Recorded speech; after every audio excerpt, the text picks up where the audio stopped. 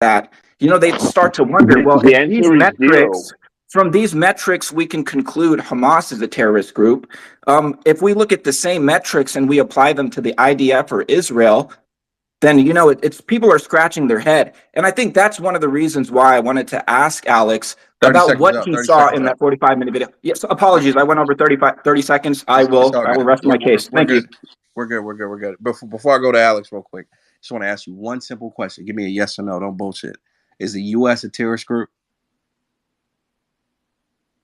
Answer the question, bro, real quick.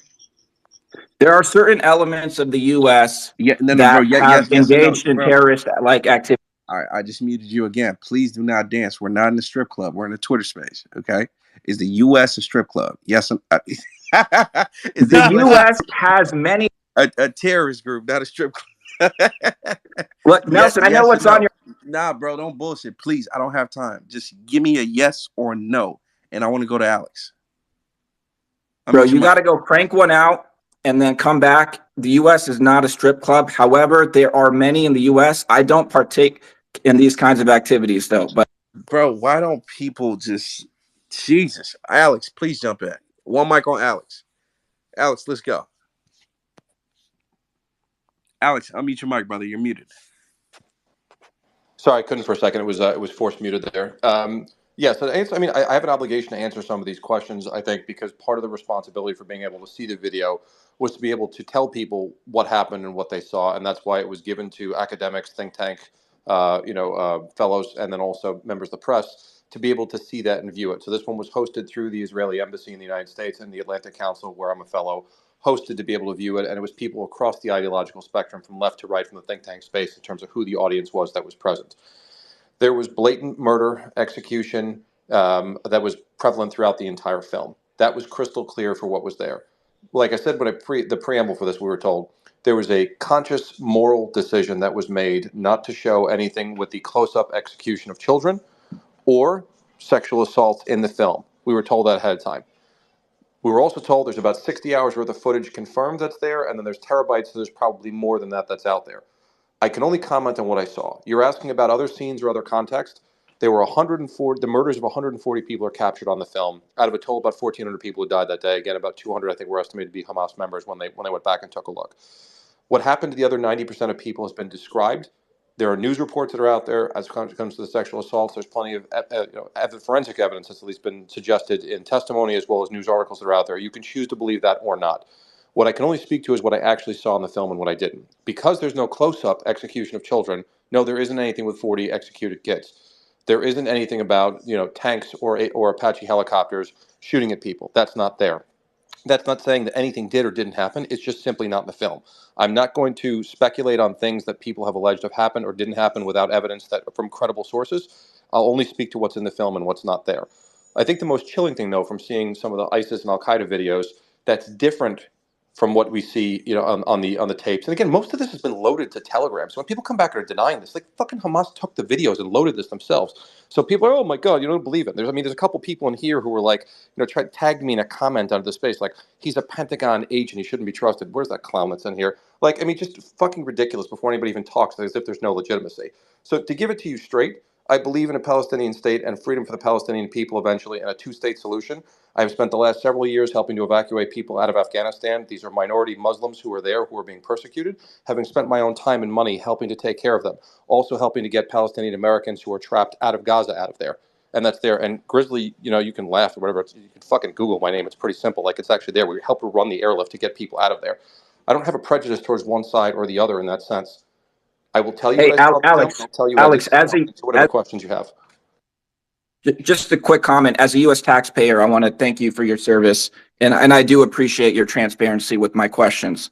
I just want to be open and respectful. Nelson, can I just ask you a yes or no question? Sure. What's 2 + 2? Yes or no? Because it's not how you phrase a question. You see the point of what I'm saying? What's 2 + 2? Yes or no? Yes.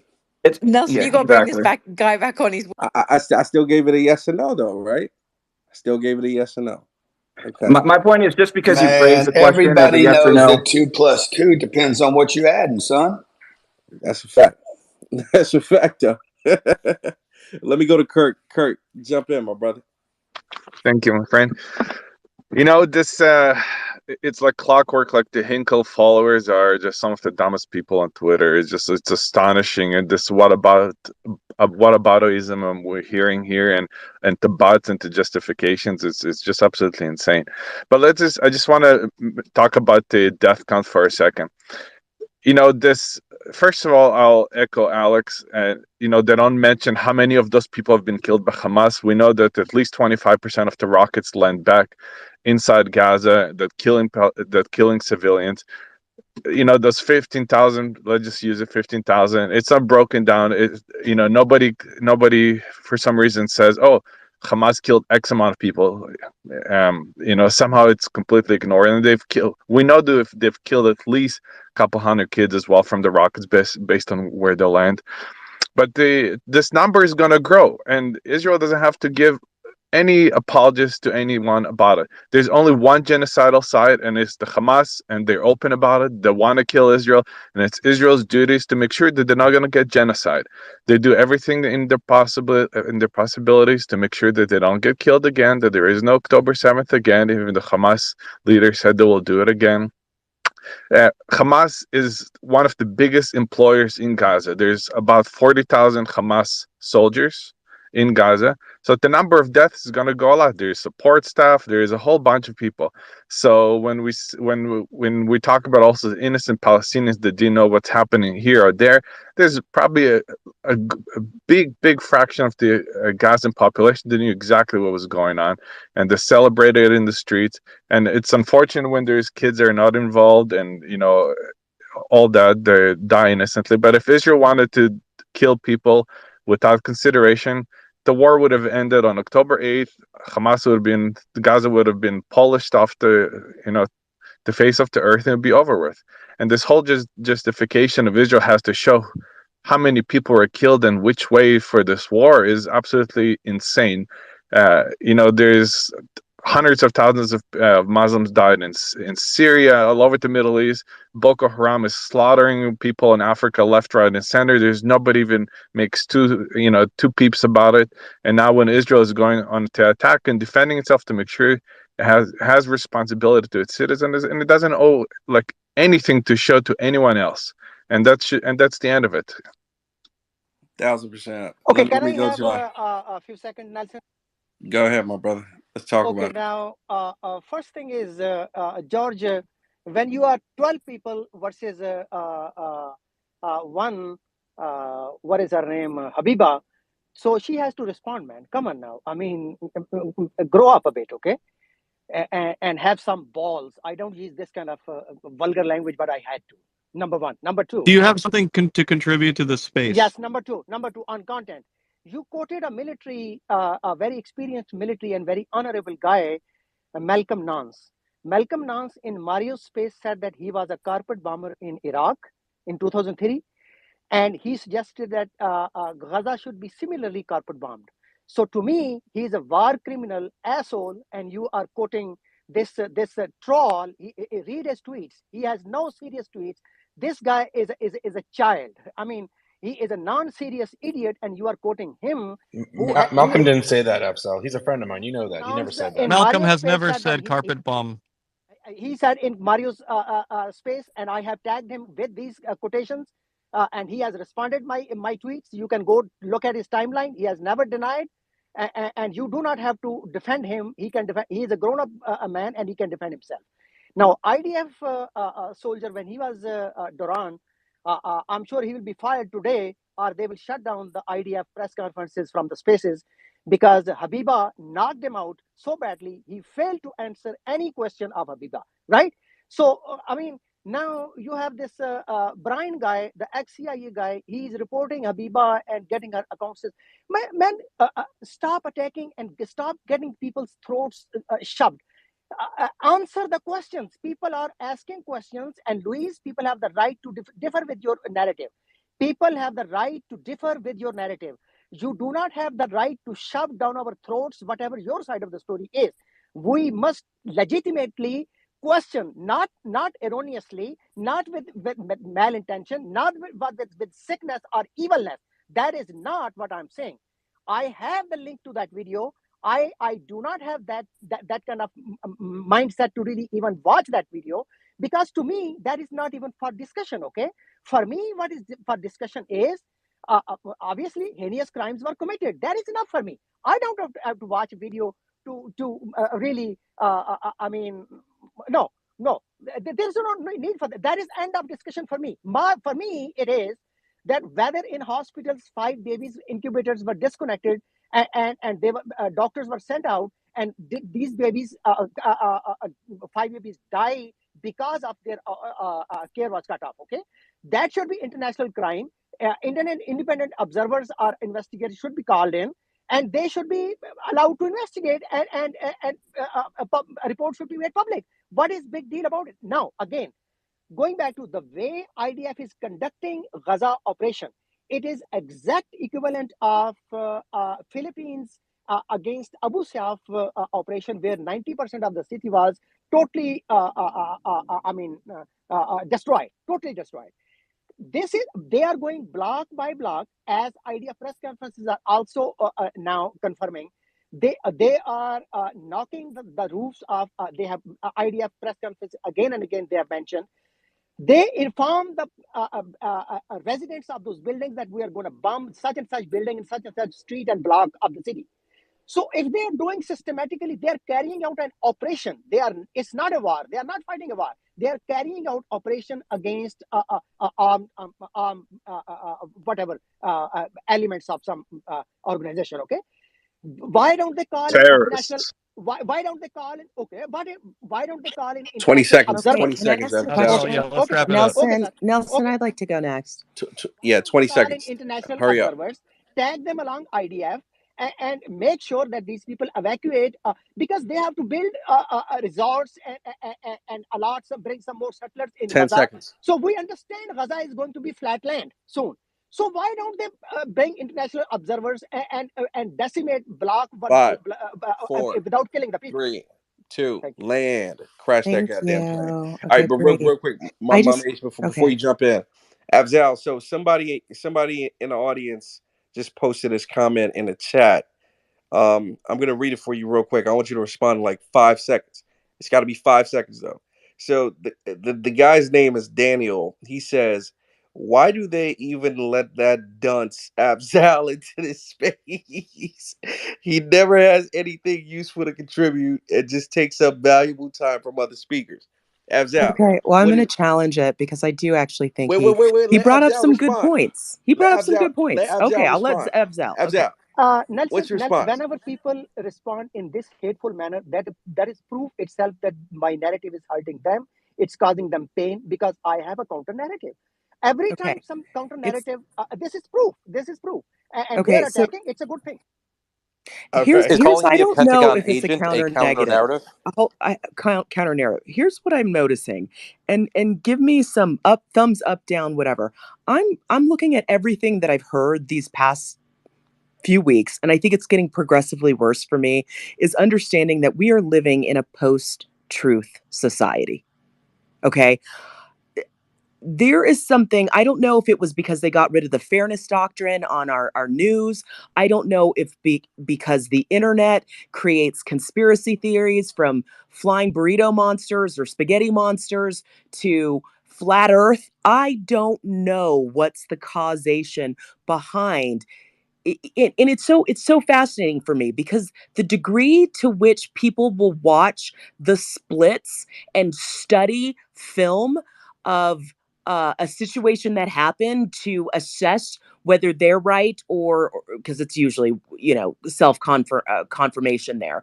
But if we spent that much rigor behind our studies in school, behind understanding who it is that we're supposed to be voting for and what makes sense, if we put that much behind whether we want to pass a bill for a multitude of things from a societal perspective, and even forget those aspects, if we spent that much time actually caring about our families, the people around us, our neighbors, and even when our neighbors don't look like us, like Samaritans, it's no doubt where we would be as like a species in general.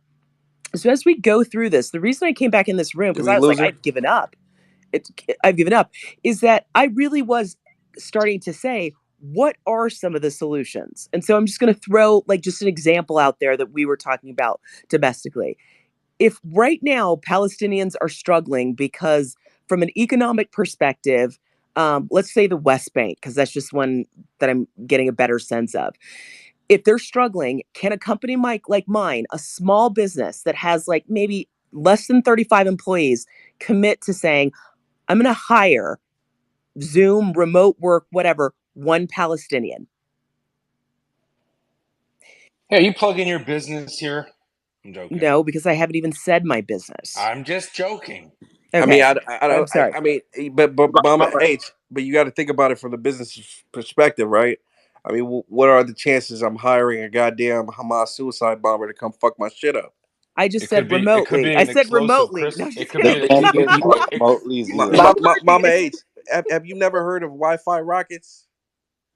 You never heard of that? Not. No. Wi-Fi rockets. I'm pretty sure they got that shit, man. You know what I'm saying? You are terrible. My point is, I don't know what the answers are, but I know if we still continue to parse this like nitpicking, and there's so much bullshit, so much lying, so much, and maybe some of it is the truth, but hell, I don't even know anymore.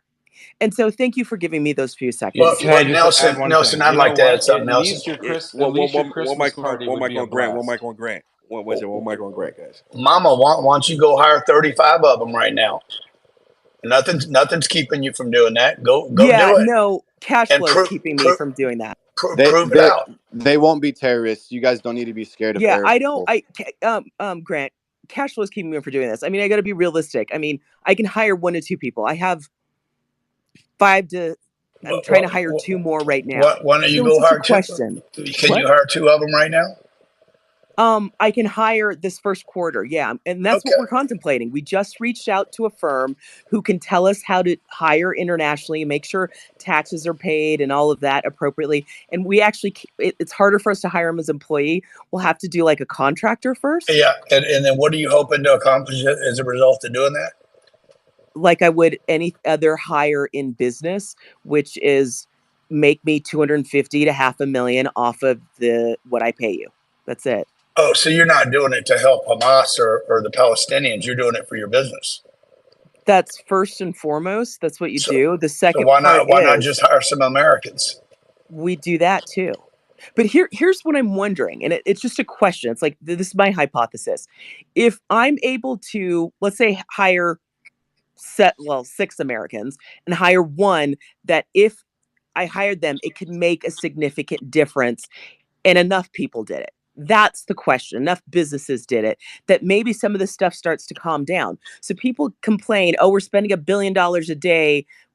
What's not really, now that I've seen how the money moves, but giving to Israel, to fight this, that, and the other, whatever. Well, gosh, if I could spend it in a different way, that it would cause less of the frustrations. And I don't know that it will. I'm just postulating something because no one else is, except of 1 state won't work, 2-state solution won't work. What will? I think an Israeli response. Can I jump on that quickly? One second. The $40 billion. The spokesperson told you $40 billion have been given to Gaza since 2007. 40 billion. 11 billion is in the hands of 3 people sitting at the Ritz-Carlton in Qatar. Yeah, that's why I said don't give it to God. Hire them instead. What I'm saying. That. They need leaders that say, you know what? Instead of trying to kill Jews, let's use this good money. They got the money. They could hire them to cut grass with scissors. There's job opportunities for them. They don't need. If I can please speak after this guy, I would appreciate it. Wow, who has the money? The international community gives it. The people in God. What? I'm saying there is a source for economic stability and freedom for the Gazans. It has to be a top-down approach from their leadership to make sure the money goes where it needs to go. It's not the Gulf. The Gulf states are on board with Israel. They want a peace treaty. They say, listen, to make peace and stabilize the region, we'll throw money at that problem. No problem. It's not about that. It's about the leadership, Yehuda. Whether it's the Palestinian Authority. 1 second, please. It's about the leadership of the Palestinian Authority and obviously Hamas, which is a terrorist organization, doing the right things and not trying to get rich, which is what they're doing right now. Okay, so Yehuda, with all due respect, I'm not talking about giving money to, like, I'm talking about circumventing it. You don't give it to problem. You give it to the actual people through a job, and you don't give it through like a charity case. Allow people to It's seed build money their to start esteem business. and It's that seed money dynamic. to start a business. I'm not talking about charity. I'm talking about seed money to start businesses, enterprises, industries. Here, why don't you build a desalination plant? Why don't you build a microchip factory? That money is there. They just need the leadership to help Because them. They don't Yehuda, have that's it. too big. Let's start off with something it's not that It's not too eventually big. people can't They're get very there, educated. but if you No. need bread today, a salination plant that's 3.5 years down the path isn't going to help you. No, they're very educated. The population in Gaza is very educated. They could do high tech industry if they had the leadership. I'm telling you, they're not far in whatever. They're not dumb. And I don't think that I think that they are educated too. But we're talking about right now. We're talking about the place has been flattened. Yeah, I mean, but let's think about it, right? You did have a number of people from the Gaza Strip that had work permits in Israel. You did have a number of them, right? 18,000. You know, and come to find out, you know, post October 7th, a number of them were a leading cause to Hamas gaining intelligence that led to the attacks on October 7th, right? Yeah, the problem here is the fact that, listen, I'm just keeping it real with you guys. If you're a Palestinian in here, or pro-Palestinian, I'm just giving you the facts, right? From an observer's perspective. The problem now is Palestinians have a bad rep on their name based on this terrorist group called Hamas, right? And the polls that we've been, you know, discovering over the past couple of days, you got to think about it. 75% of people in Palestine right now support Hamas. 76% support the October 7 attacks. Who the fuck would want to hire any of those people in their businesses? Not me, for sure. You got Nelson, better someone's options. coming up right now. Sorry, he's gonna come up now. Okay, Nelson. Okay, cool. Straight up. Yeah, just If keeping it real. they did, Nelson, Nelson, excuse me, if they did, Nelson, Google and Apple would be hiring people over there. Ernst Young would be hiring people over there. Facts. You cannot. You got 32 million small businesses in America. 67% of them have no employees. The other third are basically 500-person companies. Those are the ones that could change that if they wanted to.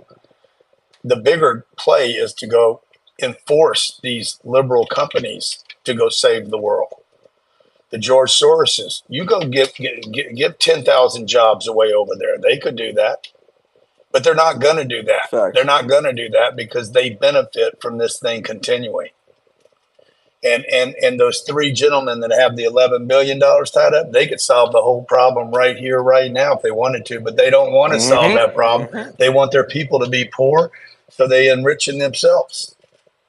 And they get more money. If they get more money as the war continues. Black Lives Matter cannot raise funds if you don't have black hate all over the country. Facts. All facts. All facts. Malcolm Nance is Can coming up. I Nelson. just add to it first? One second, my brother. One second, my brother. One second. Malcolm, welcome to the stage, man. Yeah, glad to be here. It's been interesting listening to the conversation. So go ahead, unless you have some specific questions. Yeah. So Malcolm wanted a little intro. I'd like to introduce Malcolm Nance. Nelson, do you mind for 1 second? Absolutely, without a doubt. All right. Malcolm is a friend of mine. He's actually a super switched on guy. He's an author. He was 36 years in the U.S. military. Unfortunately, it was the Navy, so kind of like 18 years for Army. Just kidding, Malcolm. He's an intelligence expert. He's been around the world. He's got to enjoy the best of the U.S. military. Very qualified. You can see him on Bill Maher. He goes on Bill Maher all the time. God knows what they do after. Super switched on. He spent a year in Ukraine fighting the Russians. He's a friend of Maria Report, our space, and we know each other through different means. He has been a clear voice of equity throughout. Okay. And he's put, his name on the line for fighting for Ukraine, actually fighting. He's been attacked by the Jason Hinkler, Soft Hands Hinkle. He's been skewered by these people from the far right and the far left, and he's a liberal-minded guy with a good head on his shoulders. Unfortunately, he's called out Hamas for what it is.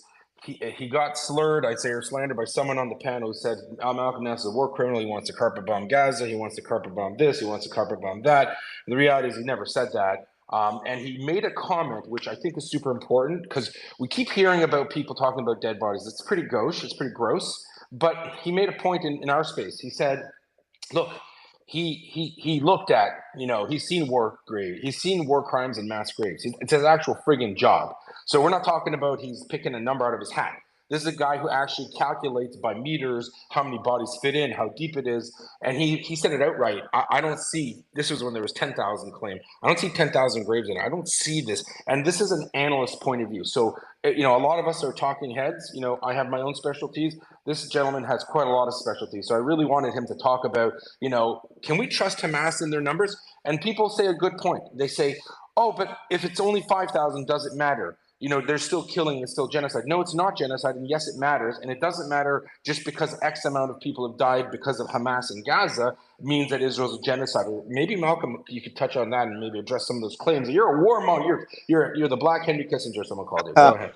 Oh my God, I haven't bombed in a long time, but I actually have been there right after the war ended and the country opened up, and there were still killing fields around. So for those of you who don't know me, I was with MSNBC for 7 years as the intelligence counterterrorism analyst for MSNBC. I'm a author, 10 books, 5 times New York Times bestselling author. I worked in naval intelligence, cryptologic intelligence, Arabic cryptologist, and my first region that I worked was the Eastern Mediterranean. 3 times graduate of Defense Language Institute, Levantine, Palestinian, and Syrian dialect.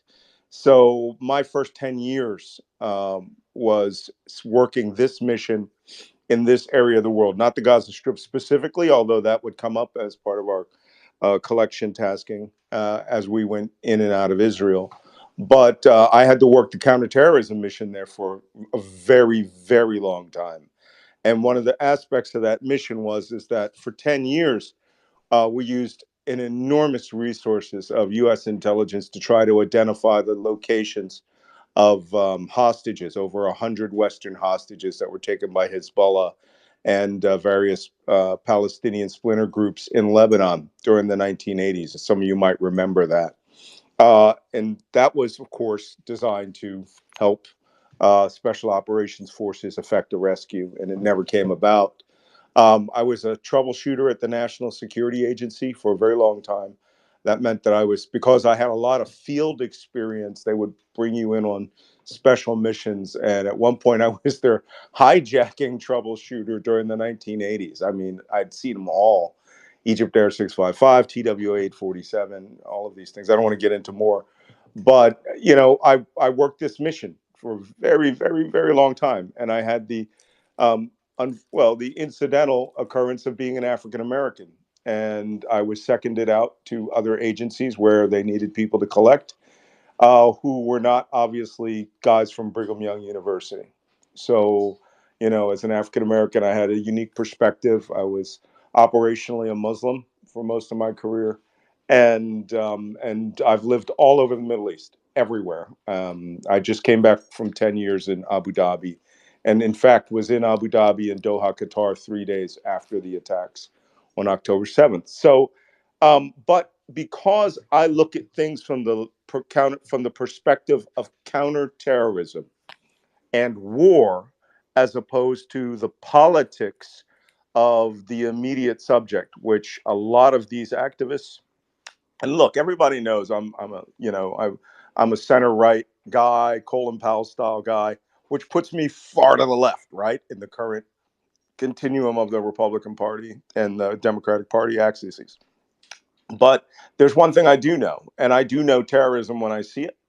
I've written my first book was called The Terrorist Recognition Handbook. It's out in 3 editions. It's a standard reference textbook at FLETC, at the Federal Law Enforcement Training Center. At other agencies, CIA buys 500 a year. So, but I'm not the end all be all. I'm just one source. But what I can tell you is I base that on my field experience. And, there's a lot of great guys out there. There's some wonderful academics.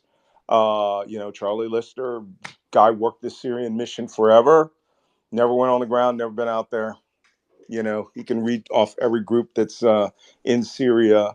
But, now suddenly because of Israel-Palestine, he's got a different view of it, right? Israel bad, Palestine good.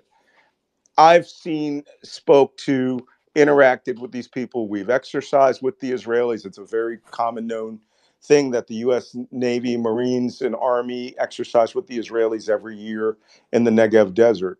So, I had Hebrew linguists under me who were assigned to me to help translate and interpret with the Israelis. And I was in Lebanon when the Israelis were dominating that country, up, surrounding Beirut.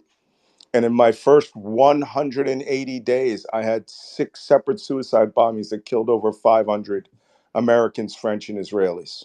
So um, the problem is that we have a lot of people that are just coming into this game now because I don't know, maybe TikTok is showing them little video shorts and everything's, but they think that they know it based on chants and cheers. And in fact, people who are really experienced at this, and I'm not even the most closest experience on this. I just have a lot of experience. They think that they have all the answers. And everything that occurs here, in my perspective, is very simple. This war was in a ceasefire. This fighting between Israel and Hamas was in a 2 years brokered ceasefire.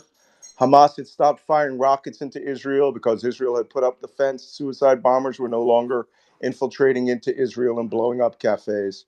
So there was this uh, situation where Hamas needed to do something dramatic, and they decided they were going to carry out a massive invasion of Israel, which wasn't just aspirational; it was operational. They had capability, and we saw Israeli intelligence, people like me, signals intelligence people. We're the redheaded stepchildren of intelligence. But when the enemy will tell you precisely what he intends to do on a phone call, and he's not talking to his wife, and he's talking to his mistress, he's generally not lying, right? He's going to tell you the truth, and you're going to be the third party. So when the Israelis collected all this information, they got the entire battle plan. They saw it affect itself in surveillance. They saw operational planning going. They saw equipment, logistics, manpower moving, and a failure of intelligence at the management level, just like 9/11 occurred, and Hamas invaded Israel. But that's it. That's where this story begins, October 7th. I don't care about, the effects of October 8th, because no nation that is struck at this level is going to allow of a terrorist group that had just slaughtered 1,400 people, that was engaged in raging running gun battles in southern Israel for days, to allow their military infrastructure to stand. And the United States has carried out this style of operation before. It just amazes me how many people do not remember Iraq, Afghanistan, airstrikes against Syria, Libya. I mean, when the United States goes to war, like we did against ISIS, it was with great, great precision. And what I saw on October 8th was a massive amount of precision. Was it a lot of bombs? Yes, it was. Was it a lot of stacked aircraft overhead? Yes, it was. But I saw tunnel complexes being hit. I saw terrorist infrastructure being hit and then secondarying. And I saw no indiscriminate bombing whatsoever. And I've taken part in a lot of strike planning and a few major strikes in a couple of wars. But if you go out into the popular media, it was just, technically Jews killing Palestinians. Our problem, or the That problem, sells.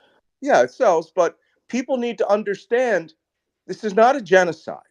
In fact, what was genocidal was the act that Hamas did, coming across the border, slaughtering every man, woman, and child.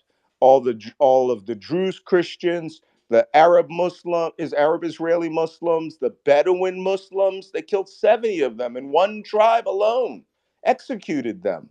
African taxi drivers, every Jew that they could find, every man, woman, child. Oh, by the way, and every family pet, every dog was executed in Israel, in southern Israel. Oh, you should have started with that. Now you're going to So, get the tables to turn, because No, now let, everyone's let going to be me anti. no, let it's me a You ask don't you mess something. with someone's pet. Let me ask you sign something, Malcolm. of Let me ask you this. something. That's what I'm just trying to make that clear. This That it gives me an insight to the mind of the terrorist operative, that they don't care about nothing, and it's not because they love death. It's not because even in some circumstances of their upbringing. Many of these people, these young guys, had not seen war with Israel at all. Maybe a few airstrikes over the 17 years. These people were trained, built, and launched to kill Jews. And that's it. And that's the perspective where I started from. Can we ask you a Mama, question, 1 second, Malcolm? please. Malcolm, Yeah. question for you. What do you say to the people who come up here and say two things? One, you said genocide because of the number. So that's a big one, right? If you can unpack that. And the other one is, have you heard people say, well, I don't see videos of rape, so it didn't happen, or all of these kind of denialist thing? What do you think that's from? Thanks. That's the only question I'll have. I spoke in 2019 at Auschwitz during my second visit to Auschwitz. I was invited by the Israel Auschwitz Foundation at a conference called Never Again. Really? And they had people who were all genocide survivors there. I met Cambodians. I met two women from Rwanda who had really bad, one had very bad scars from the machete that was trying to split her head and neck open. Bosnia Herzegovina, another mission that I had done, who was a survivor of the long march, forced march to Srebrenica. Which just amazed me because I literally counted bodies in graves after that massacre, and no one was happier to throw airstrikes at them than our carrier battle group. Once you've seen guys taken out and executed, so there is no genocide going on in Palestine. There is not an attempt to eliminate the people of Palestine in whole or in part through a systematic destruction. What you have here is you have insurgency and war to a certain extent. Started off insurgency, you have civil disruption, and what you have is an unsettled political situation. Which, when I hear people come up and they go, "Well, it's the Israelis. They started this in 1947." You want to start this argument? Let's go back to the Roman occupation of Judea in 6 BC. Let's go back to the first temple of Israel. I mean, you cannot keep pushing back. Where we can actually positively start is where the United States started, right? After a crisis. And that is fundamentally clear with the 7 October massacres. Malcolm, can you retweet the space for us? Malcolm, can you do us a favor? This is gold. Can you just retweet on your timeline, Nelson Space? I can send you a link. Okay. Thanks, brother. I really appreciate it. And everyone, if you could retweet Malcolm's tweet. When Malcolm posts it, go to his profile, retweet it, quote tweet it, let people know we're here listening to Malcolm on Nelson's show. Please. Sorry, Nelson. Oh yeah, you'll double the number of people then. You won't like them.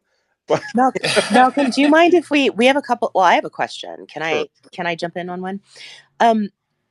It just seems from a battle of perception, and part of it's on Twitter, part of it's just generally, that Israel is losing the perception battle on this one.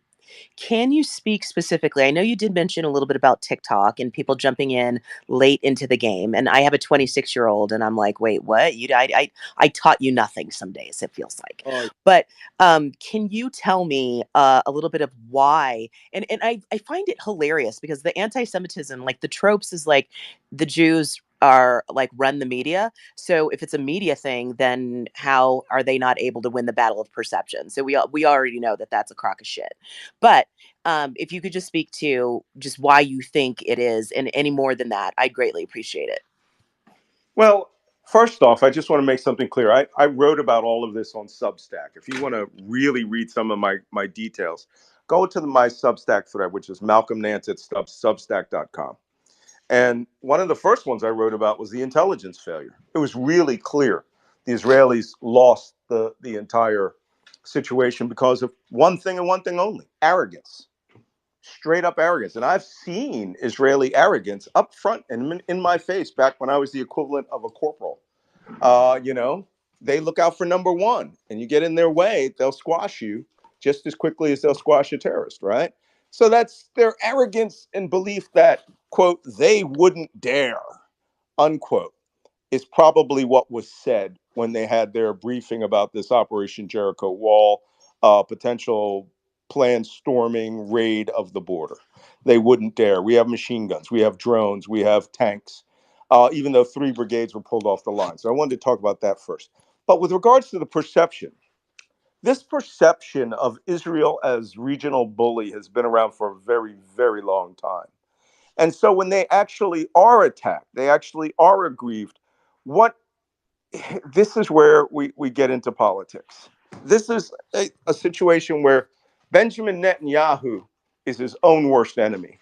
And if he had any decency, he would have resigned right on the spot in the first few minutes of that war and turned it over to a unity government, because he is considered one thing that we all know. And I work in news media, and I've had people meet him say, that man will lie to your face. Just lie to your face. But in a situation like 9/11, he becomes George W. Bush, right? He has to fight this war. He has to fight the war according to probably a war plan that's been updated every day for years. And so all he had to do was say, go order, right? Op plan Gaza, destruction of tunnels, infrastructure, manpower, resources, go. And and I'm sure the chief of staff of the armed forces came back and said, we're going to drop like a billion tons of laser guided bombs. And he's just like, go do that. That's just the way it happens. That one of the things that Hamas was very well prepared for as part of their overall strategic plan was, one, what would happen if Israel attacked? I want you to look at the situation from a Hamas's strategic plan, right? Hamas gathers all these resources, 10,000 rockets. They decide they're going to make sure that every Israeli is in a safe room. They start bombarding the country. Then they breach these walls. They kill the few soldiers that are on duty. They flow through. They go out to the kibbutzim and they mass murder everybody. Now, that happened. They didn't wait for the army. They didn't break out into platoons and try to set up ambushes for the tanks and all that stuff. They were there to kill Jews, period.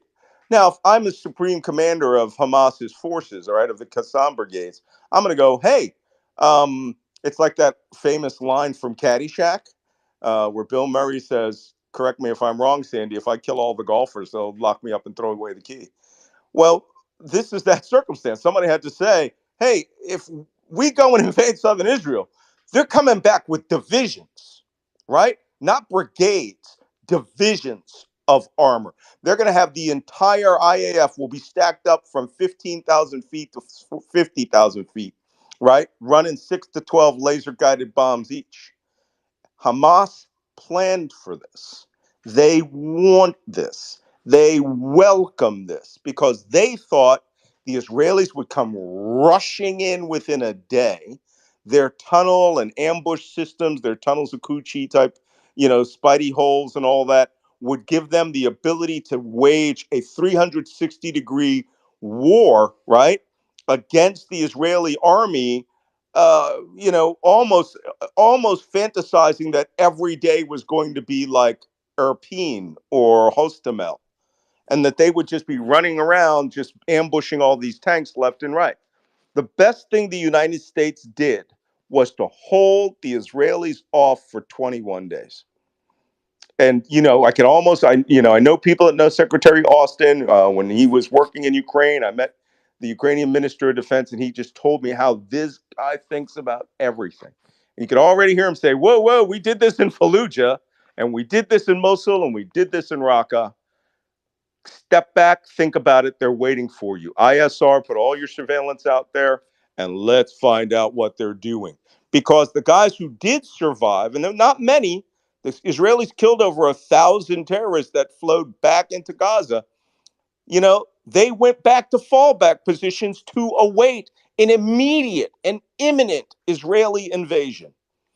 And I'm sure they expected an the entire air order of battle to drop everything in the inventory on them. But what they were waiting for was for the tanks and the infantry, and they didn't come for weeks. And that has an effect psychologically on a guy who's sitting in a spider hole, to where all you're doing is you're just getting bombarded. And none of these people have been bombarded before at this level. This isn't even, I noticed very early on, the Israelis weren't using any, brigade or division level artillery. It was just airstrikes. And that tells me a lot, that they were rehearsing, they were getting into preparing, that the United States was right. Don't rush into this. Get your situation ready, and then let's split that country, or let's split the strip into 3 sectors. Sector 1, north, we're going to surround that place, and we're going to squeeze in from all sides, and we're just going to kill everybody who has a rifle. Hey, Malcolm. Yeah. This is Grant Cardone. I'm a big fan, by the way. Go on. Do you think, for the audience, is there the collateral damage of civilians? Is it above or below what would be expected in any other situation? Let me get to my point. I get rambling, and I'll miss the point for a while. The one of the substacks that I wrote is Hamas needs children to die, and it said if Hamas kills Jewish babies, they win. Hamas kills Palestinian babies, they win. And this is where the perception war was ready for them.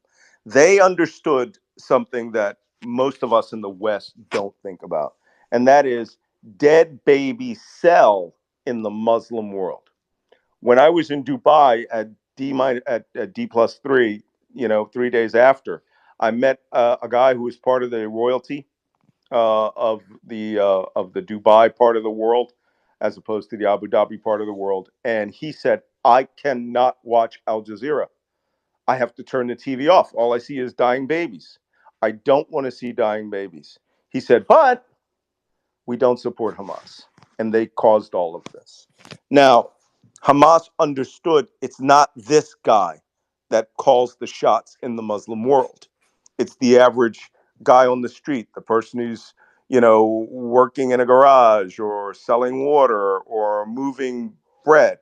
And that's the audience they were talking to. They needed to make Israel do what Israel does best, which is deliver high quantities of ordnance. But as I said in my report, they were not using the people above as human shields. Not at all. Their role was human sponges. While Hey, Malcolm, quick interruption. Can you do me a big favor? The main account can't hear you because of a Twitter glitch. Can you pop off, close the app, reload the app, and come right back? I'll send you the link. Sorry about that, Malcolm. I'll just pop off. I'll send you the link again and just come right back. Sorry, because the main account can't hear you. Thanks for that, Yehuda. Do you mind while he's away that we can just go to the couple hands that were up, which were Kirk and Luis? Sure, yeah. Right. Yeah, Luis got some great points. Is it Luis or Kirk? I don't care who goes first. Someone do. Let's go to real quick, right? Okay. Yehuda, shoot Malcolm the link. I couldn't hear him for some reason. Got it. We were glitching out. But for the rest of everybody in this space right now, I mean, this is really great information, guys. Retweet the space, repost the space, throw it everywhere. Spam people, you know what I'm saying? Because this is some really good stuff. But that being said, let's go to Luis real quick. Sammy's gonna be wasting our time. Luis, jump in. Yeah, thanks, Nelson.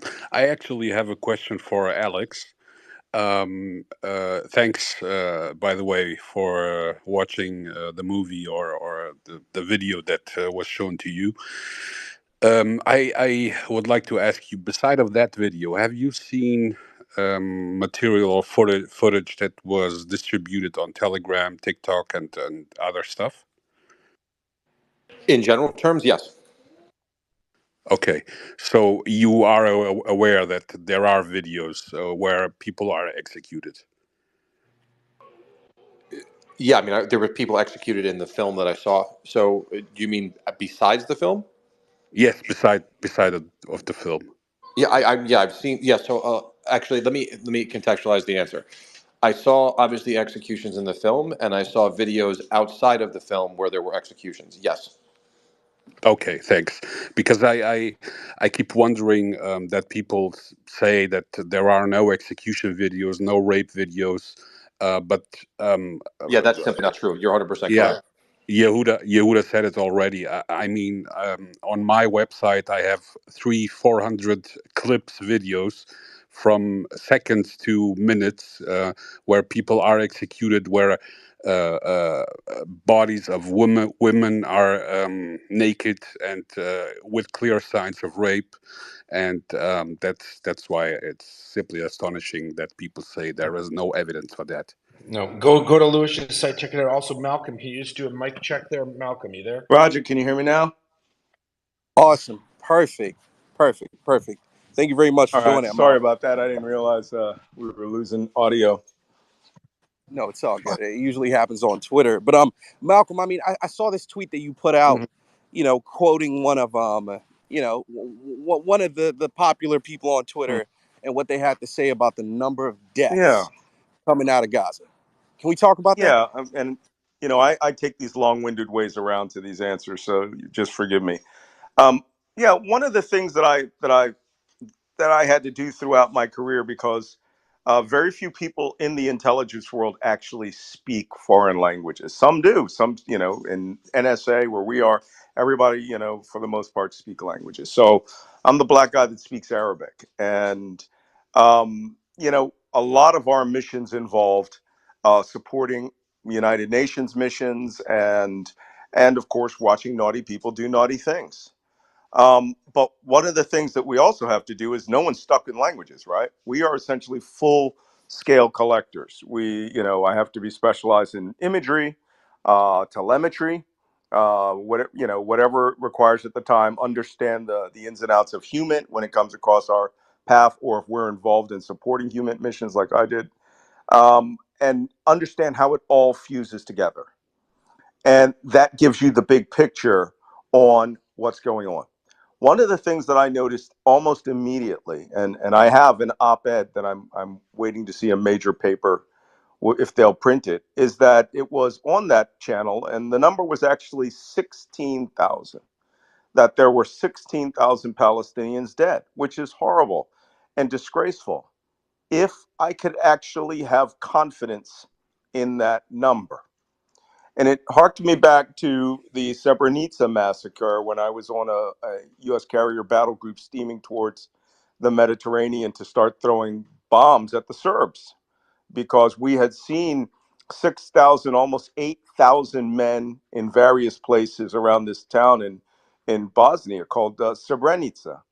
And the Bosnian Serbs started bringing out backhoes, like a half a dozen of them, and started digging slit trenches along a tree line. And even though that part of the world, somebody confused the fact that there were Bosniak Muslims, therefore a guy who speaks Arabic must know all about it. But war is war.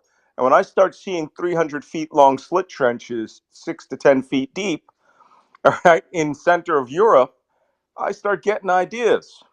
And the idea that everyone was getting was that these men were going to be executed, and this was their traps, or their death pits. And over time, yes, men started disappearing by the hundreds. And U.S. intelligence, our agencies, Defense Intelligence, National Geospatial, CIA, others were all looking at the same material, plus fusing it with what they were getting, including battle plans, orders, and it came out that they were going to execute 8,000 men and were in the process of executing them. The Secretary of State at the time, Madeleine Albright, brought it immediately to the United Nations. They started flying imagery flights over this site so that they could get a higher level of detail. There was one of the first drone missions was carried out over this, and it was pretty clear there was a genocide, a micro genocide going on, right? And that Serbian command had made it clear they were going to wrestle up all the Bosniaks, Bosnian Muslims, and just kill them all, just like this. Malcolm, we got John Spencer joined us. He said he'd come up. He's in a taxi in New York. Nelson, John. Great. So, Hey, brother. long story very short. We could count the number of men in a football stadium or in these schools, and we could start counting their bodies as they were being executed or laying inside these pits. And you can do a count. And I'm sure John Spencer could speak a little bit to the Second Battle of Fallujah, right? We spent 6 months clearing that city. And when I was in Iraq, I'd been through Fallujah, pre-clearance before the first operation, and knew the population density, the size of the buildings, the enemy that was operating in there were all Saddam Fedayeen and what would become Al Qaeda in Iraq's main force headquarters, the National Center for Islamic Resistance Command Post, all of these things. And it was pretty clear we were going to have to, it was a rat hole. And we would have to wipe this place out. But we spent months clearing the population. And then in the end, I believe the official number was 810 Iraqi citizens were killed. It was an Iraqi-led operation. At least we made it look like that. We had a division of Iraqi troops there, Army and Marines, and over 1,100 civilians were killed when the city was supposed to be empty. Some people will not leave. In Ukraine, I saw the same thing. So, in a dense space the size of Gaza, which is about the size, about an area, 25 miles by 4 miles deep, right? With buildings that are 10 and maybe some high rises 20 stories high, generally 7 to 10 stories. How are you going to collect, and identify 16,000 people, right? When Israel, after 8 weeks, couldn't identify 1,200. Especially 3 weeks into the war, you hand over a piece of paper that has the names, Israeli identity numbers, UN identity numbers, ages, and stamped with killed by aggressors, right, or killed by occupation forces. That's a lot of casualty assistance you're going to have to do there. There's going to have to be roaming people in the streets going around and doing that. And if you say it's because we are estimating the area of buildings that were collapsed, I've seen entire villages leveled with not one casualty in them, depending on where they are. Granted, the Israelis threw a lot of speedballs very quickly. But what was happening here, very clear to me, was that there was an information war already set up, ready for global consumption, targeted specifically at the one thing that they knew would set the Arab street aflame, and that was casualty counts and estimate. And every casualty count has an absolute number of 40 to 50% children factored into it. And it's impossible to count that number of casualties in that operational environment on the streets in full-scale war. If unless they're just lying out in the street and no one is wrapping them up, who is transporting them to the cemeteries? Who's doing the count? Who can actually do the physical identification? What's the difference between a military-aged man and a Hamas fighter? None of these questions were coming up. Here's what I was getting. In the first day, 497 people were killed. Okay, that's possible. All right.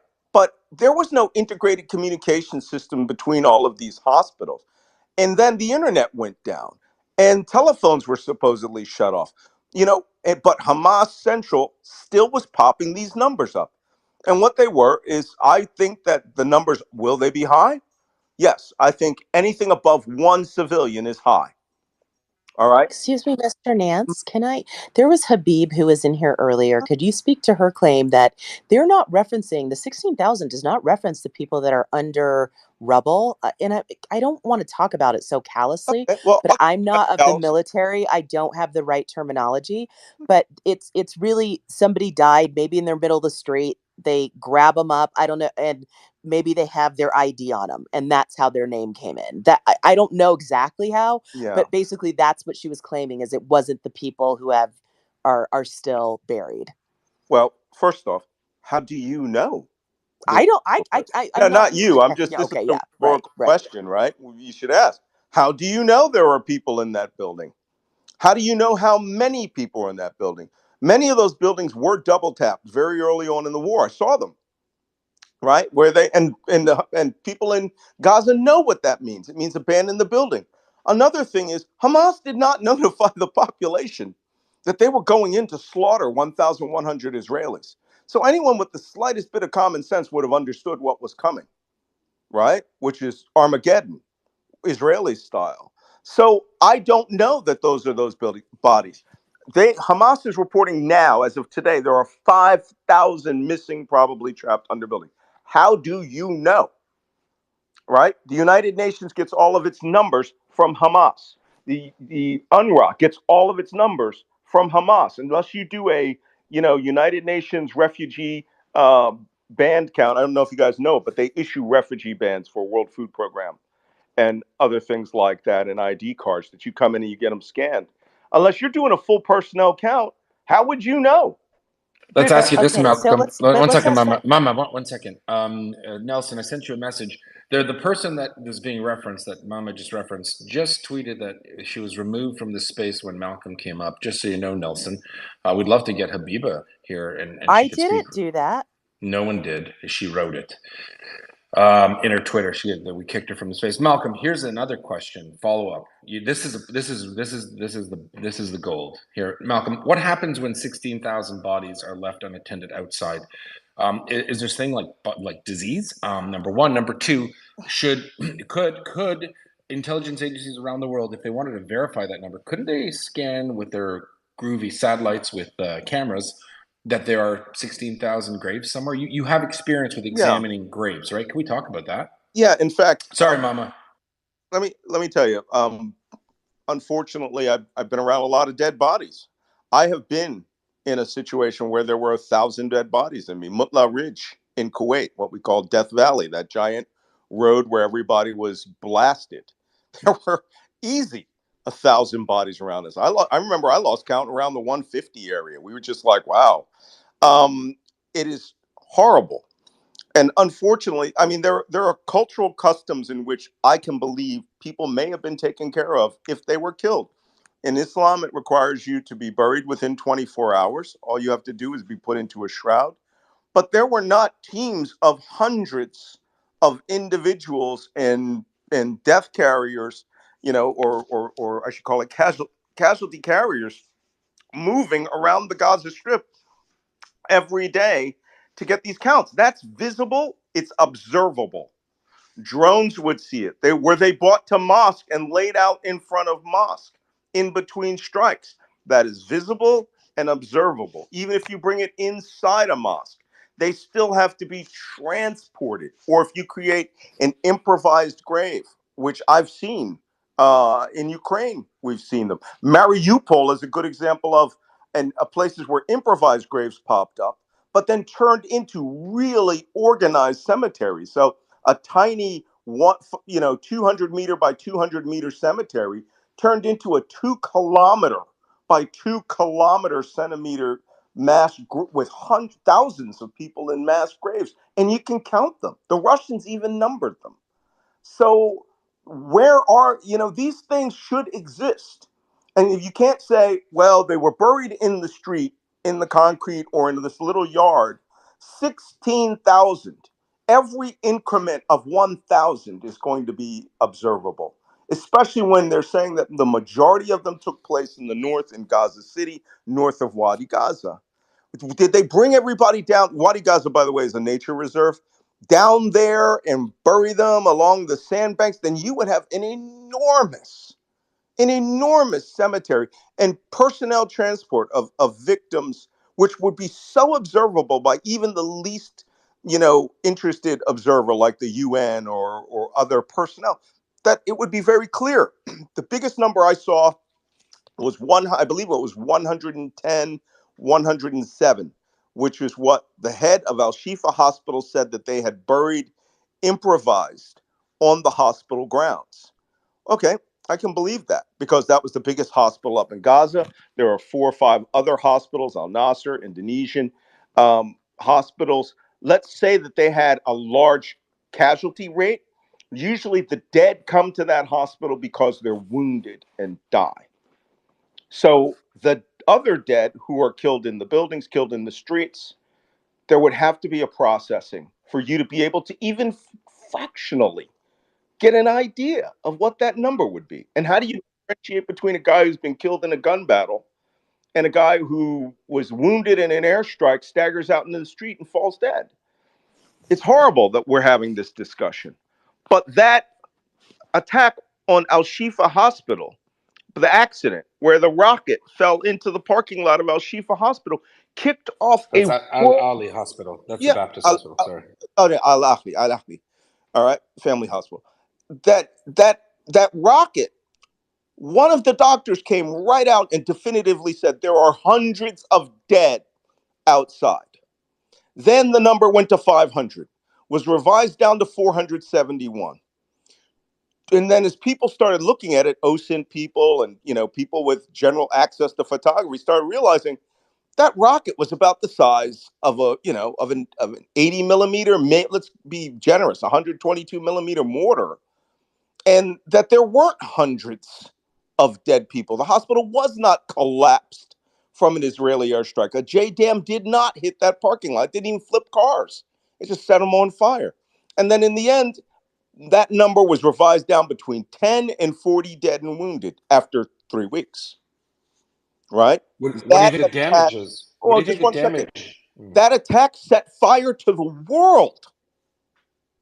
The hunting the Jews in Dagestan on the runways, all of the marches in the Western world came from that attack. The New York Times headquarters, the New York Times headline: Israeli airstrike kills 500.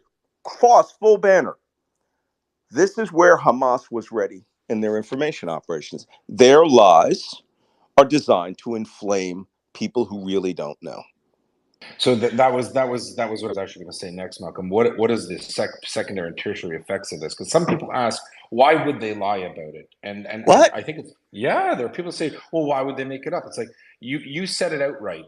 There's a currency to dead babies in Gaza, and you know what's really strange for a lot of us is we hear people come up here. Nelson is very fair. He gives 50-50 to people come up, and we have to listen to people saying, well, it's the Israelis killed were probably by the Israelis, by the helicopters, by tanks, and the Gazans. The number is whatever it is. We don't need any proof.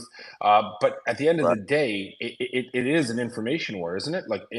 That's how they plan on winning this. No. Well, they launched a global information operation supported by their allies, and they understood the effect of what I clearly called the dead baby strategy.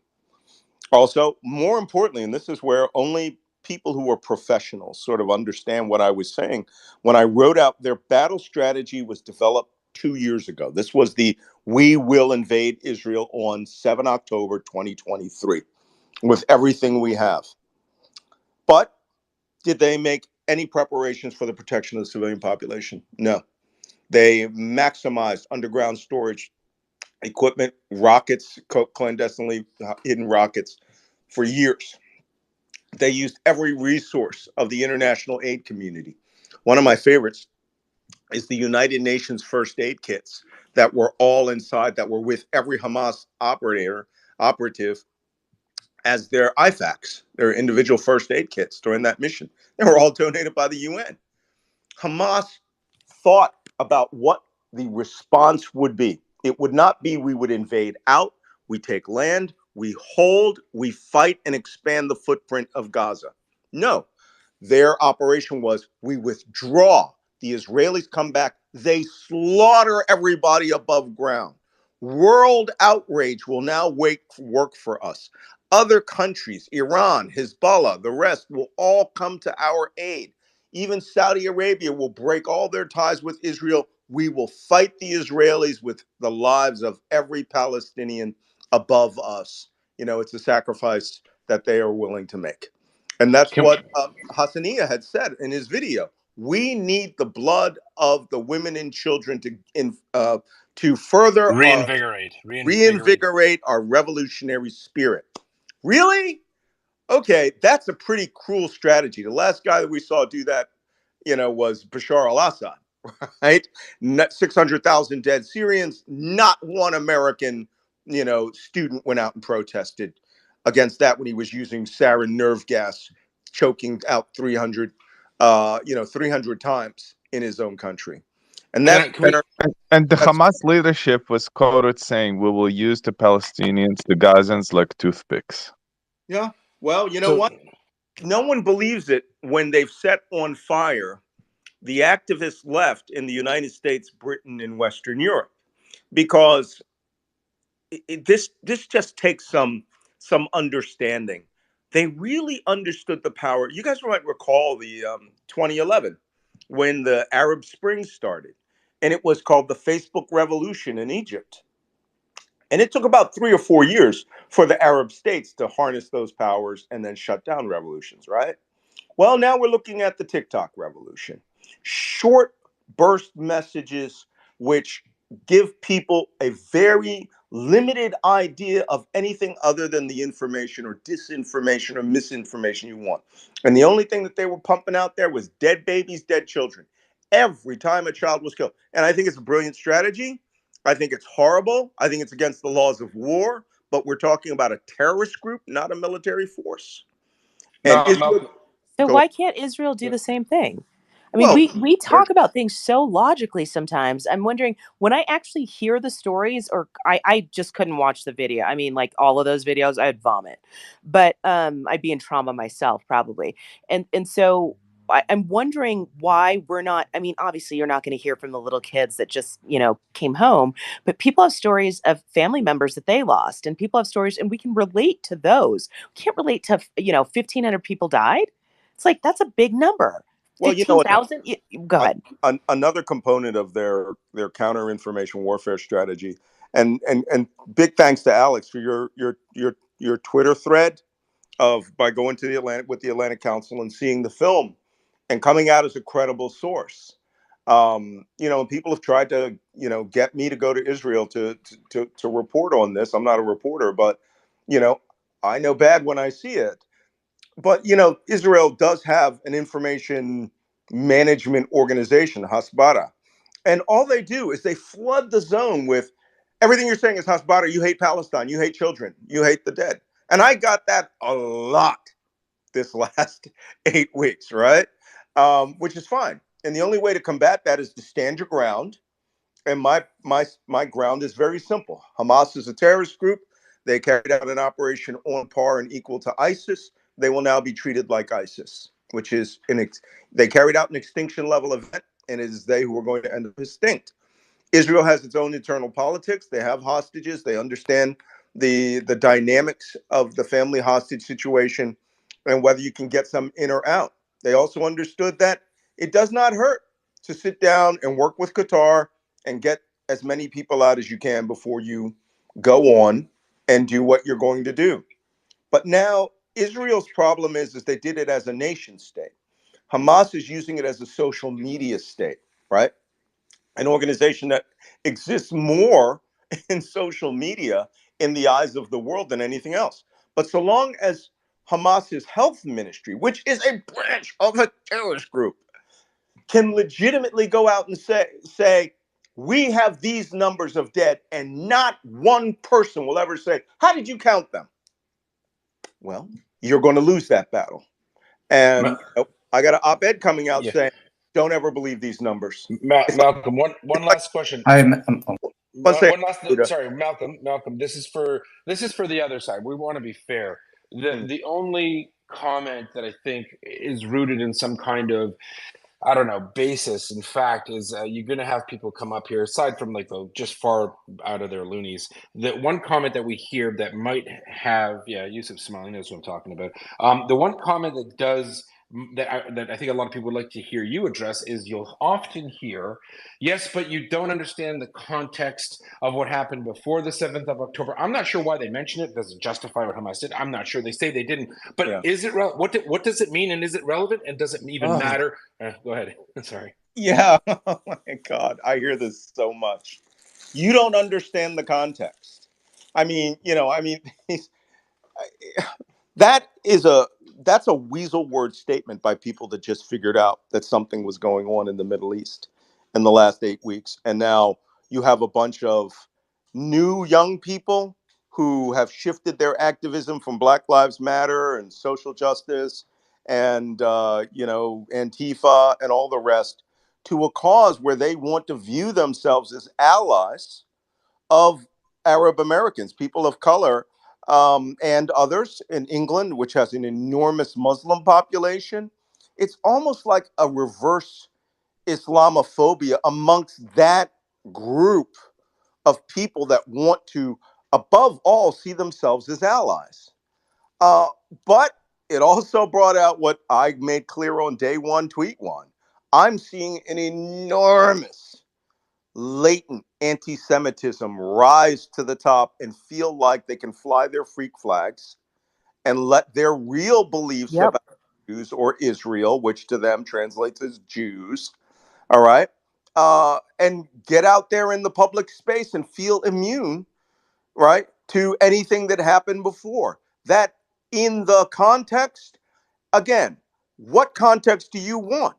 You know, I have people saying they colonized Gaza or colonized Israel, the West Bank, Palestine, as if there is no such book as the Bible or the Torah or the Quran, right? Which all of this is part of. It's all part of the Quran, right?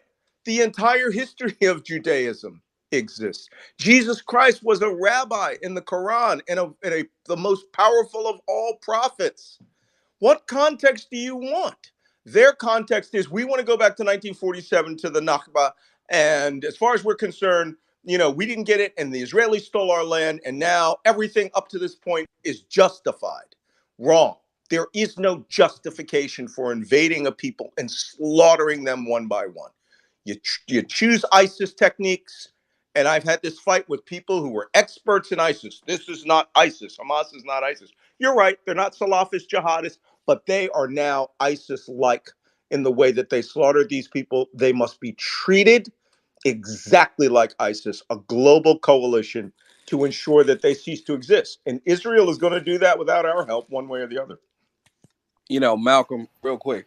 So for everybody in the audience right now, listen. At the end of the day, there's facts and there's fiction. I hear nothing but facts from Malcolm Nance on the stage right now. That's a fact. Now, for those of you in here, you know, I know we have two dumbasses on the stage. You know, my man Yusuf and my man Sammy. You know, Malcolm, I don't know how much you scrap, but, you know, in my nightly shows, we have both sides and we get to scrap a little bit. You know what I'm saying? And, you know, these two dumbasses are ready for me to toss them the mic. Listen, somebody said today, they were like, oh, you sound like you're rattled by the Palestinians. Look, I spent the better part of last year being bombarded by Russian artillery. So long as I get a cup of coffee and a biscuit, there ain't nothing that can rattle me. Let's talk about it. Go on. Go on. Let's hear their opinion. They have an opinion. All right, let's go to my favorite dumbass of the show. Sammy, what's going on, my brother? How you doing? Hey, how's it going, Nelson? Hey, man, I'm glad you responded to that dumbass call, man. Let's talk about it. What do you have to say to Malcolm? I think it's really cool that we got Malcolm in the space here. I mean, someone with a lot of experience in intelligence and all that. It's interesting. It's going to lead to an interesting conversation. I'm going to try to ask him some more deeper insights because I'd love to hear his perspective on some of the things with this war. So this war really is kind of different from wars in the past between Hamas and Israel, and that this war has a lot more unity between the Palestinian factions. I'd love to hear your perspective on like the PFLP, the DFLP, Fatah's military wing, the Al Aqsa and Al Qassam Martyrs Brigades. I'm sure you're familiar with these groups, and it's interesting because Fatah, the PFLP, Hamas, PIJ, all the Palestinian factions are united in this war against Israel, which is very different from the past. I mean, personally, I do think that October 7th was and still is a military operation. I don't think civilians were intentionally targeted, but I don't want to talk about that. I'd love to hear more of your perspective on just the other Palestinian factions that are united in this war, and what your thoughts are on the PFLP and Fatah's Al Aqsa Martyrs Brigades also being in. My gosh, he is a dumbass. That wasn't very challenging, but thanks. That's a very good question. First off, let's just stipulate some things. Anyone that crossed that line of demarcation on October 7th is a dead man walking. I'm not saying that in hyperbole. Let me see, my first day in the Middle East was April 18th, 1983. And within 24 hours, the American embassy would be blown up, killing 86 people in the entirety of the CIA staff. And it left me, 3 other Arabic linguists, and a Marine human officer as all U.S. intelligence in Lebanon. That was my first 24 hours, and I didn't even get a cookie. So from that point onward, all I saw was mass slaughter. Okay? And I've seen all of these groups. I mean, the PFLP is one of the oldest groups out there. So, it's as simple as this. Anyone that took part in this is unlike anything that's ever happened. It's essentially the 1973 war without tanks and airplanes, and in a small, very tight, John Spencer designated battle space. It's almost as if he had crafted a Call of Duty in the worst urban environment you can find, with two asymmetrically disproportionate armies. One, which is small guys, RPGs, who know the terrain and have tunnels. And the other is a disproportionately overmatching force that can and will kill anything that comes in front of it, day or night. And that's where Israel has some advantages. But those other groups, PIJ, they believe has over 50 hostages. And they ran in there. We've seen them all, on the first day of fighting. It's just a question of when their comeuppance happens, really. And I'm saying this not because I like wars. I effing hate wars. Okay, seen more than enough innocent people hurt by this stupidity. But Hamas chose this war. They chose the terrain in which they wanted it fought, which was Gaza. Otherwise, they would have stayed spread out in southern Lebanon, southern Israel, and they would have tried their hand at insurgency. So, Malcolm, can you address that question that he said he didn't want you to address? He says that he thinks that Hamas did not intend to kill civilians. Can you please, for the love of God, deal with that? Yeah, well, I'm going to be dealing with it. I'm certain I'll be in Israel here within the next week or so. And one of the things that I want to see multiple copies of their operational plans that their platoon leaders have. I've seen 4 different variations of it. The Arabic is correct. No one made this stuff up, right? No one blows, brain matter through a notebook to make it look good if you're faking it. Their operational orders were: seize, go to your objective areas, kill all the Jews. And then number 3 was like torture them where you can, right? That was the mission.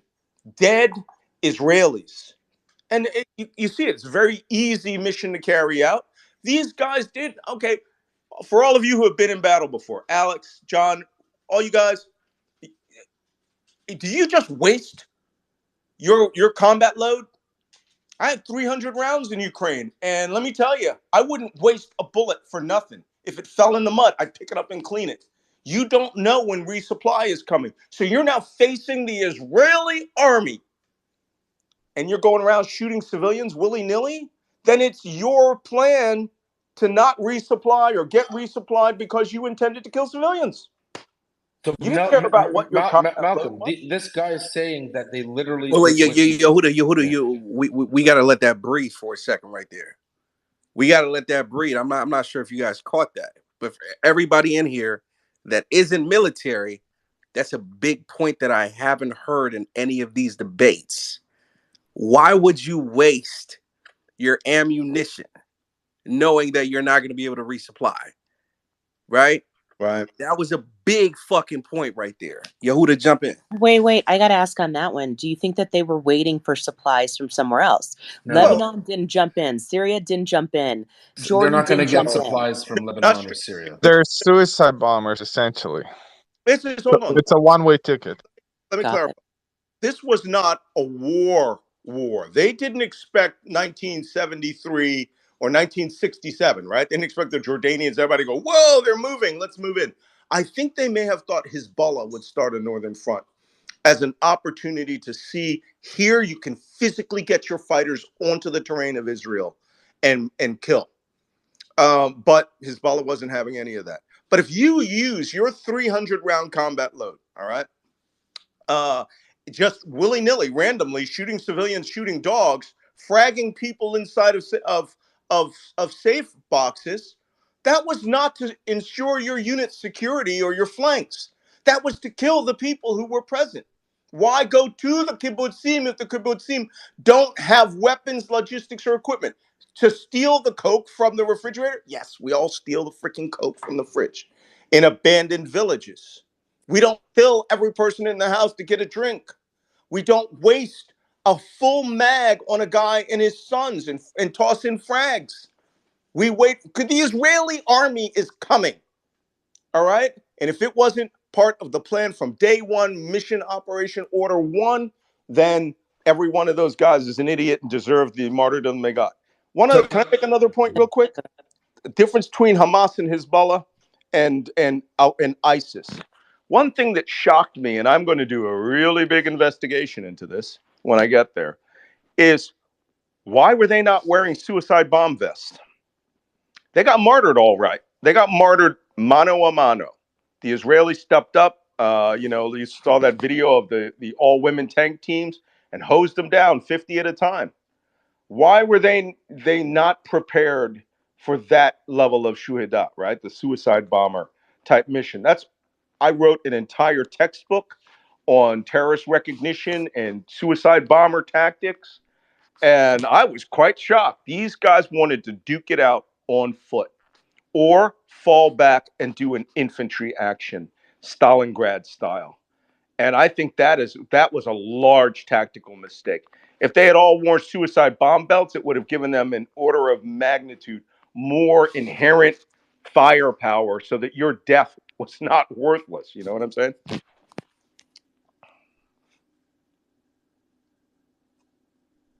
Nelson, do you want to go to like a Yusuf now? Or I think Stealth came in. Yeah, I mean, I just wanted to comment on what Malcolm said really quickly. Malcolm, real quick, still, I think we should go. Eeny, meeny, miny, mo. Let's pick another dumbass. You know what I'm saying? Stealth has common sense. We should go to a dumbass.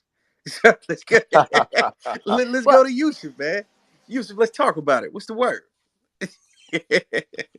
All right, I just want to clear something up, right? I'm not here to create more enemies. I'm just here to get more perspective, right? Because there's a lot of people on the pro-Palestinian side, right? My side, right? The side that you guys don't like, that talk about,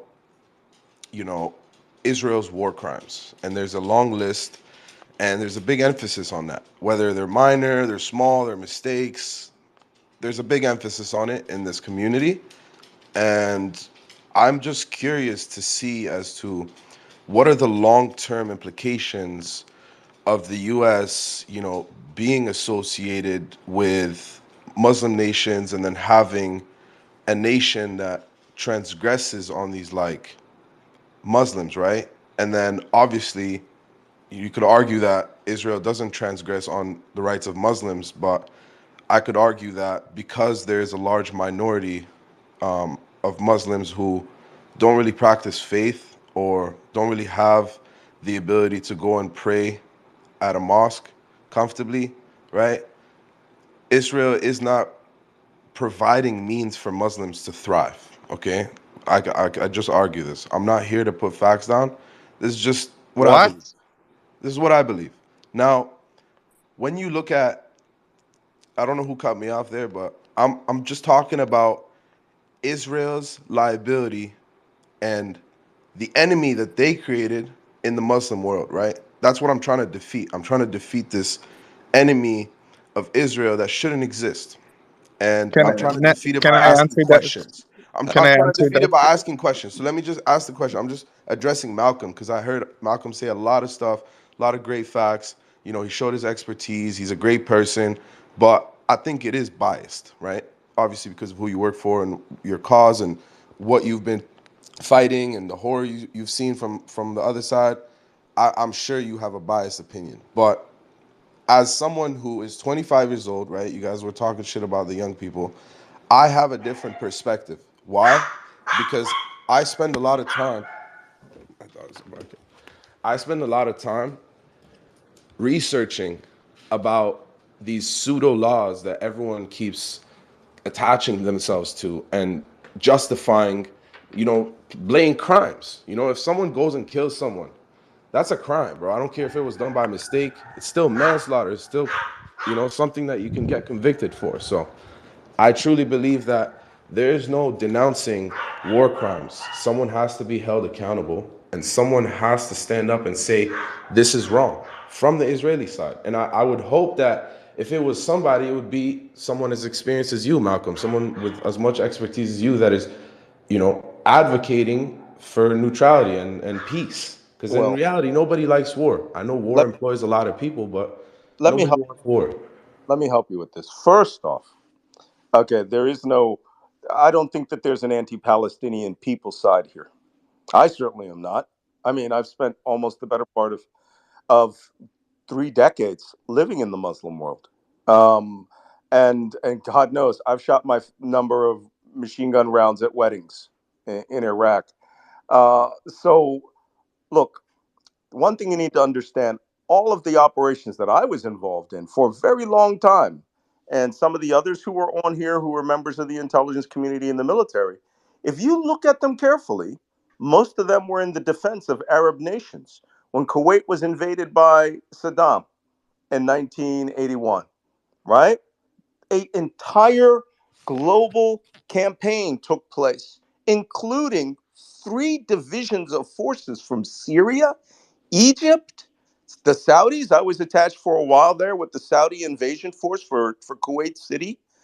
It was a United Nations also, but overwhelmingly Muslim force that liberated Kuwait. There was even a small Kuwaiti detachment that we had there to bounce Saddam out of Kuwait. Same thing if you want to say about Iraq. I was not a supporter of the invasion of Iraq. I knew exactly what it was when I saw it and I heard the plans. I was vocal about it. But for the most part, we essentially, fought in the defense of Muslim nations against the insidious infiltration of Al Qaeda ideology, Salafist ideology. Many people don't understand that the Saudis had a 6-year secret war where they were battling Al Qaeda left and right in the major cities throughout their country. There were hostage takings, the famous one at Dhahran, where they were literally slitting the throats of people on television until, we were assisting them with that. We were assisting with, knocking down ISIS when we came in. If you really look at it, the U.S. Armed Forces has spent a disproportionate amount of time over the last 20 years fighting in defense of Islam, normal Islam, not cultist, Salafist, jihadist Islam, which in fact, I did a book on it called An End to Al Qaeda. Al Qaeda's jihadist Salafist ideology is the 5th manifestation of a cult in the history of Islam. But no one can tell you what God chooses for them to do. You cannot judge for God, right? That's just a truism in the faith. Therefore, Hamas carrying out its operation, good, bad, as I had one very famous imam said to me, only Allah can make the judgment about whether they're a good Muslim or a bad Muslim when they do these acts. And they, Well, so long as they maintain the faith, right? here's the thing, right? Allah You will judge. have to remember, Islam never advocates for an offensive attack in war. There's only defense strategies. There's no offense. There's no offense, right?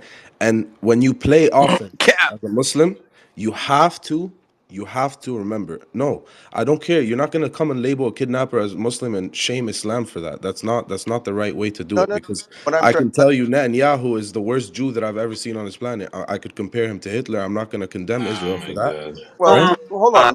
Let me just clarify Come something. on, bro. Statement. I've had to study and work with this my entire life. I've had people literally go back to the Battle of the Trench and try to justify that Islam has been in a defensive war ever since, right? It's, that's a long stretch. But at the same time, you do have offensive operations. The spread of Islam from Mecca to Andalusia in itself were meeting battles in which they would make circumstances where they could rhetorically say that they were defensive. I'm not going to judge anybody for that, right? This was an offensive operation couched in the terms of saying we have been oppressed and put upon, therefore we are just lashing out as a form of mukawama, right? Resistance. Okay, you can say that, but your tactics have shown us something different. And this is where I completely diverge from everybody. I do not want to see one Palestinian dead. Hamas wants to see those people dead. They understand Amen. where they put the trenches, not trenches, where they put their access ways next to schools and mosques and everywhere. They were using every dirty trick in the book, right? And using that revolutionaries and revving that revolutionary spirit with the blood of Muslim women and children by saying every bomb Israel drops here is a Jew killing a Muslim. Well, let me tell you what the Diwans of the other parts of the Middle East think about that operation. It's been reported, and I've heard it said straight to my face from a person in royalty in the Middle East. Wipe them out. The Hamas ideology and the Muslim Brotherhood ideology is an infection we cannot afford. And they're going to send you aid. The United Arab Emirates just set up their famous tent city, medical city that they've been building for over a decade. It's now at the Rafah border crossing. But in fact, they all know what happened here. It was a terrorist attack by terrorists who are just like Daesh, who are cloaking themselves in rhetoric, and it's not working. No one's siding with them. They will die right where they are. Malcolm, I got to jump in real quick. You said earlier, you've been clear about your position, but let me bring you to speed for the last several weeks in Nelson's space. He's done a good job of doing this. Great job. A lot of the people that you're talking to, maybe half of them, who knows, and some of the speakers will often start with, this is Israel's fault. There was no tunnels in the hospitals, or no tunnels at all. Israel built them. They killed their own people. Everything was always an example of explaining away something or other, right? And every time we'd come back on a new space, there'd be posts and videos that showed tunnels, that showed murders, that showed this. And in many cases, the goalposts kept switching. They kept moving the goalposts. In your professional experience and opinion, I'd really love to hear it, sometimes you're too smart. You're so smart, you're too smart.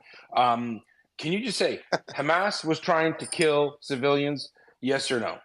Hamas is a terrorist organization bent on destroying Jews everywhere. Yes or no? Can we get some absolute truths? And then, as Nelson says, let's talk about it.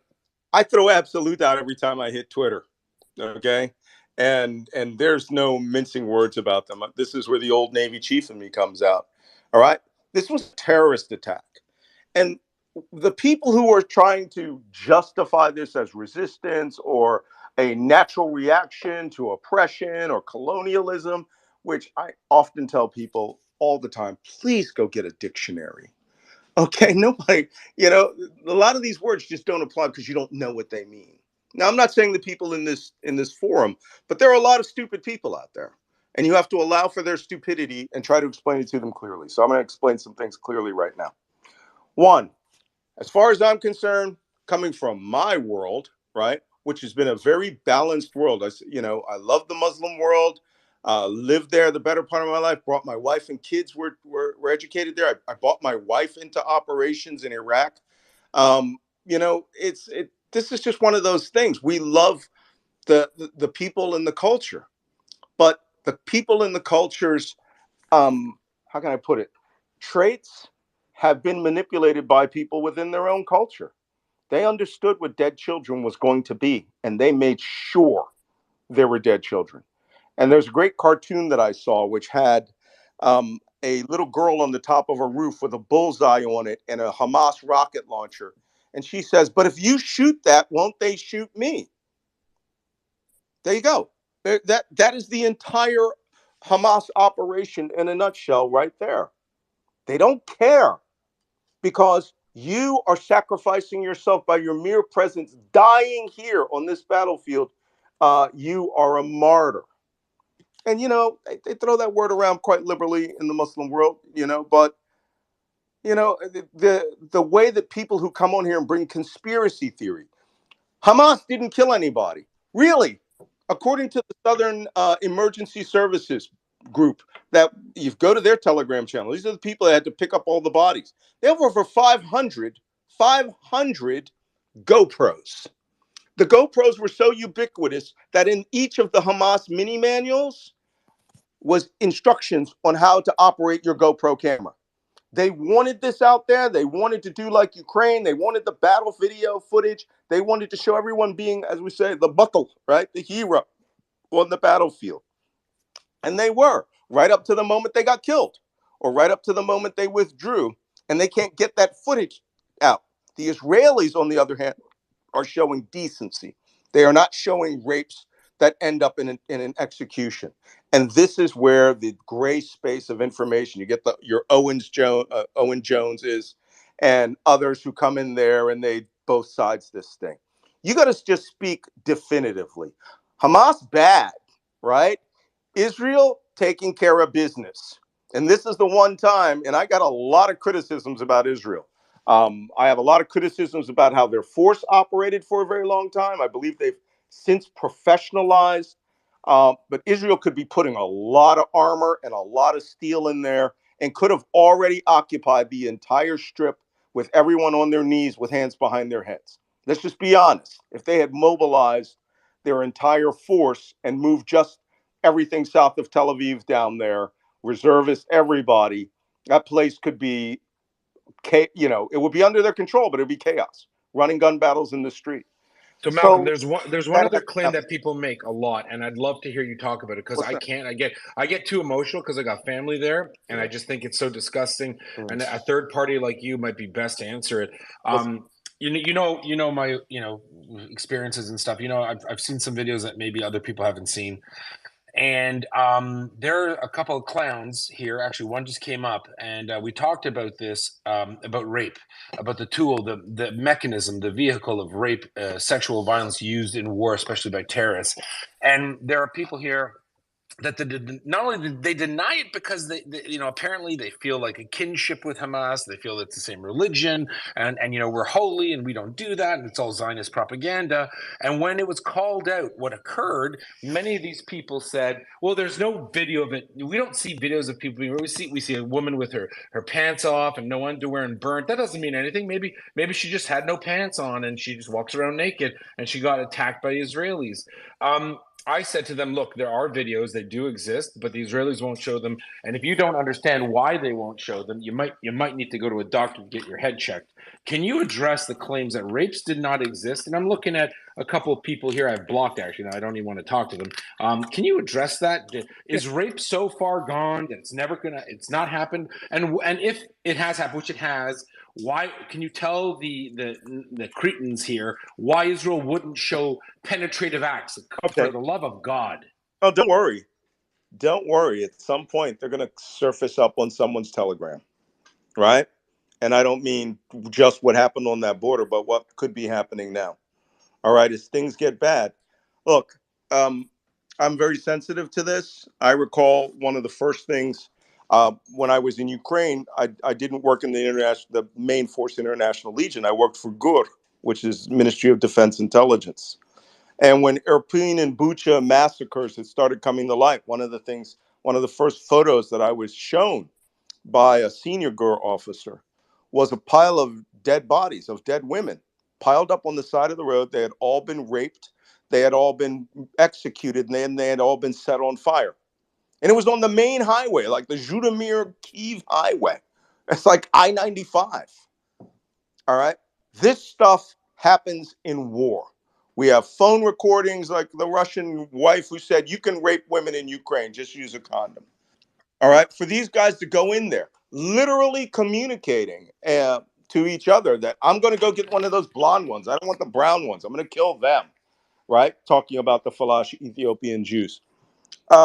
These guys, if you haven't lived in the Muslim world and you don't understand that for the most part, they get no contact with women, depending on where you live. In Palestine, it's a little looser. In Lebanon, it's a little looser. And that this is a trophy thing. ISIS did this also with the Kurdish, taking all of the Kurdish women as sex slaves, second wives, third wives, taking people as hostage, forcing them into marriage. We saw a lot of that in Western Iraq. That's what set off the rebellion against ISIS from the pro-Saddam people. Sorry, can I just speak a minute? Yeah, can I also get in, weigh in, because there's a lot of things that completely No, unrelated. in a second, I promise. I've got a quick question. Hey, real quick, George. Nelson keeps muting Back me. up. Everybody mute out. Let's get one mic on Malcolm. Respectfully, I need Malcolm to finish before we move the mic around. All right, appreciate you. Thank you. Malcolm, please jump in. I just muted the whole stage, so you got affected as well. So you need to unmute. Malcolm, your microphone, bottom left corner. Sorry. Rape happens it's a weapon. They did it and they videotaped it because you haven't seen the one rape or two rapes that you suspected happened. All right. Look, they slaughtered by hand 1,002 some hundred civilians and killed soldiers. And a lot of them are women. There's a lot of evidence. I'm sure the number will come up. But like the Hamas numbers, it takes a long time to process dead bodies, unlike the Hamas numbers. It takes a long time to process dead bodies and sexual acts of violence. We might not know the actual number for months, but it happened. And if anyone says Muslims don't do that, these guys wouldn't do that, they're jihadis, mukawama, freedom fighters, you're just living in a fantasy world. All right. I've seen stuff happen for less. These guys went there with the intent to rape, kill, and murder, and rape, kill, and murder they did. Take them at their word, not the Israelis. They said it. Khalas. No, absolutely, absolutely. Stealth, please jump in. Wow, Malcolm. There's not much more to say. Just a couple of quick things. Just to credential myself. My dad was Sayeret Matkal. My grandfather was Sayeret Matkal, 67, 73. My husband was a sniper, Israeli Army and U.S. Army. He's since passed. I've grown up with more military in the U.S. than I could even count. So thank you for your service, first of all. I consider you a brother. Couple things. The original intention was allegedly they were supposed to make it to an Air Force base, which is what they wanted to do. And when some of the commanders had seen when they'd come in that were supporting these guys committing the atrocities, they were wasting a ton of bullets. They for no reason. They were excessively shooting and causing such physical harm to the bodies even after they were dead. And their own commanders are like, "What are you doing? You're wasting bullets. They're already all dead." And they kept shooting and shooting just to disform and disfigure their victims. So I just wanted to say that and just ask you, they got caught up in a bloodlust and orgy, literally, of terrorism.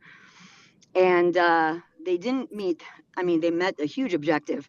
But my understanding is they wanted to push forward to an Air Force base, at which point allegedly Hezbollah was going to step in. We know that Hezbollah threw them under the bus and used them as feed. I'm actually going to study that very specific thing. I'm all about. I'm going to John Spencer this thing, right? The way he's going to do the urban part, I'm going to do the terrorism part. Sorry. Oh, I'm sorry. Can you hear me? But we're going to study what their objectives were. The closest base is Hatzarim, right? Down to the southeast of Gaza City. I personally saw it when they were talking about using paragliders. If I had had that capability and I wanted to get to some place that people couldn't get to, I would not go to a music festival. That obviously came up as a massive target of opportunity because the strategy was slaughter. It was not seize, hold, and defend. I would have flown to Dimona. And I understand that 2 paragliders may have tried to fly towards Dimona nuclear weapons complex and were shot down. And all the rest flew to this party, which tells me that slaughter and abduction was mission 1. I would love for them to have had some military objectives that made sense. But I'm going to go read their manuals and I'm going to go read their operations orders. I've So written. actually, on that note, can I ask some questions, Nelson? Is that okay? Yeah, Malcolm, let me introduce Habiba real quick, right? So she's probably the number one, right? Outside of Hinkle, Suleiman, all the regular degglers. She's probably the number one. You already know what I'm about to say next, right? So Nelson, the difference is I work in the US. I'm anti-Russia, anti-IRGC. I lived in all the spaces that he's worked let me in. finish my introduction. We got the queen of misinformation in the building. Let's talk about it. Okay, so Malcolm, you said you're in the Diwans in the UAE where I've worked. Obviously, I worked for the ruler of Dubai and the Diwans in Abu Dhabi and that kind of thing. I grew up partly in Saudi. I have lived in Bosnia, during the genocide. So I'm familiar with the same spaces that you're working in. But I was kind of confused because you keep using, and I've worked in Iraq, you know, and all of this Muslim conflicts that you can think of, I've been working on as well for the last, you know, God knows how long, since I was a teenager. But I am really confused because when you talk about Israel and you talk about Palestine, you bring to bear your significant experience from elsewhere. And yet you seem to not know anything about Palestine, with all due respect. You've said some really unusual things, right? Like you said, for example, that Israel has never committed massacres against Palestinians. So I was really curious, like, does that mean you don't believe that Sabra and Shatila happened, that Tantura happened, that Dir Yassin I happened? don't think I've said that, so don't put words in my mouth. You did say that, and we've spoken No, he once, shouldn't. and you Everyone did say knows that once. about the history No, of he did not say Irgun, that. the Stern Gang, and the early massacres. I've never said that, but I'll tell you what I've said on Twitter. We have not, in this war, and it's a war, whether you want it to be or not, we have not seen Israeli soldiers lining up civilians and slaughtering them one by one in And summary so execution. that was really unusual to me when you said things like that. So Yeah, when but you we're not heard, seeing it. excuse Nobody's me? seeing it. And Hamas isn't saying that. So Malcolm, when the prisoners were released in the last couple of weeks, without fail, you've had accounts of not only sexual assault and rape at the hands of the IDF and Israel, right? So are you discounting all of the testimonies of all of those who were released? Whataboutism? Hold it. Wait. No, No, he's let me made a answer. point, Talked about which was literally nothing to do with lighting Hamas, up because these are guys in the West Okay, Bank. We're wait. talking about Can I something point So totally are something you out? denying the fact that they're raping Habiba, people in prison? Let Malcolm Habiba, speak. لحظة Malcolm, check your DMs. أعطيني دقيقة. All right? Look, if you want to talk about what happened over the people who were arrested over the last 20 years and were held in Israeli prisons and taken from the West Bank, or what's happening with Hamas in a ground war action where people are dying, I think we should separate those two things. Don't talk to me about a kid that was arrested for stabbing a policewoman or a policeman when I've got, 300 JDAM bombs dropping on a major urban area, which may or may not be filled with civilians. You are losing the point by trying to bring some small item in here. But for you, it's causative, right? It does not cause you to go, or you, Hamas, to go and slit the throats of several hundred people or to execute people in front of their parents. Malcolm, you're making a You mistake because cannot you're linking right me. No, now you're in you're this. making a Habiba, let mistake. Malcolm No, finish. you Please don't cannot interrupt. right now in this modern world. You can say the Israelis are dropping bombs on areas where Palestinian civilians are living. Yes, you can say that. That's a fact. I've helped drop bombs in a lot of places where civilians may or may not have been located at, but I'm not aiming at the civilians, and neither are the Israelis. They're aiming at a tunnel, a command post, rocket launch facilities, storage facilities. They are out to kill the people that can kill them. And then you come in, you go, well, that woman who blew up a suicide bomb that failed to detonate and got burned said she was mistreated in prison. Okay, Malcolm. Order of The reason I magnitude mentioned different that thing. is because you denied that Israel. Sorry, I keep being muted by George Nelson. Please stop. No, you're being muted by me. Respectfully, let's get one mic on each end. Okay. Malcolm's giving you the microphone. He's not interrupting. Let's extend that same courtesy on your end as well. Okay. All right, go ahead. Jump in. Yeah, so Malcolm, the only reason I spoke about rape was just literally because you had said that the Israelis aren't raping people. So if we did want to move it back to what is happening in Gaza, which I'm happy to do, I don't know if you were on the IDF space earlier. The IDF spokesperson, he claimed that they have not killed people in the south of Gaza, where they've told people to flee. That's not what And he said. excuse me, Yehuda, That earlier you wasn't what he also said said that either. I claimed that you dropped me from this room, which is not true. It was the IDF who dropped me from their room. So please stop and let me speak. So again, the IDF said to me that they weren't killing people in the south of Gaza, right? And yet over 2,000 have been killed there. And this was their safe zone. So on the one That's hand, not you're what he telling me said. that That they're you're lying. protecting That's not what he people. said, Habiba. Sorry, on the one hand, you're telling me, Malcolm, you're telling me that they're not targeting the south. Is that the case? Do you believe that? Where they've told people to flee. Malcolm, No. your mic's muted, brother. Malcolm shocked. He's like, who's talking to me crazy? Like, I can just hear the brother, and I'm like, I oh, would You Hey, got the. just point out Malcolm, that check your DMs. the Hold on. IDF have Check your DMs, designated Malcolm. safe zones for the upcoming days and weeks. So I don't know if that plays into the calculus at all. So Malcolm, Malcolm, check your DM, please. Check your DM, Malcolm. Yeah, Piotr, one Yehuda, second. I'm I in the don't know One middle why of everyone's second. trying to speaking. Admin. game Malcolm. I'm pretty. One second, everybody. I need one mic. Malcolm, your mic's muted if you're speaking right now. Your microphone's muted. But yeah, man, we got the female Jackson Hinkle in the building, man. Shout out to Habiba. You know He's what a I'm saying? fucking pro-Russian, and I have nothing We to do with got such we people whatsoever. Sorry, we please, got no. the queen of bullshit. Let's talk about it. Terror has a middle name, Habiba. Let's talk about it. Yehuda, come on. I'm sorry, I've got nothing to do with those people because I work against Russia for a living. real quick, Habiba, real quick. I know that I'm just busting your balls, but you're on some misinformation shit always though. But No, I'm not. real quick, We're challenging right, what the right, right, IDF said right, right, right. today. No, You lie 100%. 10 times a day, dude. Come on. With more George, you like shouldn't be 20. on a panel. You're a denialist. But real quick, guys, real quick, ladies and gentlemen, listen. This conversation we're having right now is so impactful. I just invited, Habiba's king. They call him Sheikh. You know what I'm saying? Mr. Misinformation himself, Suleiman. I just invited him to the space Oh, to is come. he here? One second, let me get one mic. I just I think invited Malcolm him. just dropped, guys. You got to mute out. Yehuda's handling it. I just invited him to come debate Malcolm Nance, Yehuda, Stealth, Piotr. I mean, shit, we got every person that you would want to debate on the other side in this space right now. So, ladies and gentlemen in the room, I need you to scroll all the way to the top of the page, and I need you to spam the hell out of that tweet. Spam Suleiman's ass, okay? Spam him, call him a chicken, call him a pussycat, okay? Can I call him a Spam his twat, or would I fucking get ass, banned for that? okay? Let's do And it and now. let's get Let's do it. Bring it. what does he say again in his spaces? He says Zio hunting, right?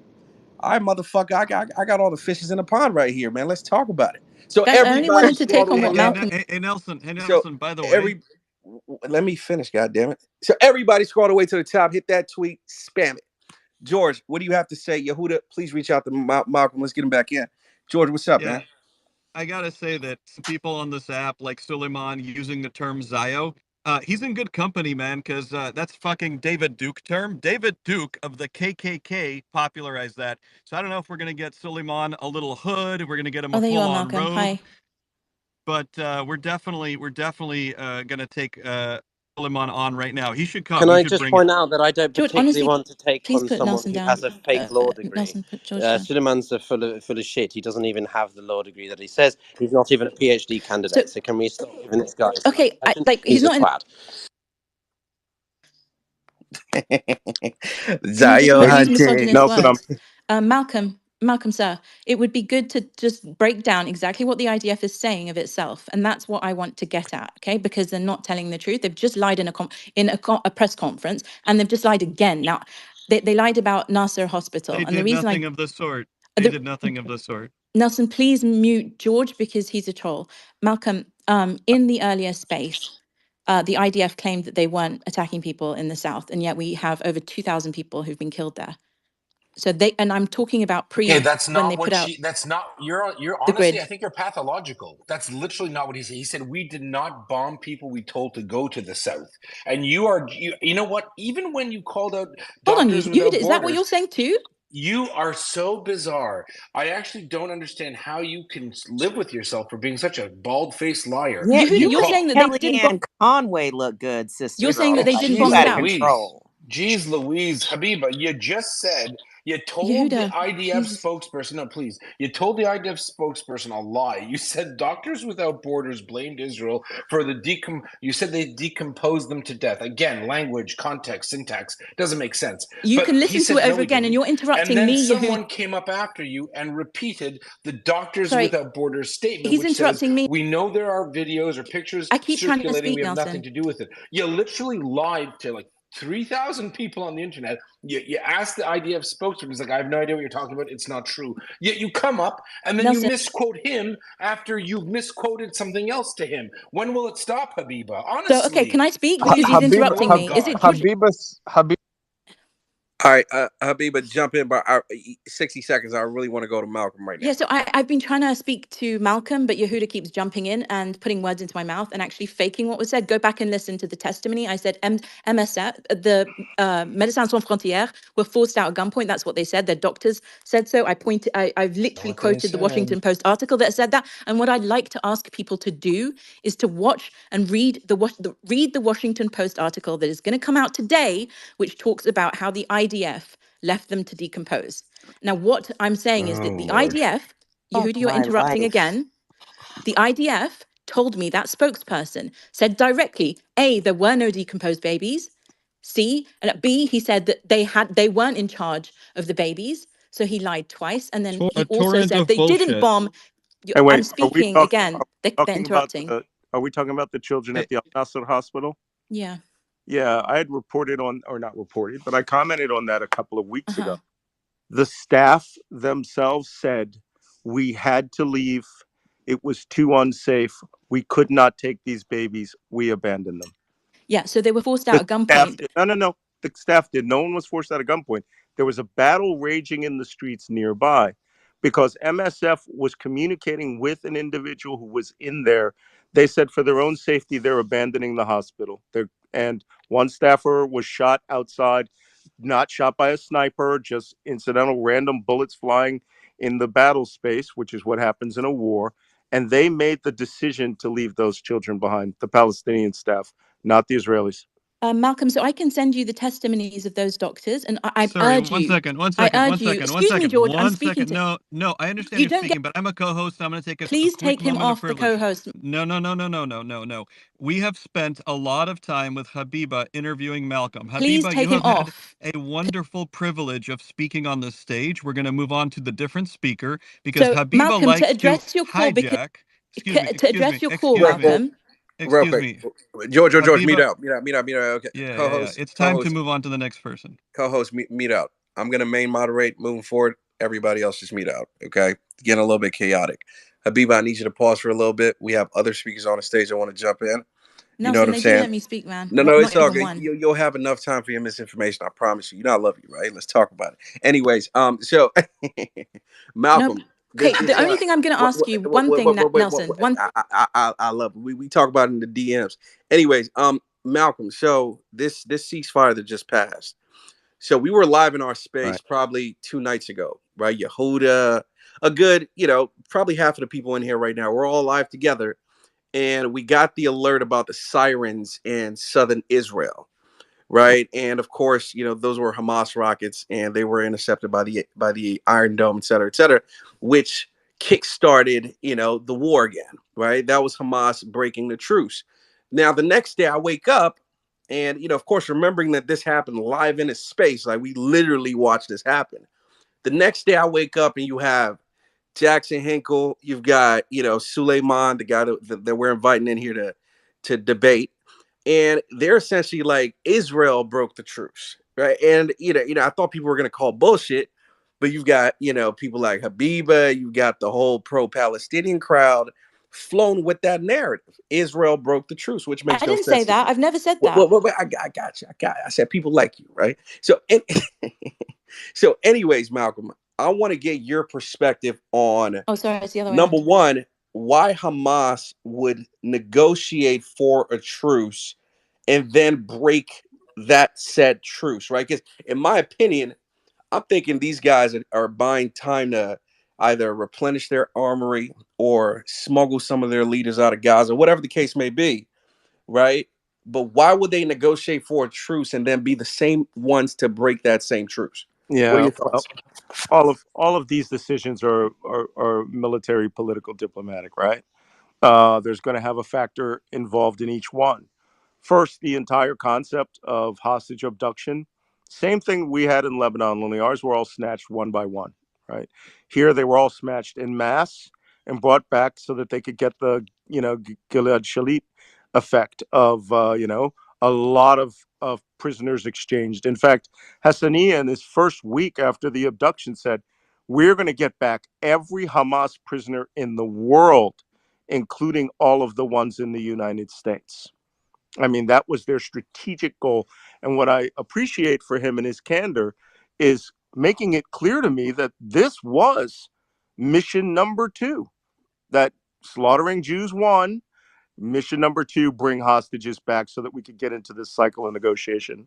And, I'm sure Habiba may or may not appreciate it, but I've been to this camel soup before. And one thing that I know is you don't negotiate with a guy that has spent his entire life selling camels. But that's just a fact. That's just a fact. So the return of the hostages was required because, one, I think that first off, Israel gave them almost 3 weeks to prepare for ground incursion number 1, even though that there were some penetration missions that were shaping the battlefield, preparing engineering access ways through the breaches in the fence, and getting ready to surround Hamas. So that was mission number 1. Hamas was not prepared for that. Hamas is, how can you put it, their revolutionary spirit was ready for gun battles, RPG battles on day 1. So as we all know, that when you take an operational pause in the middle of a war and you're not moving at the enemy's pace, you get listless, you get bored, you can only take so many times you can be hit by an airstrike. Maybe you're digging out tunnels all day in, tight cramped spaces. But that probably saved the Israelis, 100 men by slowing down their invasion operation. The Hey, second component of it was the hostages now became valuable, but the fact that Hamas, how can I put it, not capitulated, but that they were so eager to make these deals right away, which I thought was unusual. I've spent my entire life in the Middle East. Don't move them down. Whoever keeps doing it, don't move them down. I keep bringing them up. It's the 3rd time. Thank All right. you. It's probably George. As I was saying, I'm not any. that the hostages themselves were hot commodities that had a shelf life, and they needed to expend, the capital that these hostages were valued at: the children, the women and children, the elderly. And so they did that. But now we're at the point where where hostages have died. The Israelis, belief that they weren't going to get any more out of it. Also, watching Hamas move resources, manpower, equipment, and material through the tunnels and make preparations, um, you know, it's probably got to the point where the Israelis said everyone else, mainly who are down there, are overwhelmingly military. Hamas, on the other hand, said, look, the squeeze is not worth the juice we're going to get out of this. They want the women. We definitely don't want the women to be given up. I'm not sure if it was a strategic calculation of that women are just more valuable as hostages than military aged men, right? As opposed to, oh, they're going to come out and tell their rape stories. Let me tell you something. Rape, I ran the survival school for special operations. Rape is a universal tool against all hostage captives. So you can let guys out and you're going to have rape stories come out. So I think that Hamas just realized they're getting nothing, right? Let's see if we can get 100 rockets off and get some shooting going on here. They need the land battle, and they're not getting it on the terms that they want. And I think that I would be very surprised to see Israel, not to see if Israel does not throw a curveball into this war, which for me would not be, invading into the central axis of that strip, but blitzing the south and cutting off the entire Rafah sector. So So Malcolm, I've got a couple can I questions ask for you you. what you make of Habiba, can we come back to you because I no? well, Can I ask time. a quick question? What you make of Bacconi's analysis, his recent analysis of Hamas's objectives? Well, I haven't seen them, so So uh, he's the foremost global expert on Hamas, and he okay. has published many works on its history, its political objectives. I'm not denying what you've said about rape as a frequent feature of war, because we've both seen that in all of the conflicts that we've worked on. I am saying that we now have testimonies on the IDF side that that's what's been happening. But I am asking you, if you do not disagree, if you do not agree with what Bacconi, how he characterizes Hamas and how he has described its hostage-taking strategies, it's very difficult to be able to pass this, because I think we're working to Well, a very different body of evidence, right? right. A very different I narrative as to what's happening. This is an order of magnitude different from anything Hamas has ever done. So all precedences, apart from shooting rockets and surviving Israeli strikes, are off the table here. But One you've thing not that I read can the experts on it, no? Let her finish. hold on. Okay, one thing that I happen to know is that I'm not an academic. I'm a practitioner. And if this guy wasn't fighting with Hamas, okay, and no matter what number of interviews you get, the actual behaviors on the ground tell me everything I need to know. I mean, I see we have Gail Height here, some of the other professionals in our community who can tell you that the proof is literally in the pudding. No one thought ISIS, when they made their drive down from Mosul towards Baghdad, all right, was going to slaughter every living Iraqi Shia Muslim that they stumbled across. Malcolm, I think that's my point, actually, because the Let him expert. speak. Let me hold on. Yeah. I'm just saying that I will take a look at it. All right. I've been literally embroiled in numbers of stuff and doing this article on the Hamas's fake numbers. And all I'm saying is this, okay? What you may have thought about Hamas or what you may know about Hamas in their previous precedents is now unprecedented. They are way more like ISIS with the lack of suicide bomb belts, which is a very different model than the way that they were believed to be prior to this invasion, right? So, Malcolm, I've got a few questions for you. It's good to hear your perspectives.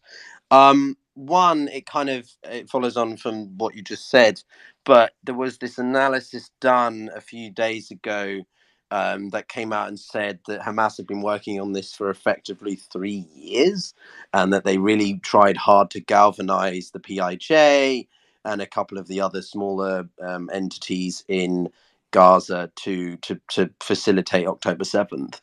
What do you think about this? It doesn't really matter at this point, or should we be wary of also the PAJ from the Israeli perspective and so on, or what's your take? I think it will be a fabulous little footnote, all right, in the history of this war.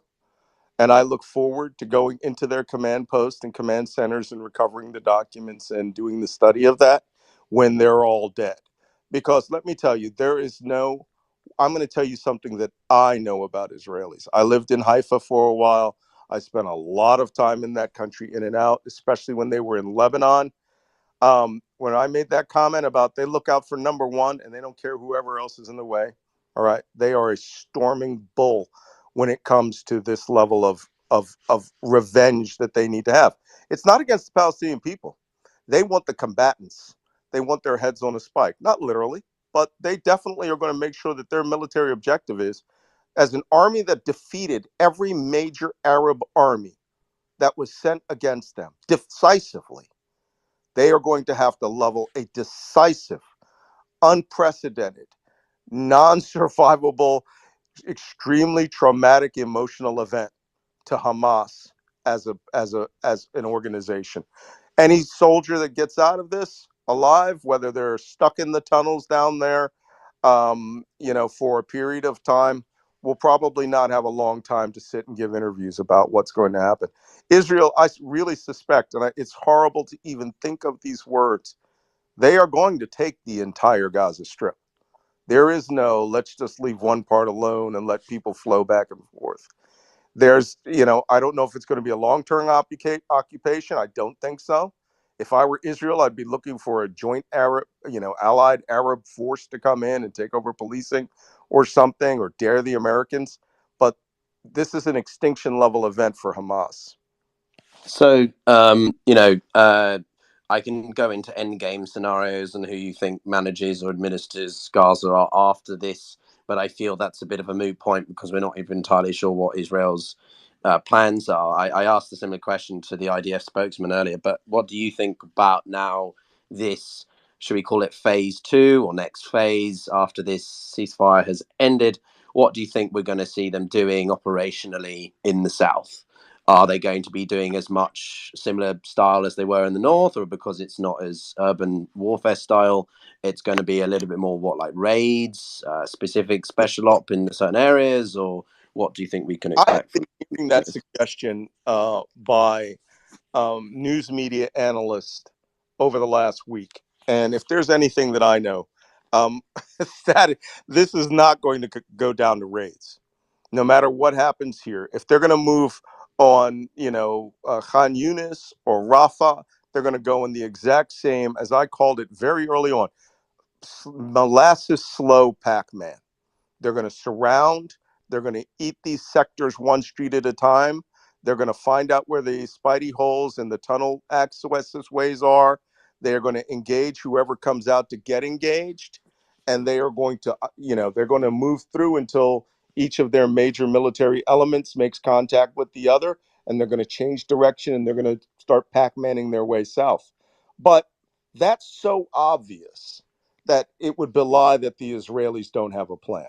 Right? If it's obvious to me, I'm a sailor, I'm a land warfare sailor, but I've been involved in two major invasions and seen a lot of armed conflict. I would believe that the Israelis would have to do something very dramatic to change the balance of how Hamas would think. And that would be a major incursion from the south through cutting Rafah off from the north, to where now you have two Israeli forces, the Gaza North force, a standby central sector force in the area of Wadi Gaza. The problem is, will it cause insane amounts of chaos amongst 2 million civilians? Yes, it will. So I got two more quick So, questions. no, come on, no, enough with the two. You've had like 7 in a row. Listen, No, Malcolm, come on. I was yeah, waiting come for on. ages, Yehuda. Give me Yeah. a second. All right. I'll combine it into one. So what number? Okay, last one then for you, Malcolm. I mean, Yehuda, I expect you to jump in at any point anyway, and I Just go your ahead, input. Theodore. Yeah. Love you too. Gobble gobble. But so that's an inside joke between me and Yehuda. My question for you, Malcolm, is then: what about the Houthi strikes? What's your perspective on this from a broader strategical standpoint, and the fact that we've seen, the Houthis particularly belligerent? The Houthis are the rebel group in Yemen, for those who aren't familiar. What's your take on that? And then the very last question, sort of tagged onto that, is you talk about October 7th, and you talk about how that is the singular, biggest event X, Y, and Z. But obviously, many Palestinian voices will say this is something that goes way beyond that. We feel that Israel has, restricted us. We feel that they've oppressed us, and so on and so forth. What do you say to those people who say that the events of October 7th are an accumulation of how many Palestinians felt, and Hamas was simply trying to do that? Yeah. You know what I mean? Yeah, but you could say that about 9/11. You could say that about 7/7. You can say that about the 73 war, the 67 war. Not so much about the 56 war, but, the 48 war. All of these acts, Hamas, by the way, I want to point something out. Other than hijacking an airplane, Hamas carried out every terrorist act that I had ever seen in the history of Israel on one day. It was just surprising, including bus takeovers and landing commandos on the beach and all of those things. Little terrorist footnote for you. 7 October was the precipitating event. Don't discuss it. Don't debate it before that. They were in a 2-year ceasefire. Hamas broke it. There was supposed to be all this economic redevelopment going on there. They led their people to slaughter. They planned for their people to die on 8 October. That's it. Anything prior to that is just sophistry at this point. Because Malcolm, you may as well go. I like pulling out the Roman occupation of Judea. All right, if people want to be aggrieved about occupation. We're But wasn't Hamas even surprised by the extent that they? Yehuda, go ahead. Yeah, Malcolm, here's the thing. You're in a space, and God bless Nelson. He's really put up with a lot of stuff. Look, you're a professional.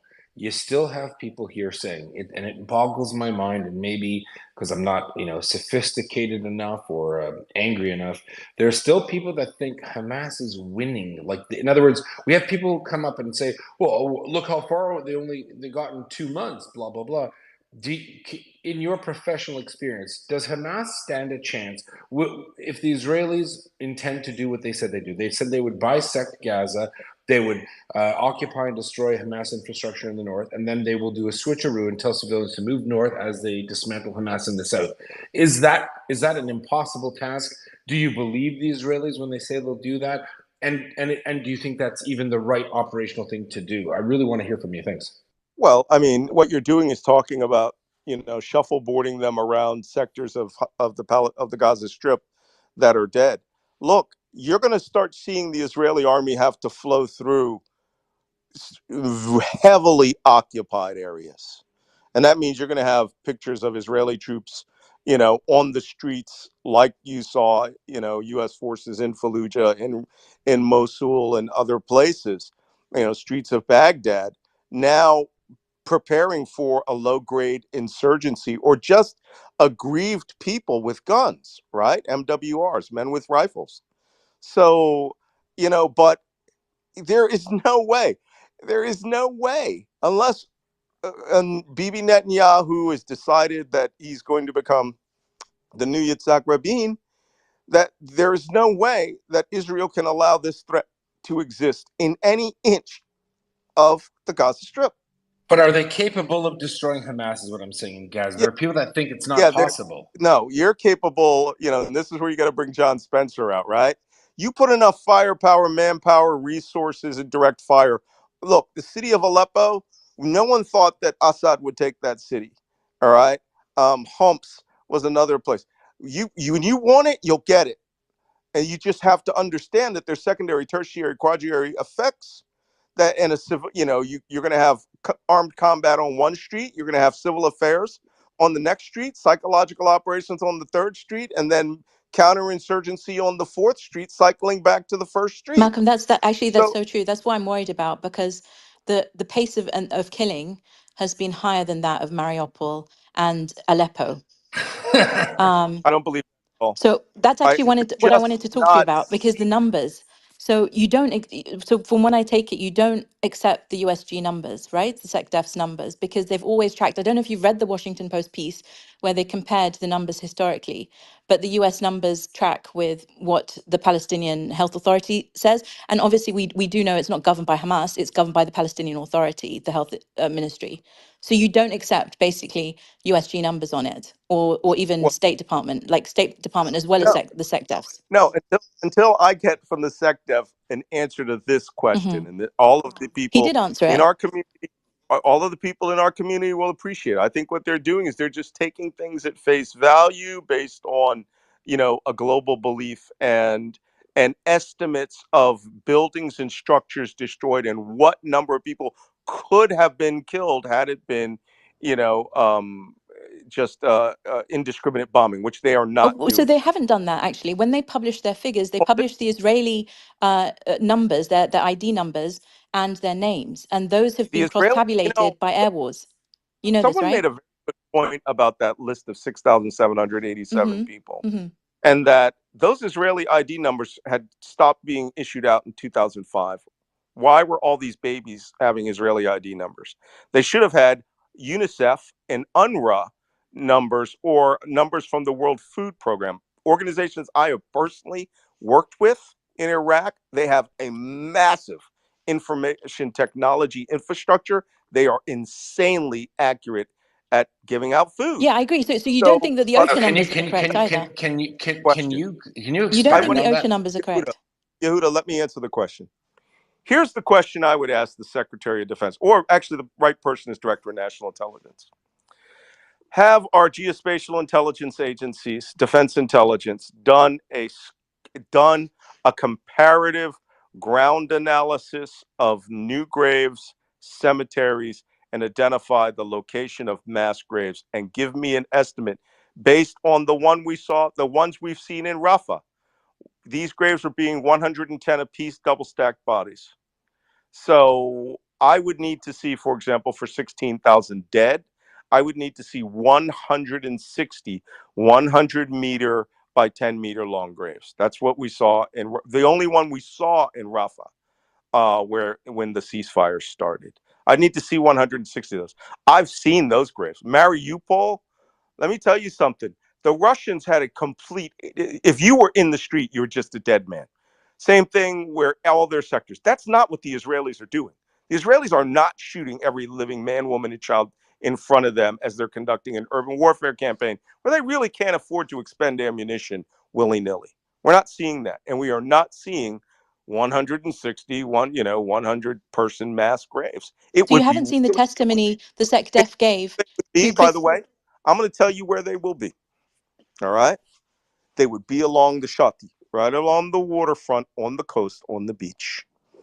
Clear open areas, places where you can bury large numbers of people. You can get a backhoe up there that the Israelis won't destroy. We ain't seeing it. Now, when that gets verified, then we're going to have your number. Will the number be horrific? Yeah. It might be in the thousands. It is not in the 20,000s, 30,000s. You know, I've seen 1,000 people, and it is impossible to move 1,000 people in a matter of minutes or hours. It's hard to even count that number. Okay, so Nelson, if it's okay, I can push back on this. So Push away. no, I don't know if you saw Senator Van Hollen when he was when the SecDef was testifying, and he did say you do accept these numbers from the UN, and he said yes. And also you had the Assistant Secretary, in the State Department for Near and Middle Eastern Affairs, and she said that they were significantly undercounting, and they believed that the numbers were much higher. So, and yes, I would really urge you, if you could go to a skiff, speak to the NSA guys and check, because they are tracking that these Well, numbers aren't, that I'm just there's very little differential, as the Washington Post article, I gonna wish I could send it to you, but something. there's very little difference between the USG numbers and the Palestinian ministry. Well, The differential is like a couple of percent yeah, and historically. I've read that for years. You know why? Because the United Nations staff all are Palestinians who work with the Hamas Health Ministry. They just Boom. its values, No, I'm talking about OCHA. I'm and not talking about all UNRWA. of them, they have all No, the I'm talking about local OCHA, the staff. guys I've worked with. This place is not okay. It was not the Canal Road headquarters full of French people and German people. Okay, all of their local staff handle all of their affairs and distribute all of their resources. Those Malcolm, I numbers hope are you're not going. suggesting that Palestinians aren't credible, because that wouldn't be good No, I'm for just saying anyone, that right? people will take the easy answer every time.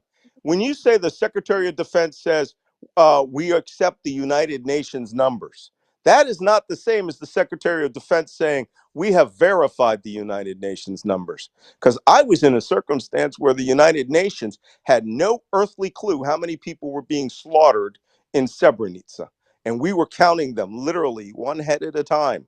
All right, and I I was there. wasn't I even was there in Bosnia plan. too. I remember That was another Srebrenica. agency. No, I I wasn't was in just a Srebrenica at the time, but consumer, I and remember what happened.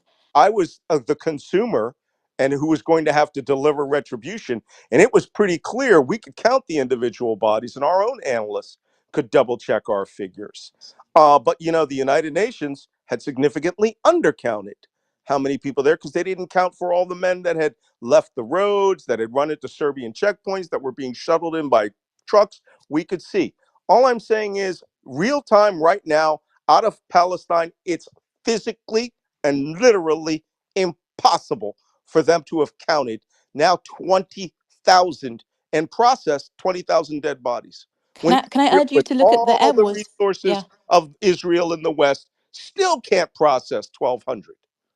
So can I urge you to look at the Air Wars cross tabulation, where they're checking and verifying the numbers dead, and they've gone through one by one. Look at the Air Wars database. All they're doing is cross tabulating that against the Israeli sources. So I'm just asking you, before you And pass a I judgment, know please look at it. exactly how they're doing it.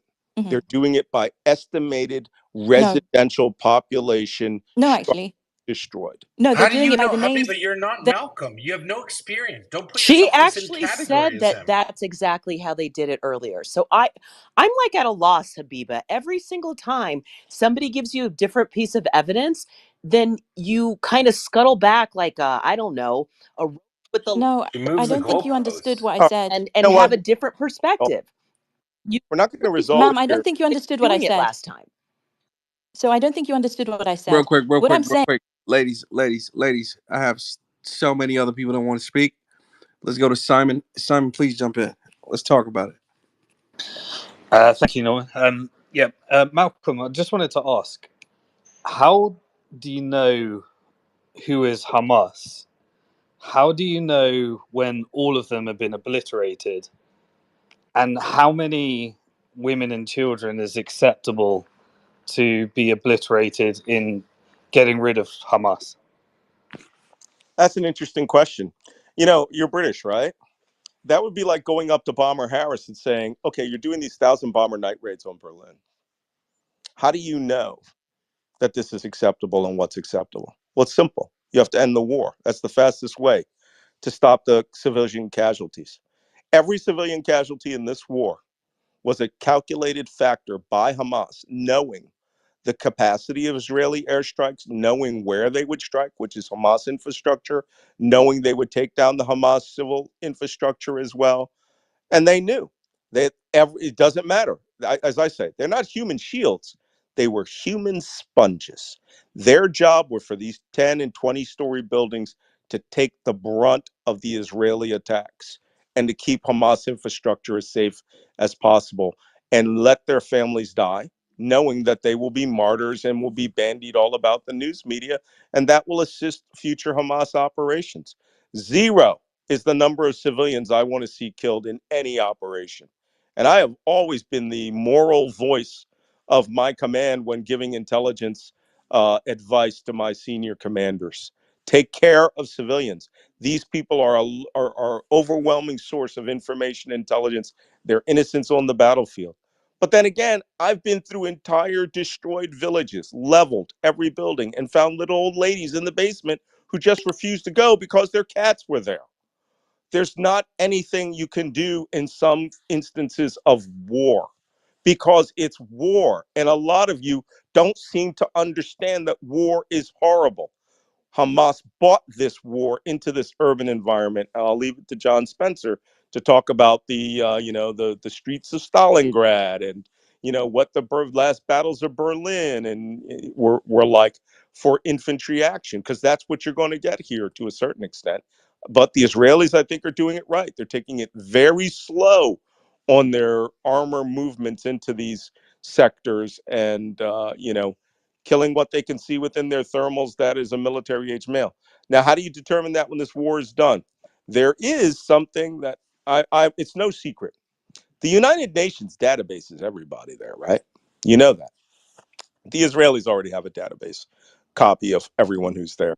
They're going to cross correlate it against what we call, when we do sensitive site exploitation.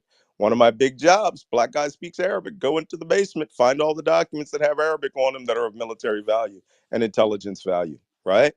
So that was one of the things that I had to do a lot of, and then read them, translate them, determine what was of value, throw away the love letters, uh, you know, I'm sorry, I was about to make a joke. So the that's what's going to happen here. But despite, but there is no way the Israelis can do this without occupying the Gaza Strip. And that is process everybody through the military aged male database and see what their role was in the world down there. And first you find out who they are, then you biometrically process them, and then you cross reference them against your own database. And if they were a Hamas male, 3 years ago, they were likely a Hamas male on the operational side, and off to a camp they go. And Malcolm, can I ask you a question? So I had the displeasure of meeting this individual earlier in the day. He was what I would call a rape apologist. He said, well, there are no videos of something. I don't believe they did it. I'm a revert to Islam. Apparently that gives him some credibility.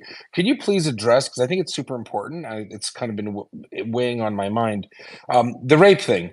Do Israelis need to show penetration acts to get Simon off? Or can we say without a doubt from your experience that in fact this did happen, and it's constant and it is an act of war? Look, I have an Sorry, experience. sorry, Can we Malcolm. Could I move on could from I this could I part of could I Yep. the? could I address that when someone says something like that? I don't think that's fair to not Well, it's let someone true. respond.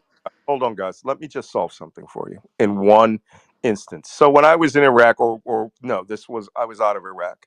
There was an incident in Nasiriyah where a young army private slipped out of his unit, went to a village outside of Nasiriyah, went into a house, slaughtered the family of a 14-year-old girl, raped her, killed her, slipped back to his unit. The next day, his fellow soldiers knew he had gone out. He knew he had done something. the entire region went on fire. And 48 hours later, it was Al Qaeda in Iraq that caught 2 American soldiers guarding a bridge, beheaded them, eviscerated them, emasculated them, shoved the penises into their mouths, and left their heads on the side of a bridge. And that was the only thing that solved that issue, right? These things happen on the good guy's side and the bad guy's side. Hamas just happened to bring a load of cameras in and videotape what they did. Okay, sorry, I just wanted to respond to Yehuda because I just think that's a bit of a bad faith No, it's not. But character respond. assassination. Oh, boys, both pretty. Let it go.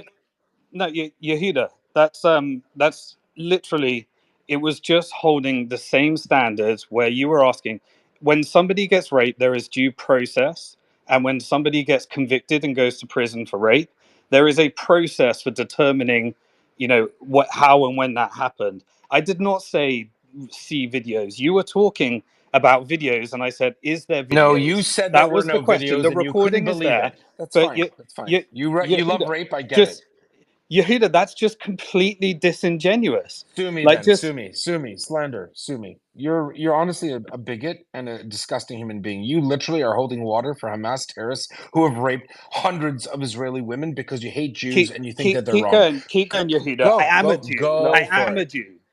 Hey Just guys, keep can we going, move Yehuda. on to the next question? Because you're burning my time. Yeah, let's keep it rocking and rolling, guys. Let me go to so Malcolm, tell me, you want a dumbass or you want common sense? Which one? We got both options. Which one you want?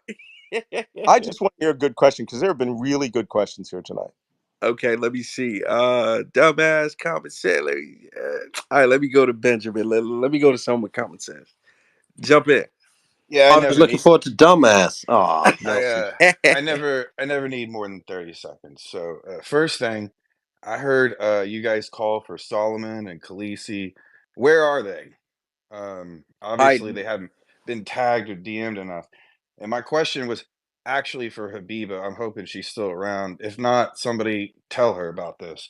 But when are the leaders of Hamas gonna host a space so I can go over there and troll them? She speaks about transparency, but when am I gonna have the opportunity to do that? Hopefully never, man. Last thing I want is to interact with some fucking terrorists. But that being said, Malcolm, you want to say something? Go ahead. I was just laughing. No, there are some forums out there. We're just not invited. They're closed. Shit, better not be. But you know the crazy thing about this whole Hamas stuff? It's like when you look on social media, most of the, especially like people that look like me, right? You know, black people in America, and they're like, "Yeah, free Palestine. The Jews deserve October 7th, blah blah blah blah blah."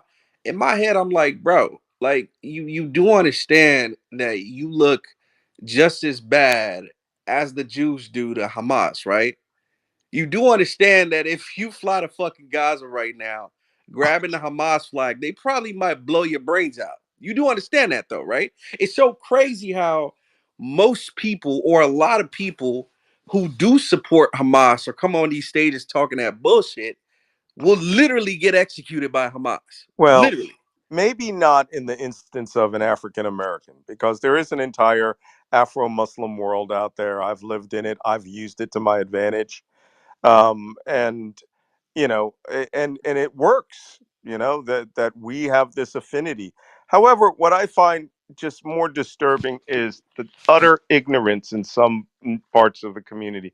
And if you and I are talking about the African American community, I find that most people just don't know, and they're not receiving good information. They're receiving activist information like from Black Lives Matter chapters and things like that. And when you remind them that the entire American civil rights movement was Afro-Jewish alliance, where the lawyers and the street activists and the young marchers, white marchers who came out, were overwhelmingly Jewish. 35% of all white protesters in the civil rights movement were Jews, including those who went to the South to do the voter registration. Right, Malcolm? This is what happens when you have a lack of But education. I also And want to attend that that's not BLM.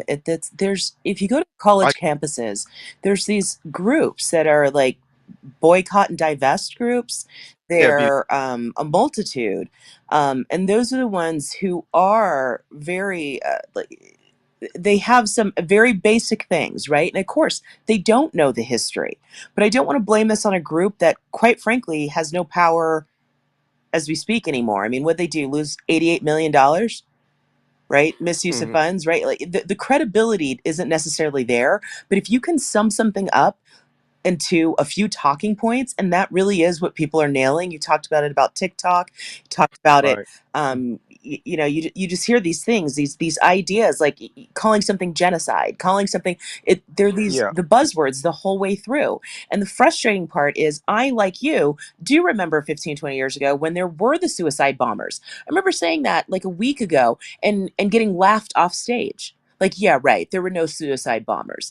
What world am I living in? What history am I living in? And people just keep trying to rewrite it, or like not believing that it exists. So what do Right. you do if you are Israel and you are surrounded by three sides, and with the exception of the sea, that potentially hates you? How do you Well, protect yourself? Who do, and go ahead, sorry. if you have your world that you're going to have to maintain, right? I mean, you have your government infrastructures, power structures. The issue that we have on the table here in Western activists is that they are jumping onto this new bandwagon, and it has power and excitement and slogans that they don't even know. I mean, there's that famous video that was done by the kosher guy, and he goes up to the young black woman who's riding from the river to the sea, and he goes, "Hey, what river is that?" And she goes, I don't know. She goes, "Well, what sea is it?" She goes, "I really would get in trouble talking to you." It's like, don't do this. They don't have any counterpoints. And unfortunately for me, I was with MSNBC for 7 years as the intelligence analyst and terrorism analyst. And they have great analysts now. They have Mark Polymeropoulos. They have General, they have Admiral Stavridis. They have great guys there. But these guys have a very different, facial set than the people that I talk to when I'm talking on television. The African American, I was the only African American in national security and media. And when I went to Ukraine and joined the Ukrainian army, it was blacklist, right? I'm part of the story, therefore I can't be part of the information. I The can't even be a reporting. guest. So why are we misinformed? Because the only information that is coming through to them is coming through to TikTok and these the BDS and social justice groups and the Black Lives Matter chapters, not organization itself. But even worse, when the letters for bin Laden thing happened on TikTok, I saw that within minutes of the first video going up. And I went out and put a rant out there that you are literally supporting the belief that Palestine, justified 9/11, the mass slaughter of 3,000 American citizens through hijackings. And these young kids were like, this changed my life. I'm having an existential crisis. Yes, you want to have an existential crisis. I'm going to tell you how to resolve it. And if I get in front of a forum, I'm going to say this. All right. You go JFK to Cairo on Egypt Air. From Cairo Airport, you can take a train to the train station. You take a train up to Quneitra. From Quneitra, you can take a train over to out to Port Said, and then over to Arif, and then from Arif to Rafah, and from Rafah you can take a taxi right to the border crossing and go help. But no one, these most loud voices have no idea. They don't want to do that. They just want to be part of something now and here that seems right to them.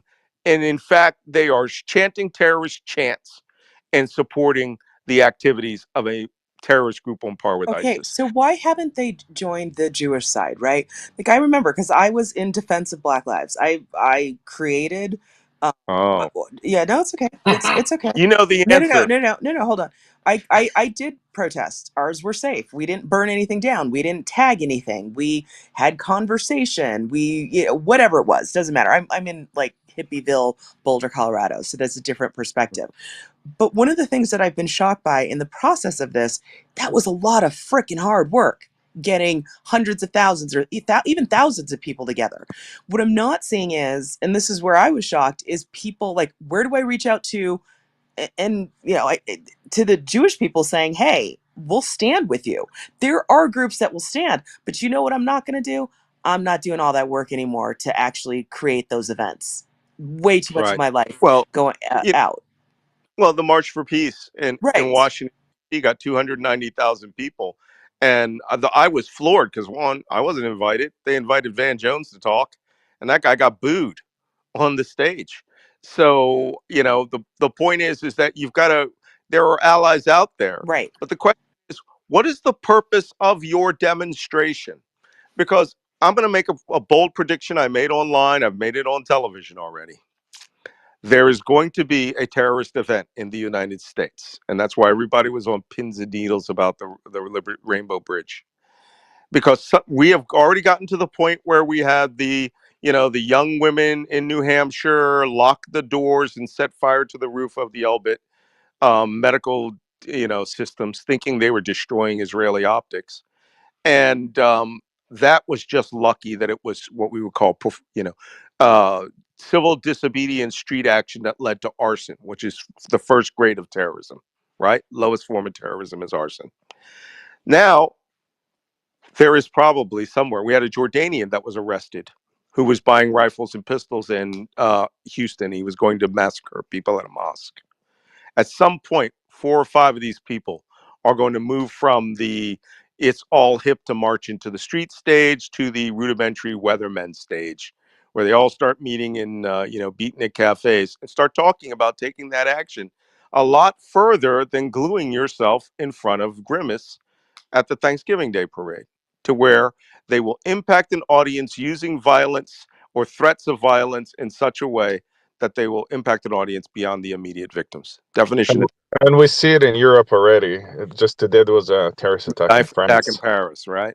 In France. And there was a murder 4 weeks ago that I thought was a lot more significant. The old woman that was coming into her apartment was knifed multiple times.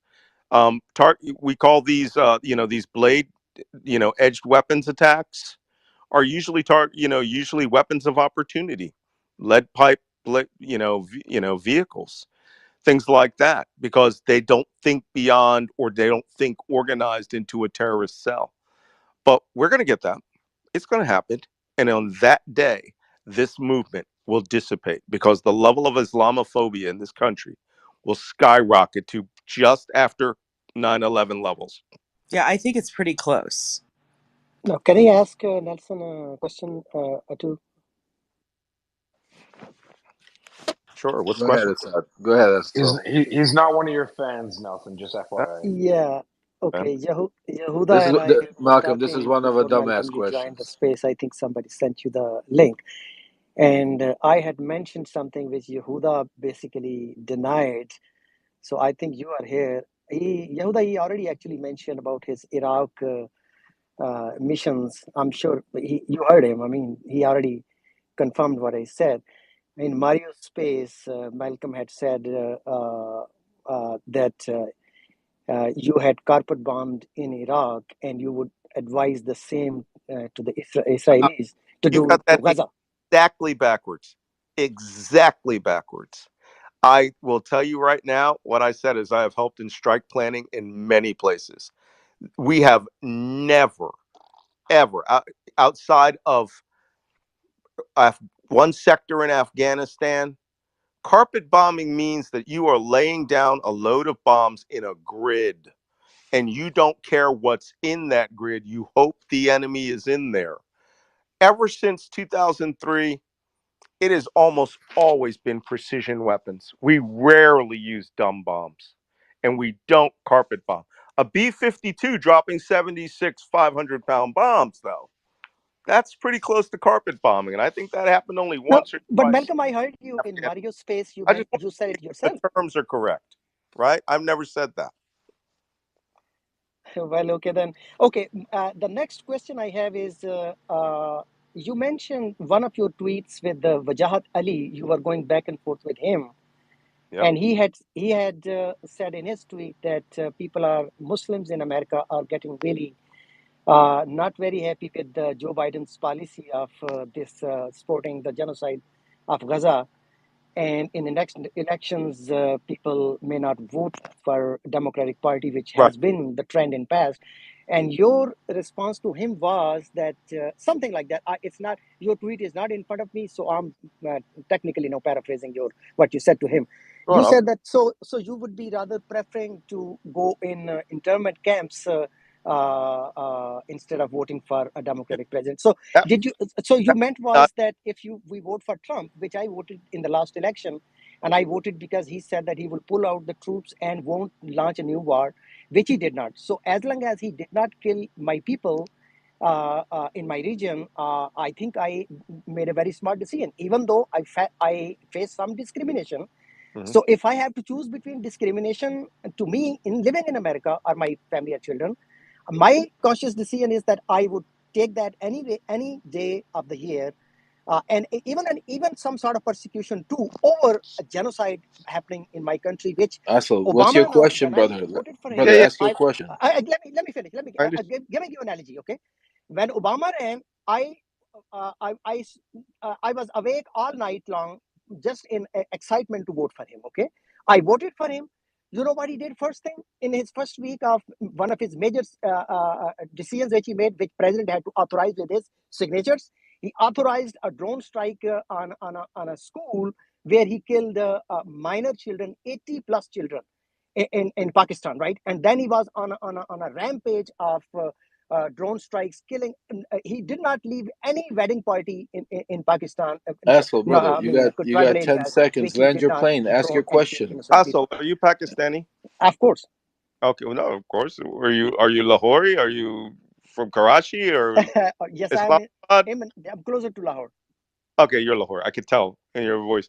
I spent a lot of time in Peshawar in the Northwest Frontier Province. Um, so listen, I understand you're viewing this through the perspective of religion, but if you might recall, Not at all. Not at all. oh, That okay, is sounds not like it. not at all. That is where I want to question you also, that you bring Okay, everything to religion, how which are is you are entirely a billion% wrong on that. You have totally upside. No matter how much I refuse to you, what and is no it matter that upsets you it's that about makes you not occupation. want to vote? Osama bin Laden said himself, and Michael Scheuer, who was on the first team to hunt bin Laden, he said himself, they are attacking us because of our occupation of their holy lands. You are making it about religion. We are making it about occupation, which is actually There, what the fact is. there You hasn't. just made it about Wait, religion. Though. I've looked. All right, well, I guys, one mic on Malcolm. let Everybody me mute answer. yourself. Go ahead, Malcolm. Go ahead, Malcolm. You know, I was in Saudi Arabia during the period of time that they were calling it the occupation of the Holy Lands, which was building up U.S. forces to expel Iraq out of Kuwait to restabilize the Gulf states. That's what Osama bin Laden was mad about, the presence of U.S. troops, the presence of women with weapons driving cars in Saudi Arabia. That was one of the first things they ever wrote about, right? And Michael Scheuer's a nut now. Boy, but moving on from that, if it's about, there hasn't been a U.S. troop in Saudi Arabia in an official capacity in years, even when we station Patriot batteries. We don't station them in Saudi Arabia. We station them in Bahrain. We station them in the United Arab Emirates. Saudi Arabia has its own Patriot troops. There hasn't been a U.S. troop occupying the lands of the two holy shrines in decades. So you're going to need a new game. And right now, I think it's about you're upset over the deaths of children. Everyone is upset over the deaths of children. But if you don't see that Hamas violated Islam by making an offensive operation in which they slaughtered, raped, and killed men, women, and children, which goes against, the precept of killing one person is like killing the world, right? So, halas, there's not much we can do to solve that. It's just going to be your perception. But let me tell you something.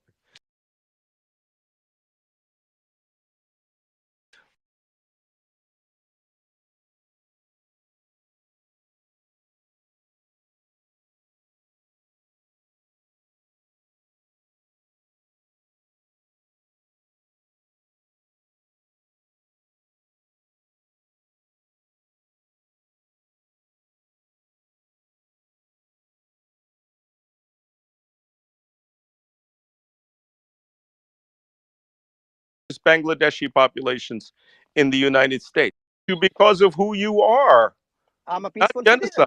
That's I'm Donald Trump, and he ain't lying. As far as the dumb. Lev, may I ask my question? Yes. Yeah. Go ahead, Please, Monet. thank you. Talking. It's me, Malcolm. It's Munitor. Hello, Monitor. Hi. I just have a question. And Afzal, if you don't like to live in a country that does occupation, leave the United States. You're living there right now, so That's all. Yeah, it's we should populistic. deport this motherfucker right now. Yep. Somebody All call right. ICE. Thank you. All right. Somebody So, call 911. all Afzal's right. got me burning on the dance floor. Malcolm, first of all, I enjoy I reading have you. been to downtown 4th and Afzal, I was speaking. Can you guys hear me? We Yes. can. You're good Okay. to go. Go Yeah. Go ahead. ahead, Perfect. Monet. Just a mic Malcolm, issue. first You're of all, fine. I really enjoy reading you, and I think that just because you've been to the region, your experience, you understand what we, the people of the region, actually go through. I'm Iranian, so I really appreciate you. Thank you for your service. Thank you for killing them, ISIS and terrorists. So my question to you is that at the beginning of this conflict, I hate to even name it conflict because this was a terrorist attack, but at the early stages, Wall Street Journal actually published an article, and they said they talked about the regime in Iran's role in training and supplying weapons to Hamas. And I mean, it's everybody knows about this. We know that they're behind it. My question is that so far on the ground, has there been concrete evidence validating that claim?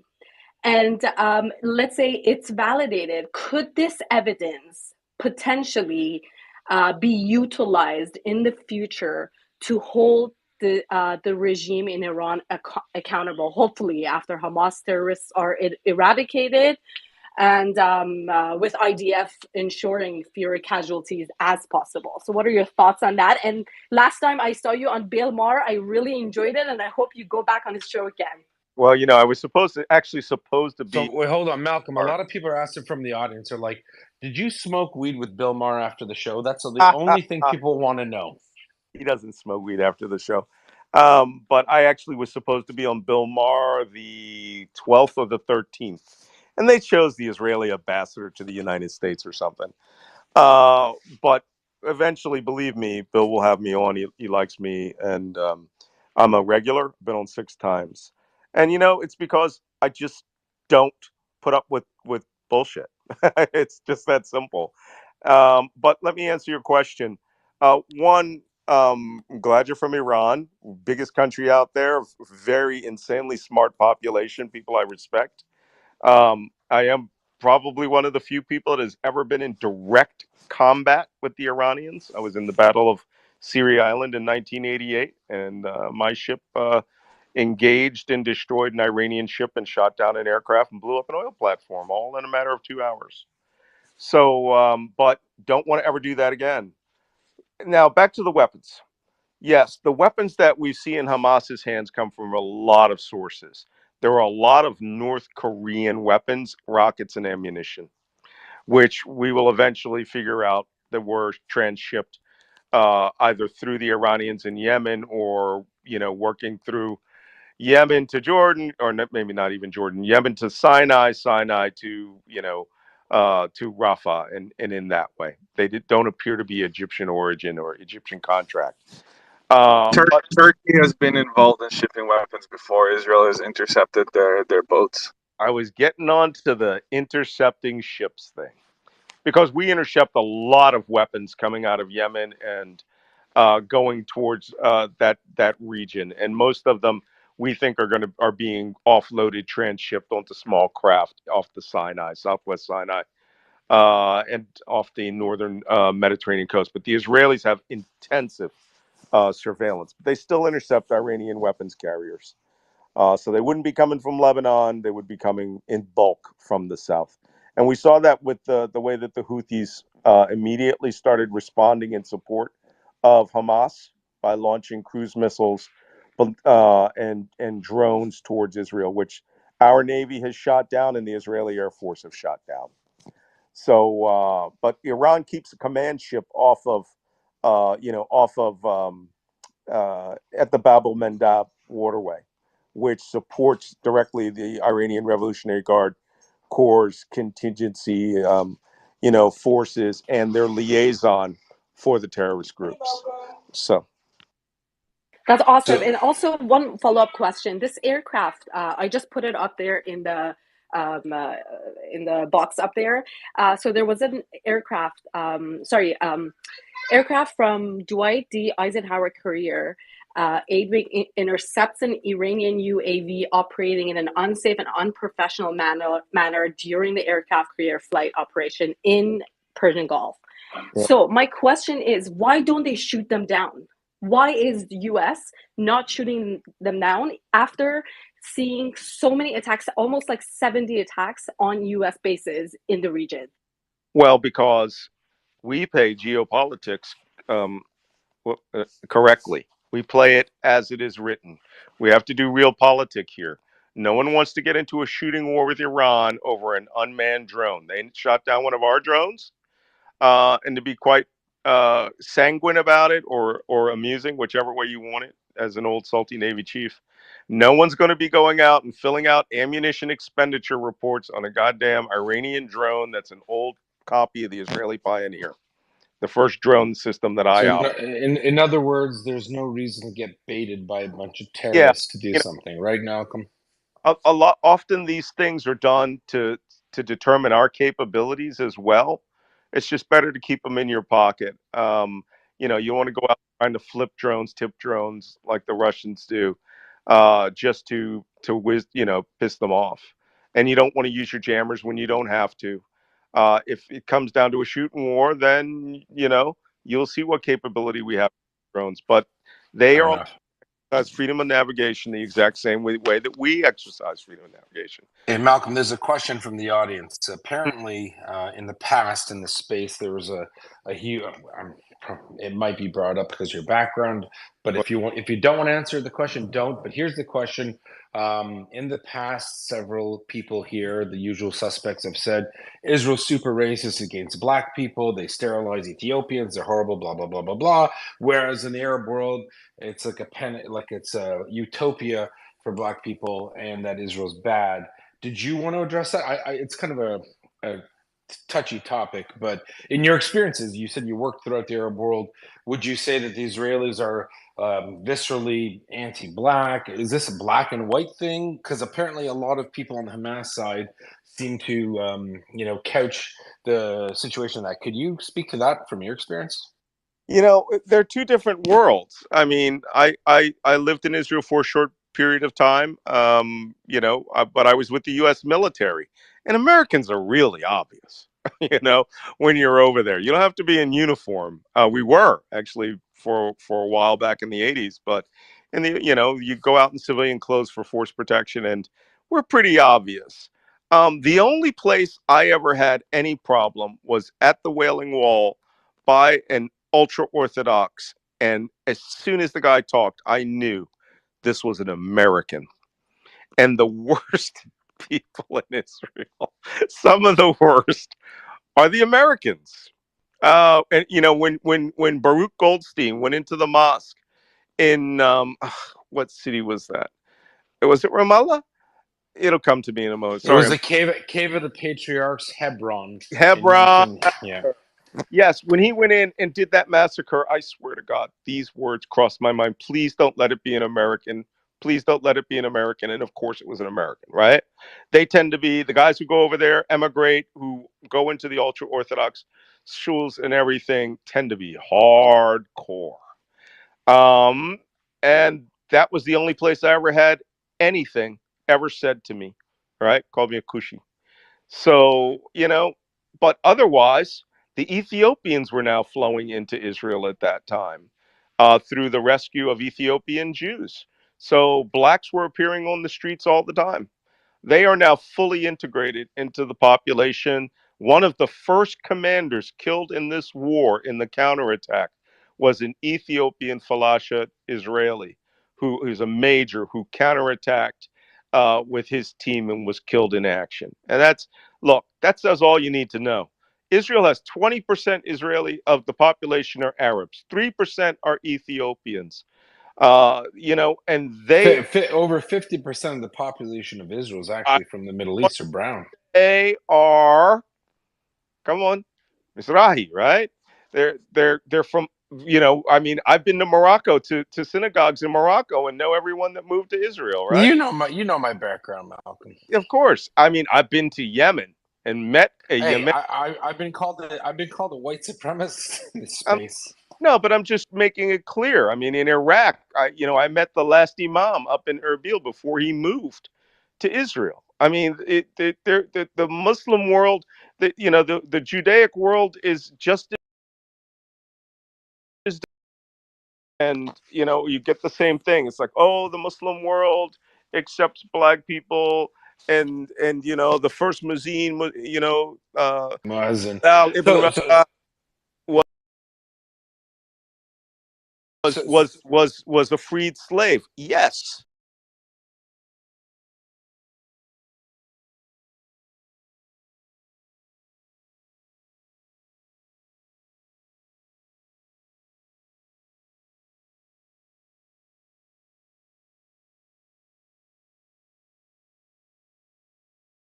That's all true. And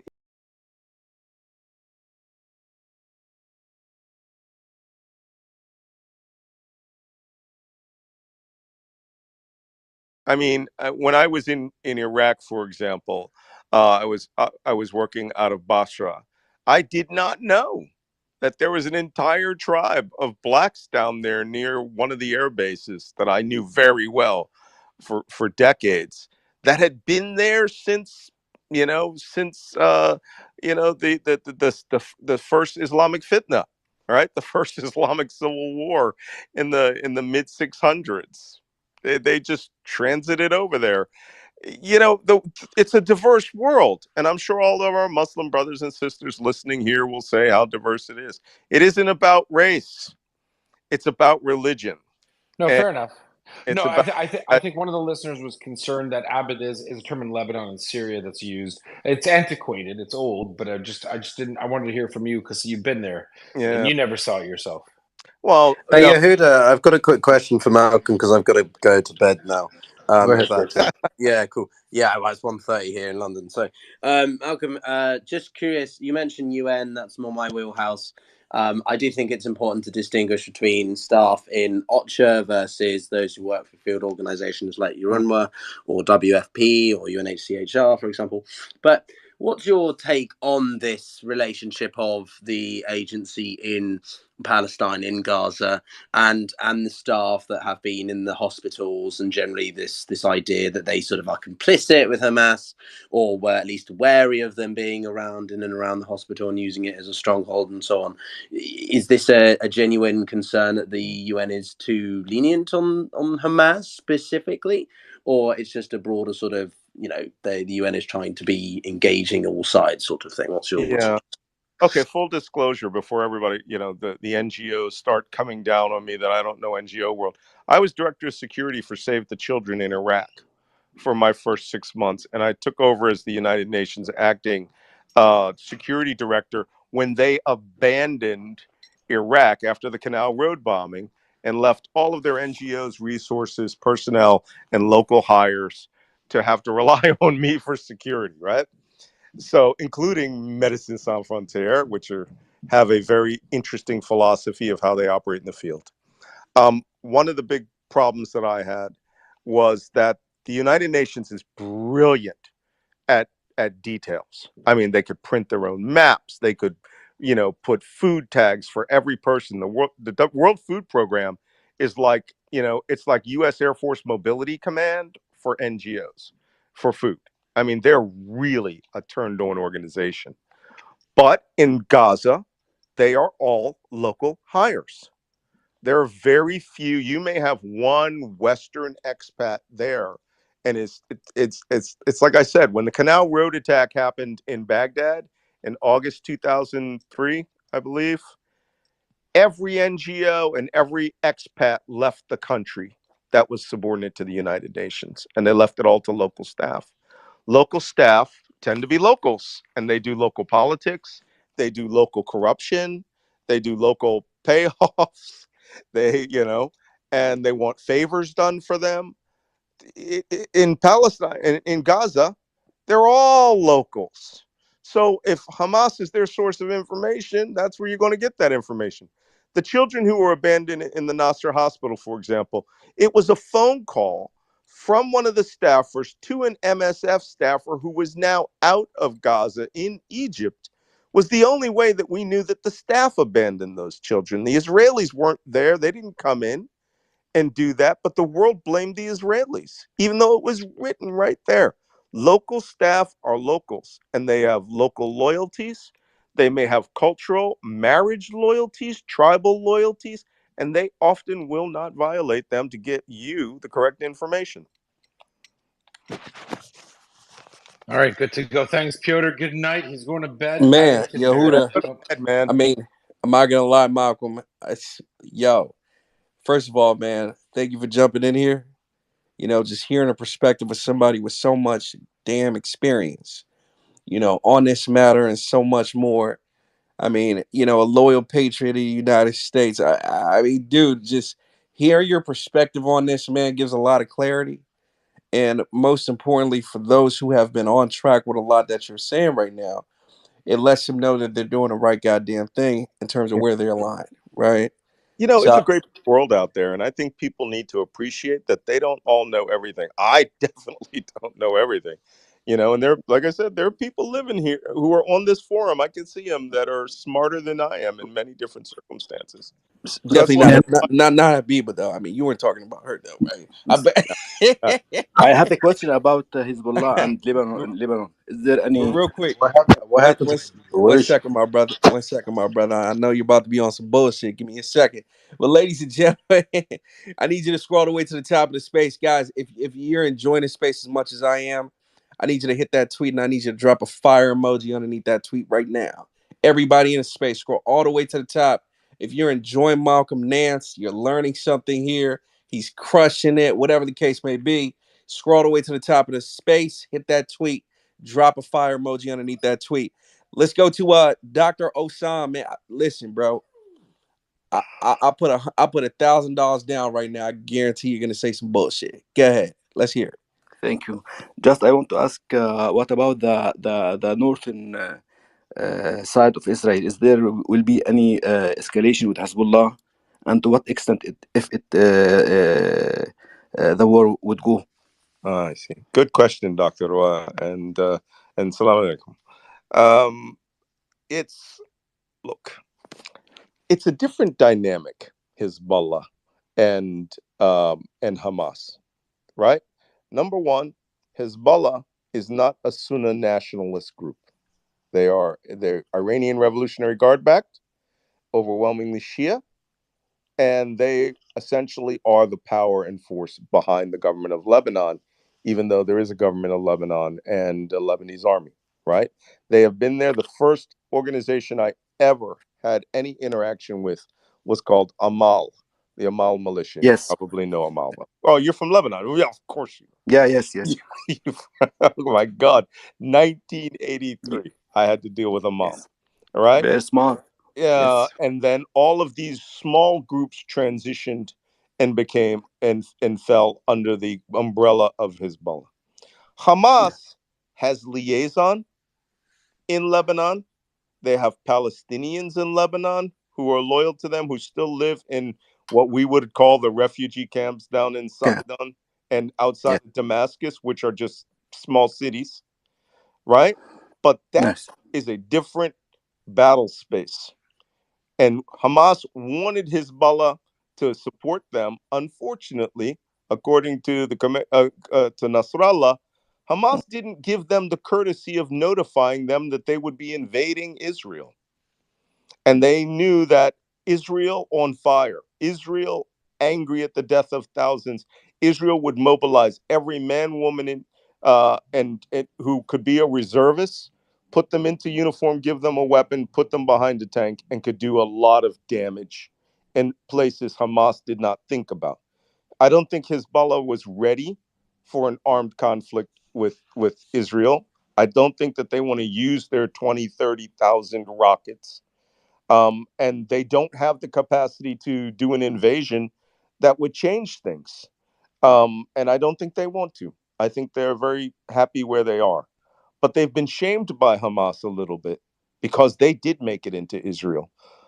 Prior to this, Hezbollah's best incursion, as far as I know, is when a paraglider came into northern Israel and dropped hand grenades before it was shot down. That's as far as Hezbollah has ever penetrated. But I don't think it's about that. I think it's about Iran's strategic plan. And I think Hamas, like ISIS, just popped off far too early for that plan to be carried out from every direction. That's my opinion. Saura'i. Darren Nelson. Nah, I mean, 1,000%. Oh. You know, no, 1,000%. I see we have Yusuf looking to raise his hand. Yehuda, you've got this one lady today that you blocked, and she's all over my Okay. DMs, bro. She's freaking. I mean, they're on some. My bad. My bad. I mean, you got Cancel Nelson going viral right now because he has. You know what Sorry. I'm saying? I'll get to today down. Today's got. Hey, Malcolm. Today. Just pop a got, little Xanax, calm down, and go on blocker, bro, before they yes, cancel my sir. ass. Yes, But sir. Nelson. 1 second, my brother. Let me go to Yusuf. Yusuf, let's talk about it. Yes, sir, brother. I have, a few questions I've been waiting to ask Malcolm because, clearly he's the expert here when it comes to talking about war, right? And just country politics, macro politics, I like to call it. For me, I really have something that has been bothering my mind, and I haven't really been able to figure it out because as much as war and destruction of Hamas is the way to give Israel like safety and its sanity back, where will the money come from to keep Israel safe? Because it's so expensive right now. When you look at the Iron Dome and $50,000 per defense missile, pipe bombs from Palestine are only $800. The burn rate's like $49,200 per missile, right? At the very least, maybe cheaper, but it's in the tens of thousands per missile. Who's paying for that, and who's going to keep paying for that? And like, when will the bombs stop on Israel? Because it's not sustainable. Like, Israel is super expensive to maintain right now because of the hate towards it. And what are the strategies that the intelligence people are like looking at, or is this even a discussion topic that is even being talked about? And if not, I'll be worried. I'd Well, hope so, let me answer because the first we question. have to be very wary of these things. And Sure. Let me answer your first question. All right. About the cost of war. When it comes to war, there is no cost because when people go to war, they're usually in a circumstance where they feel that their existence is being threatened. And to be quite honest, Hamas's invasion of southern Israel in the Negev was an existential event. They killed literally everybody, including all the family dogs, which means that they were, they had no chance of carrying out a genocide, but it was a genocidal attempt. So,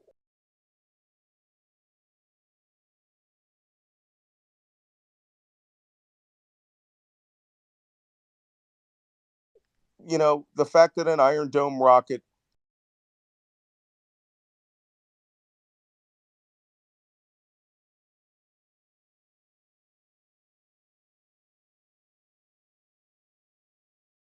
actually saved that country. 10,000 rockets were fired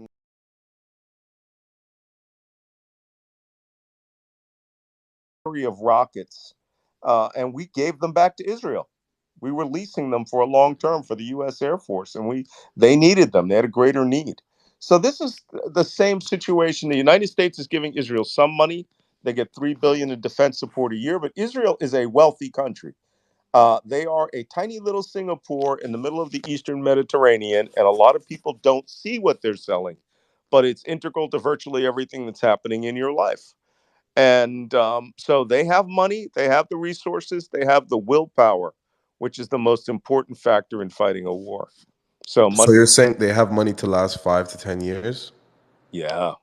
Look, this is or more, or less? about guts. They're not some isolated little, granted they're the size of New Jersey, but they're New Jersey with atomic bombs. So this isn't some country that sits out on its own and where no one has cut off the Port of Eilat. No one has stopped all their trade visits. The only thing that's happened here is Christmas is canceled in Bethlehem, right? So the country is what it is. And if you've not asked about what the economy of Israel was before this operation, you just don't know what a powerhouse that it is. They will fight as long as it takes. And believe me, they have been fighting a long time. But as an engaged military operation, this won't go 5 years. This won't go 5 months unless the Israelis decide they want to slow walk this, and just, like I say, molasses slow Pac-Man their way through through every Hamas member in the Gaza Strip. So what do you say to U.S. government employees who say they built Israel, they founded Israel? What do you say to the Rothschilds who say, Oh Israel God. was Wait, wait, because of them? the Rothschilds are not U.S. government employees. Okay. I'm saying U.S. government officials and the Rothschilds. The Rothschilds are an Let's exception. just Okay. remember If that you Yusuf said is well researched. okay, I just want to point something out. Okay. One of my Who was that, Kirk? one of my favorite people in history, because I'm a let's use the word spy, was Ralph Barunch, the man who was fundamental in forming the United Nations and helping the creation of the state of Israel and the Israeli-Palestine conflict, right? Was a member of the OSS, the predecessor to the CIA. In fact, he was a member of the African division of the OSS in the 1940s during World War II and the post-war. When it became CIA, he went over to state and then did all these amazing things, which helped bring the United Nations to fore. Right? That is a person who helped create not just Israel, but stability throughout the region, which is sometimes more important than nation states. Right? Person, civil stability. All right, brings upon economic stability, brings upon prosperity, brings on trade, brings an opening to the rest of the world. That's the way the system works. Right. So that's who I want to address, because in reality, Israel is getting more and more expensive. The more enemies it forms, the more bombs are being deployed at it. So it's like, how do we bring that cost down of No, look, maintenance? Because the let's burn rate is too high right now. go back to 1973. Okay, go back to 1973. Egypt and Syria invaded Israel from two different directions with two massive tens of thousands of men, hundreds of thousands of man armies, right? In a surprise attack that occurred 50 years minus 1 day before this year's October 7th. 6 October. As a matter of fact, you go around Egypt, you go around Muslim world, right? Where was I? I was just in Sharjah in United Arab Emirates. There's a 6th October, right? There's a 6th October street right next to Thawra, right? Revolutionary Street, Al near Thawra. Street. So they viewed that invasion as this huge historic event in the Muslim world, right? But Israel beat both of those armies to the point where they had to pursue peace. And at one point, and this is what I don't like about this new movie about Golda Meir. Golda Meir thought that it was a pretty close thing. And she said, the third temple of Israel may be falling. Is it right? Third temple, Yehuda? And And she was getting ready to nuke two major cities. she threatened Nixon with it. Yeah. She said, you don't, right? The U.S. started airlifting everything we could over there. So some background is the background is this. So Mayor felt betrayed. She was told to kind of check fire and let the Arabs maybe do what they need to do to, set the conditions. And when Nixon slow rolled delivery, she said, that's fine. If there are nuclear bombs in such and such and such a city, then don't blame me. Remember that, Nelson? Right. Malcolm? Yep. Important point in history, right? That sometimes these big expenditures of money to stabilize countries are more important than having wars with rockets No, absolutely, Malcolm. Absolutely. We've got man, Malcolm, you just rocking out tonight, man. God damn. Ladies and gentlemen, drop an emoji on your avatar, a 100, a thumbs up, a whatever. We're gonna consider that a round of applause for this masterclass that is happening in the show tonight, man. Shout out to Malcolm Nance, man. Shout out to Malcolm. But Nelson, in 2 what's up? years of running spaces, 2 years plus, or sorry, 2 years minus, I've run spaces with 15,000 non-bots. Sometimes when the war in Ukraine was kicking off, I have never seen this many people trying to request to speak. It's a madhouse in here, Nelson. Oh, 45 requests. That's every That's night, never man. that, bro. That's not, maybe 16, 20. I mean, it's Nah, doubling. bro. In this show, shit. Where Let's have you talk been, about it. Yehuda? That's like Where you basic. Come been, on, man? that's basic. Yeah, what are you doing? Where you been, bro? That's how we do. But I tell you this, though. I tell you this, like, you know, the tweet I put up top, drop a fire emoji if you're enjoying it. So many people. And, you know, I'm looking at the comments. And for any of you guys that want to check out the comments, just hit that little chat feature at the bottom right corner of your screens. You have people literally saying this is a free masterclass Malcolm Nance is giving on his space. Multiple people have said that, and he used that word, right? You notice how I jumped on the mic. The first thing I said was masterclass. I actually got that from the people commenting, right? So, I mean, again, you know, Malcolm, the amount of education you're dropping on folks tonight in this space is second to none. Period. I just wish it was much bigger. I just wish the kids on TikTok were in here right now listening to you break it down like the way you're breaking it down right now. Right?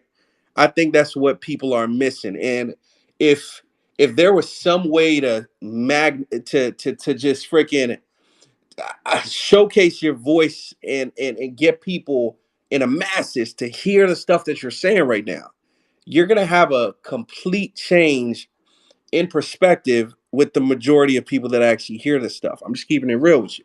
Yeah. Nelson, there is a way to do that, Malcolm. No, it is, Nelson. When this space is done, all of these listeners go into Nelson's timeline and listen to the space and retweet it. Don't retweet, quote tweet it. Say Malcolm delivers masterclass, and it won't just hit the 2,050. It'll go 100, 200,000. That's my own personal experience. Let people know this is free education, no tuition, Nelson.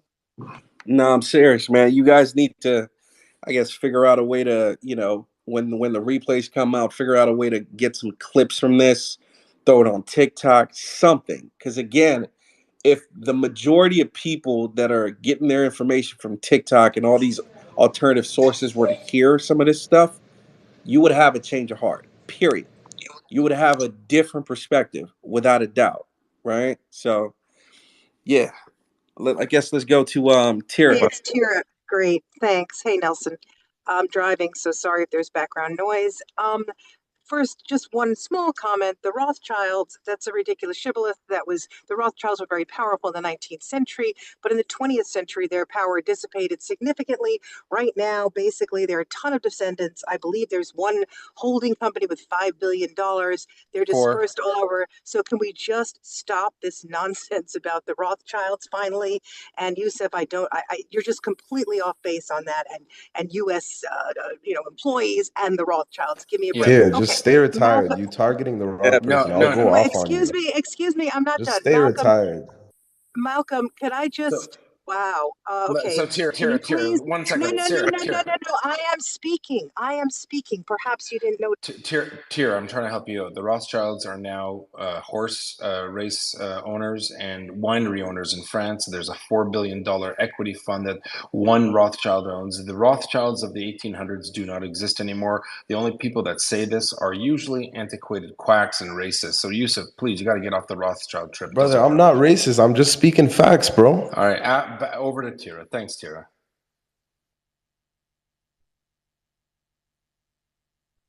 Over to Tira.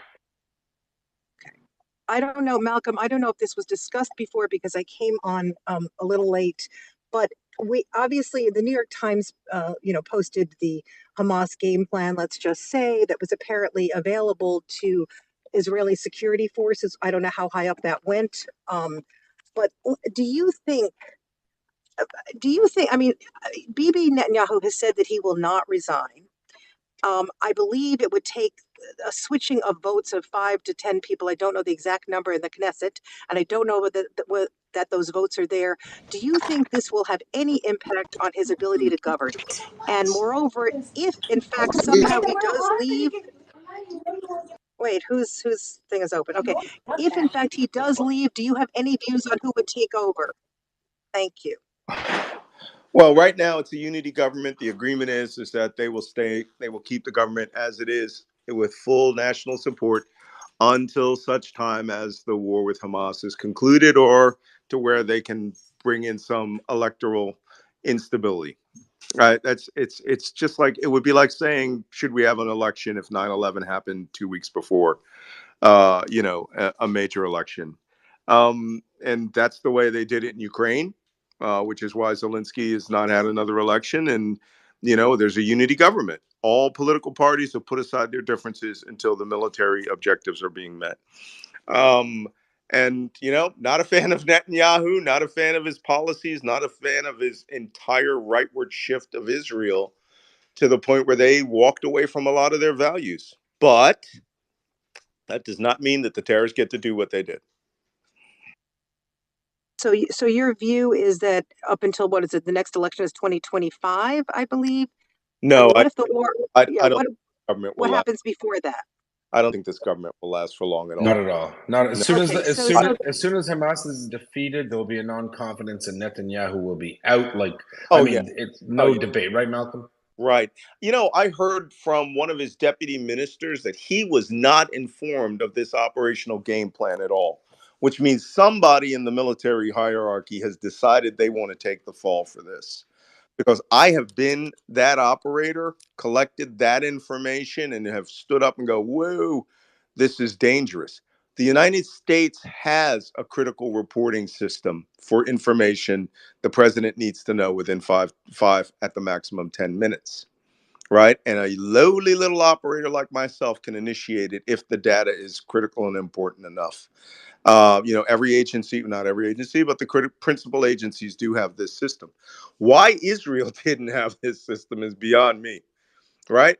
Rehearsal of an operational plan you saw 1 year before, in which the senior battle commander of Hamas shows up at that rehearsal and they're on their mobiles talking about breaching that wall. That's a war warning to me. All right. That is a red flag. And even old E7 Malcolm Nance sitting there taking the headphones on and slamming them on the table and going, "We're going to war," generally got something to back it up. The Israelis apparently don't have that system. And that stuff from World War Z with the 10th man, that doesn't really exist over there. But it will soon. Nelson, I think your favorite Ethiopian wants to go. What do you think, Nel? What do you say, brother? Your favorite Ethiopian wants to confront Malcolm. Malcolm, I've been accused of being a Khazar convert. Malcolm knows my family. Apparently, I ain't Jewish enough for the next speaker. Her name's Today. Today, let's talk about it. But it looks like you're glitching. So let me see if I can hear you. I'm here, Nelson. Thank you so much for. Is she talking? I'm talking. Yeah, she is.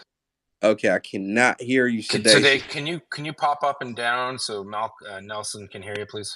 I'm just gonna rotate you real quick, Jonathan. You've got that little thing on your profile too, so I'm just gonna rotate you too. It shows me that they're connecting and not necessarily on stage.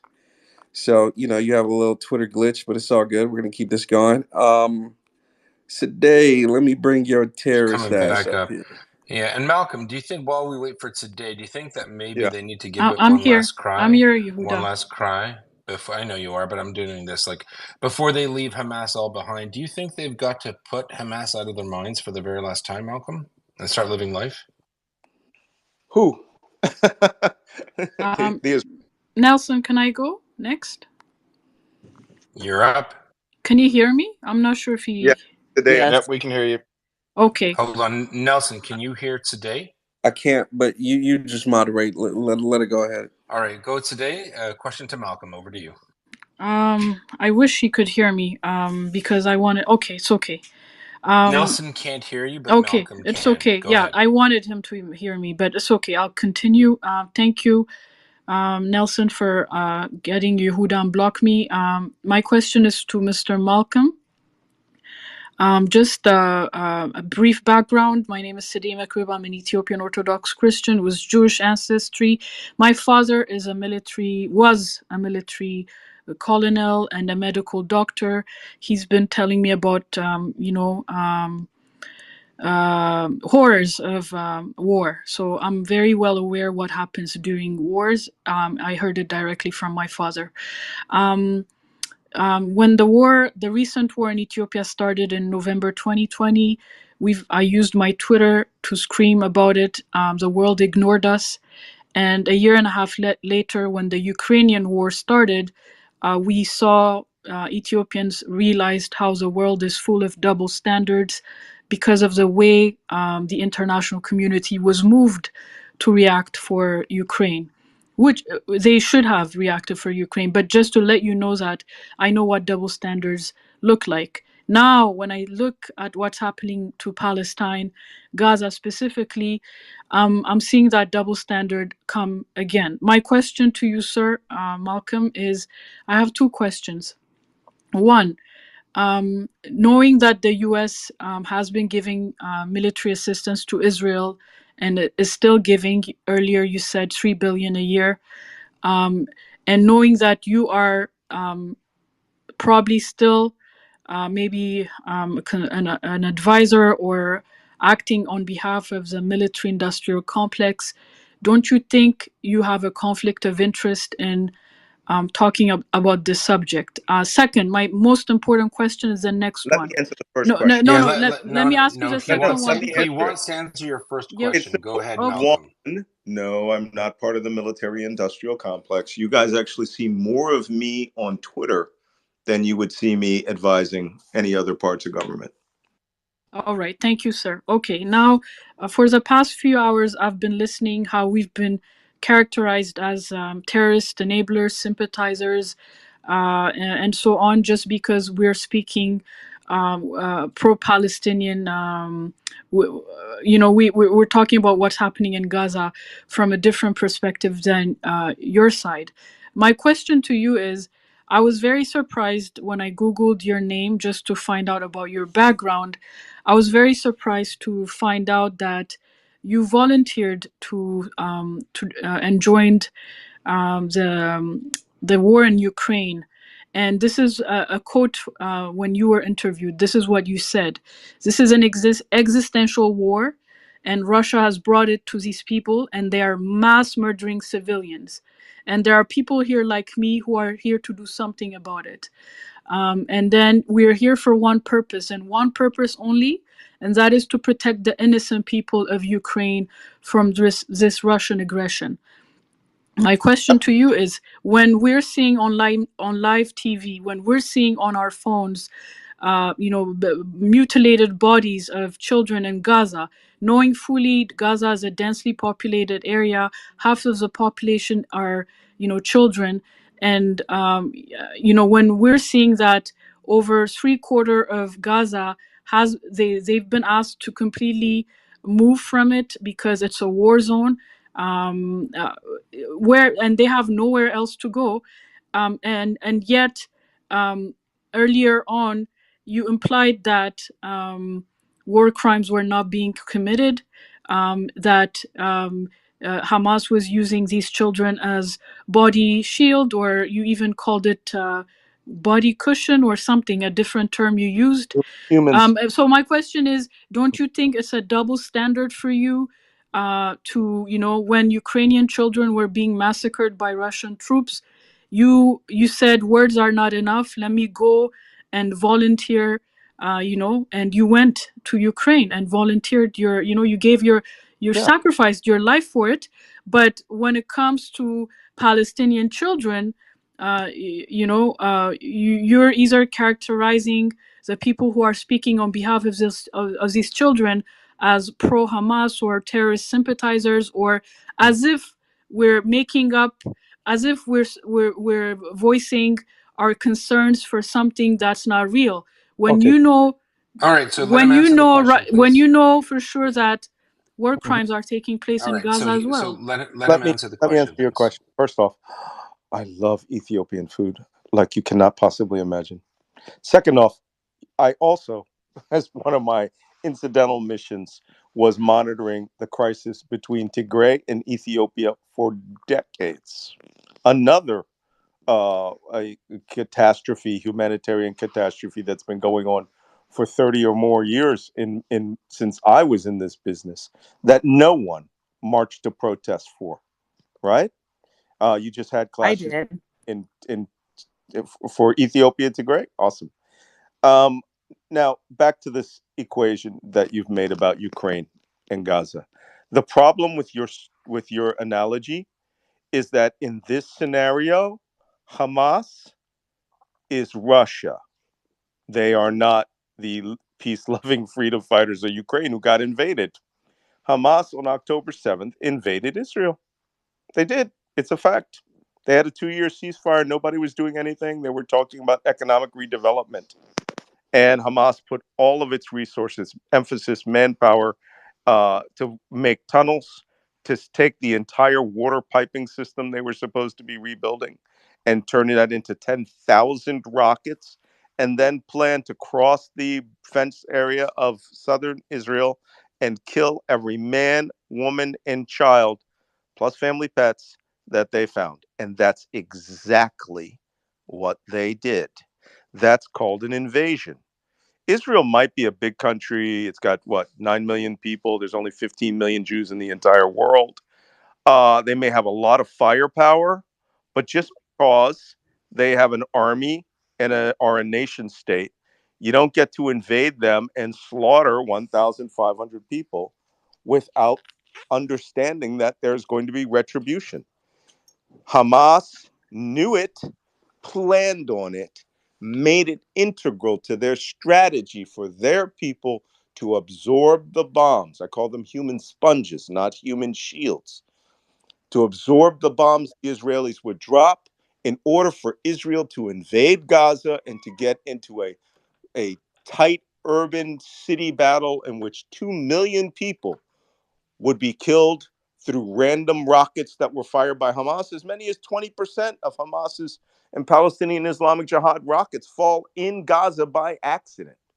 That alone could have killed hundreds of people. So you just Uh, can't say, oh, this or that is defined outside of the fact the precipitating event for this war was a terrorist invasion of Israel with the sole objective to kill every man, woman, and child. This is not my words. That's Hamas's own orders that say that. Like ISIS, right? Daesh, they too invaded a country. They invaded northern Iraq and drove on Baghdad, killing every Shia Muslim, every Yazidi, every Kurd that they came across. All right, that's Let me what. ask you one last question, sir. Hold on. So Please, follow up. because I want to Wait, can understand Follow up. you you. at least acknowledge what he said is like Yes, I'm true? I'm acknowledging it when I Okay. ask him those Okay, questions. Please, Yehuda, don't mute me, please.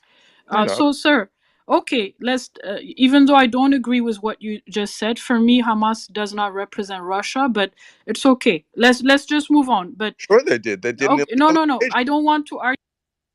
Let Malcolm reply. Why are you mute? He is the pride of place here. Malcolm, reply if you want or no. Well, I first off, I just want to make something clear to you. I am not against the Palestinian people. I am not against the Gazans. I love my Muslim brothers and sisters. I spent decades living in their societies, right? I'm against one thing and one thing only here.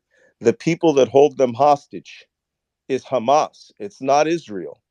All right. Israel did not have soldiers in Gaza until what, 3 weeks ago, 4 weeks ago. They weren't there. There hasn't been Israelis in Gaza since 2005. That whole kibbutzim region was full of peaceniks who were helping the Gazans. There were 15,000 Gazans coming to Israel to work, bringing money and resources back into there. That's done forever, right?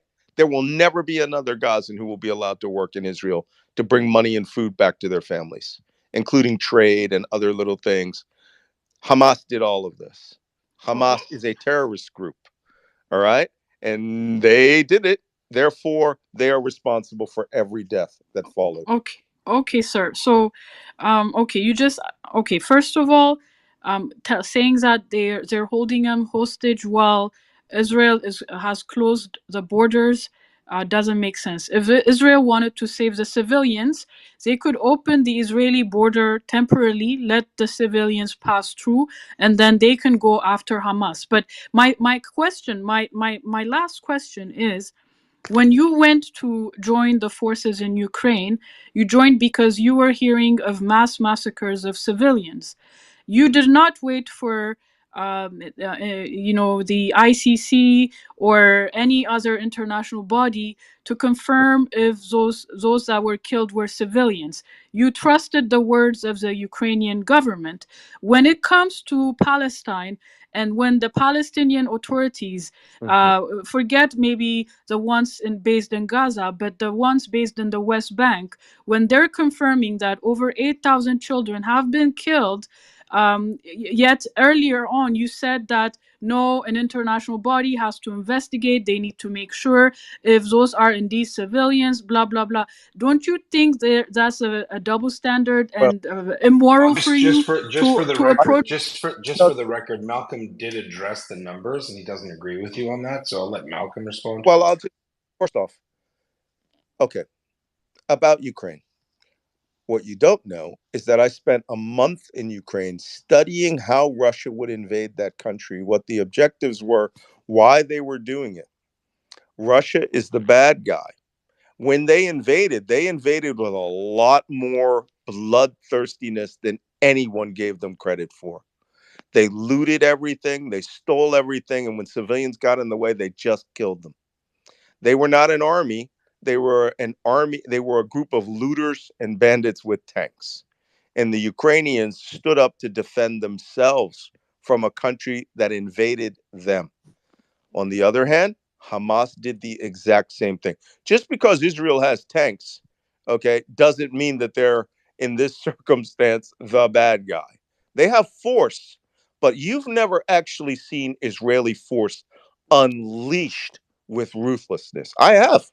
And when I was in Lebanon, when they were having ceasefires with the Syrians, fighting the militias, the Shia militias, the Iranian-backed militias in Lebanon, there was an old joke that a rifle, a Syrian army soldier who fell asleep, who would have a negligent discharge of his rifle, would set off a 5,000 round artillery barrage. That's true. Israel can bring down an enormous amount of firepower if they wish. And what we're not seeing here is I'm definitely not seeing the level of firepower that you think is coming down. It's a tight area. They are striking in between buildings. They are after a tunnel network that may have as many as 15 to 20,000 men hidden underground. You don't have to believe me about this. Hamas put these videos out. They took Russia Today down into their tunnels. They've been bragging about this for years. But what they didn't do was they didn't even build one concrete bus shelter to protect any individual above ground. They invaded Israel and killed everyone they could find. So in this scenario, they're Russia, and there is no justifying what Hamas did. What the people that I am most concerned about is the people who were left above ground, who Hamas deliberately let get hurt, killed, and injured. Why didn't they evacuate all the children into the tunnels and say, we're bringing all the babies down into the tunnels? Khalas. No, Amen. not one word, not one attempt. This, they were designed to be sacrificed, and that's Hamas's own words. Don't believe me, believe Hamas, right? But one last point before I go. Okay. I have to see in my career, I've seen a lot of terrible wars, including the one in your own country, which went around for decades and major famines that killed hundreds of thousands of Ethiopians. I've been watching the Tigrayan People's Liberation Front and the Liberation Army of Tigray and all these small splinter groups in your country with equal interest as I've been watching Hamas. But you know what? All I'm saying here is Hamas, They brought about this event, and they just have to suffer for it, not the people. Hamas.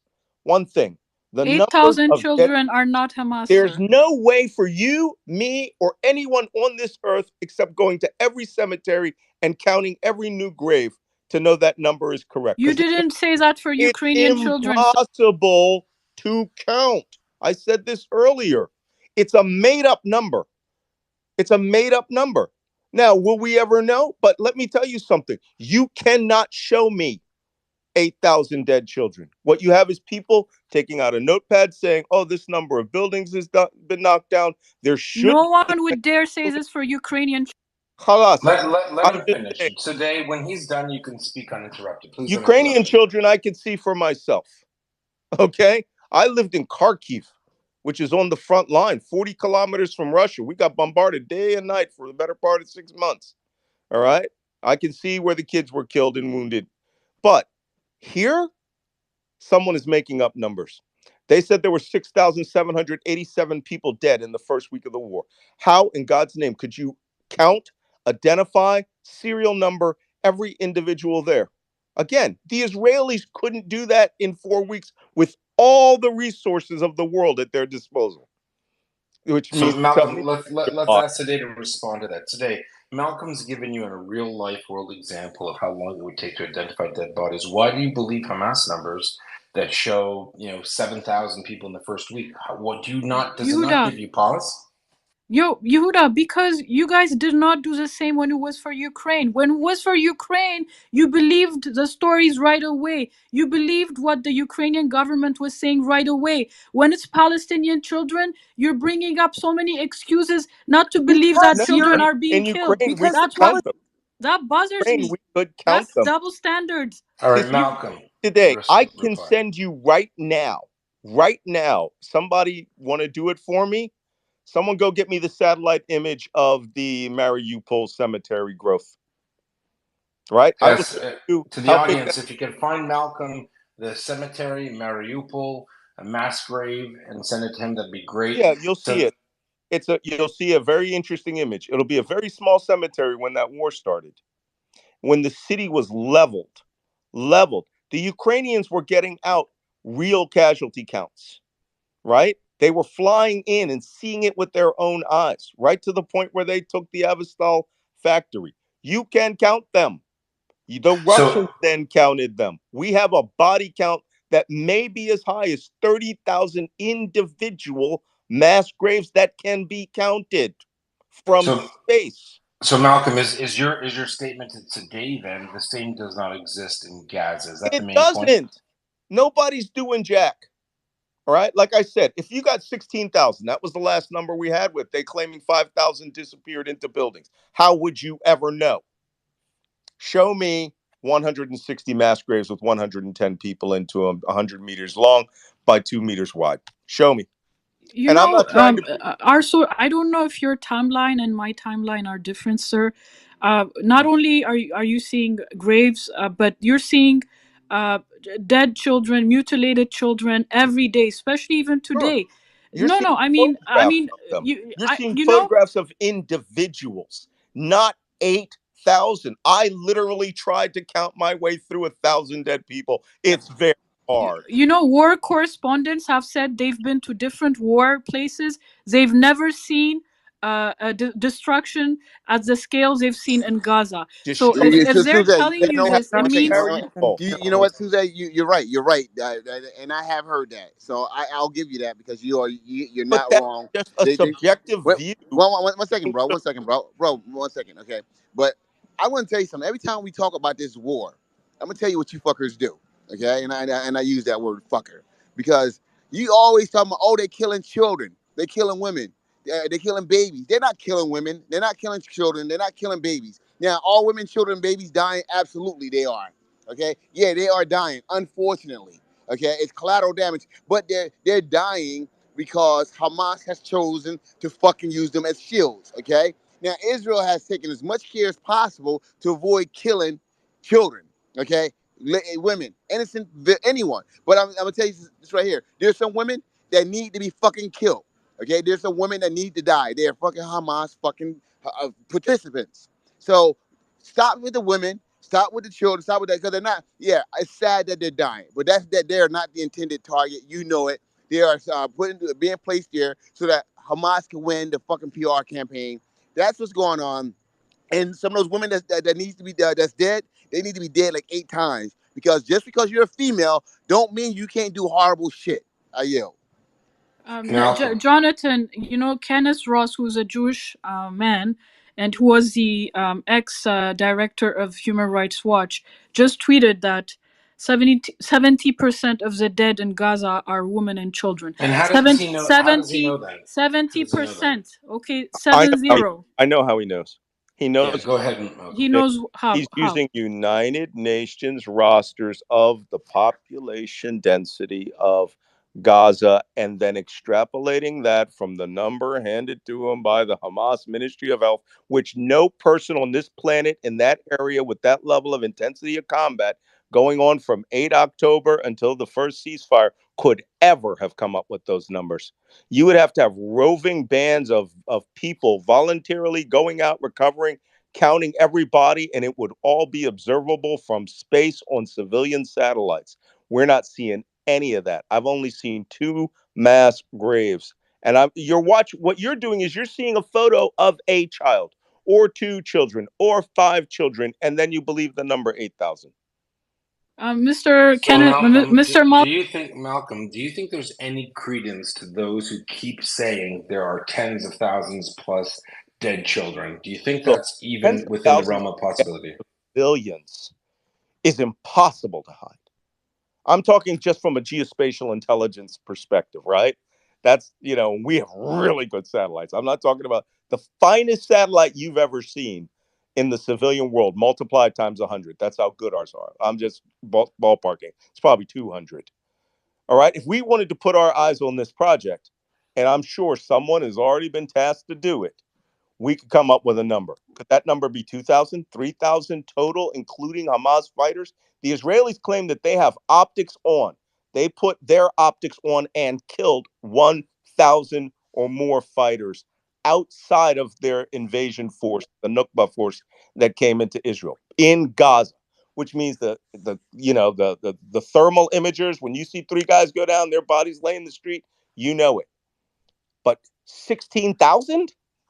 That place should be awash with bodies that can't be recovered. Or diphtheria, and what else would happen with Yeah, 16,000 but dead bodies in the open air? you know how they are. They lay there for a while and they rank and then they start to degrade.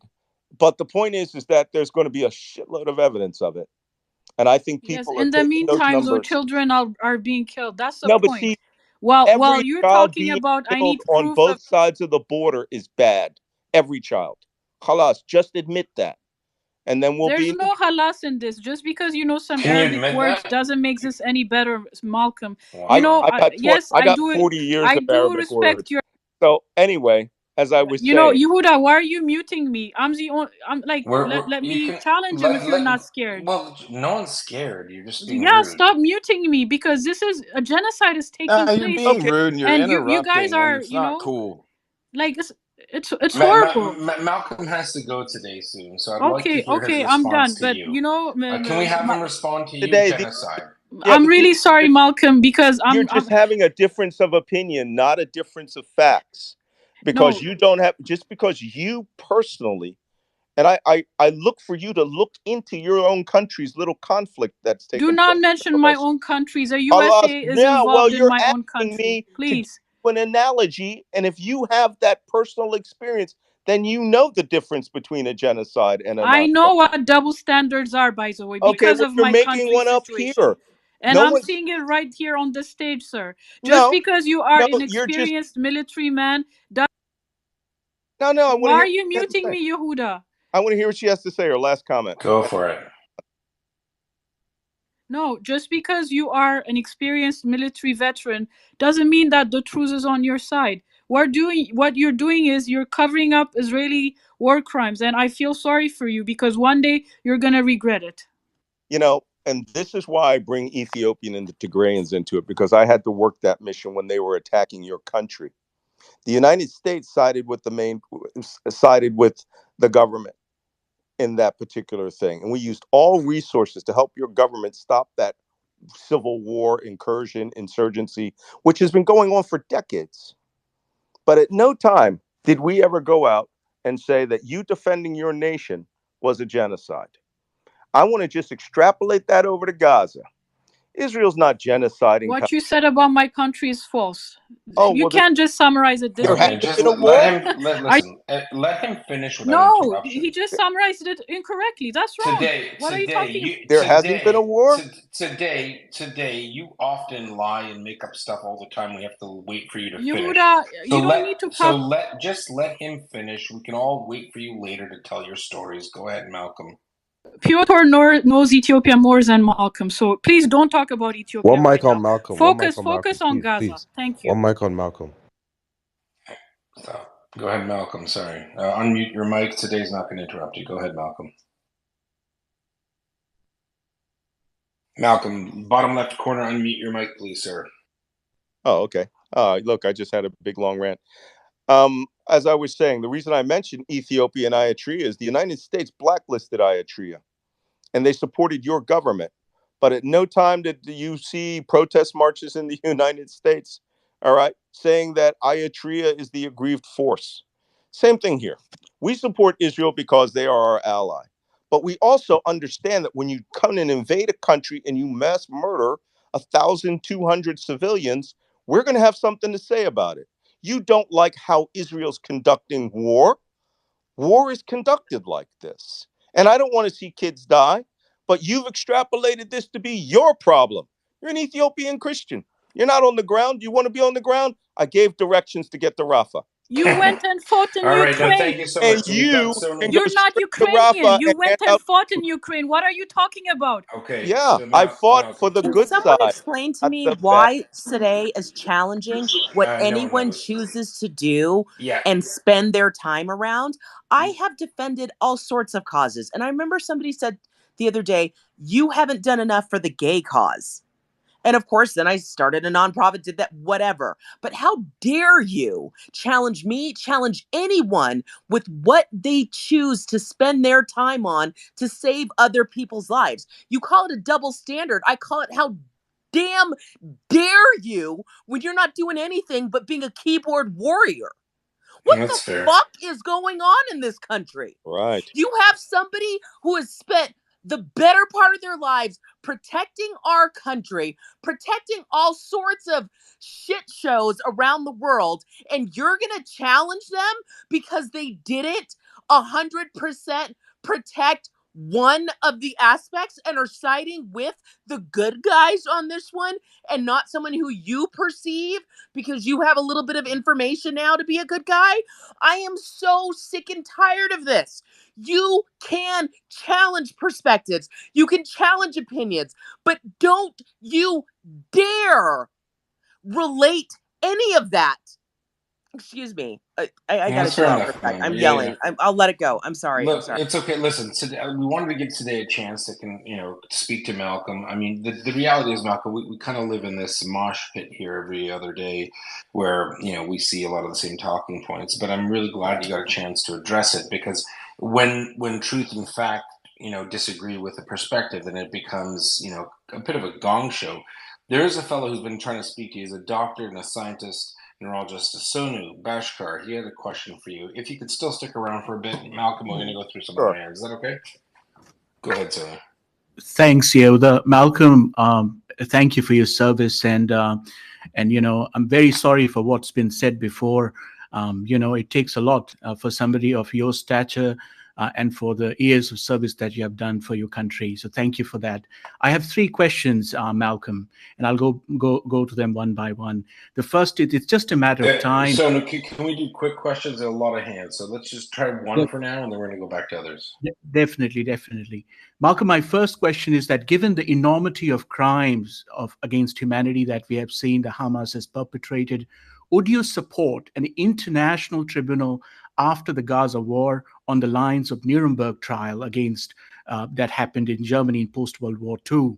Would you support such an international tribunal?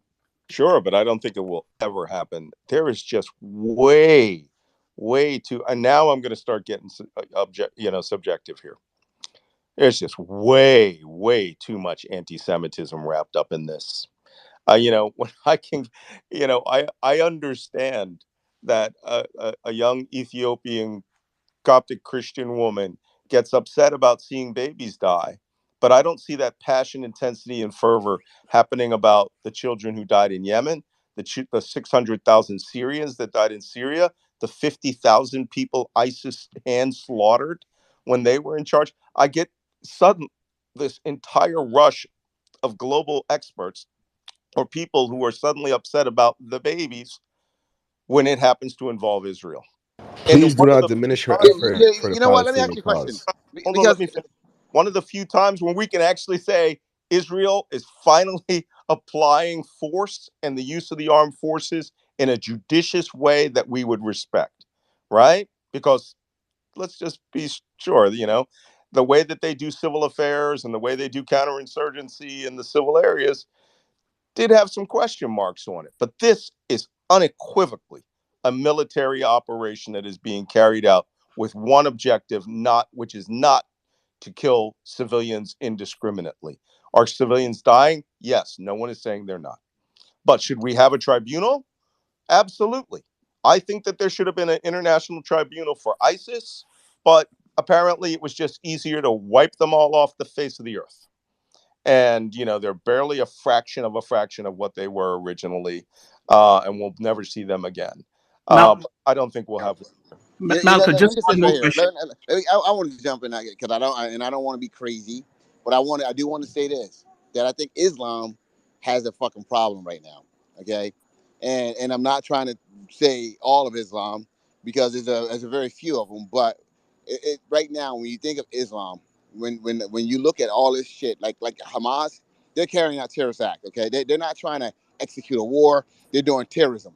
Okay, when you look at all of these major terrorist acts, most of them are being carried out in the name of Islam, okay? In the name of whatever. That's a lie, bro. What are you But no, talking wait, about? hold on, bro. I'm keeping it 100. I know you don't like the fucking truth, okay? Because the last time I never heard tell me the last time you heard a Christian walking into a motherfucking subway station saying, "Hey, yo, God is good, God is great," and then blow his stuff up. You don't fucking hear that, okay? That is unique to Islam. All right, so I understand it's upsetting to hear that shit, but then all of a sudden, also when you look at the fucking people that kidnap those kids in fucking what's it called, Liberia? I mean, in Africa, the fucking Yeah, people over Quran. there in Boko Nigeria, Haram, Nigeria. okay, Nigeria. yeah, in Nigeria, they're fucking Muslim. All these people are all Muslims. Okay, when we were talking about going get that guy that has the child soldiers, Kono or what the fuck his name was years ago. What is he? He's a fucking Muslim. Actually, I think Coney was a Christian. Nah, he's not. Whatever. But one They're second. not Muslim. They're not Muslim, bro. Yeah, Yeah, they are. But you guys know what the hell I'm talking about. You guys see what I'm talking about. yeah. We don't Let me have we let don't me you know let wait one second. I'll land with this. You don't have we're not sitting there saying you watch out for those Jewish terrorists. Okay, we're not saying that because they're taking down planes, they're taking down buildings, they're taking down buses, they're taking down subways. You don't have that. You don't hear, let's watch out for these Christian terrorists. You don't hear, let's watch out for these Sikhs. Well, I can't say that. Let's watch out for, the Buddhists.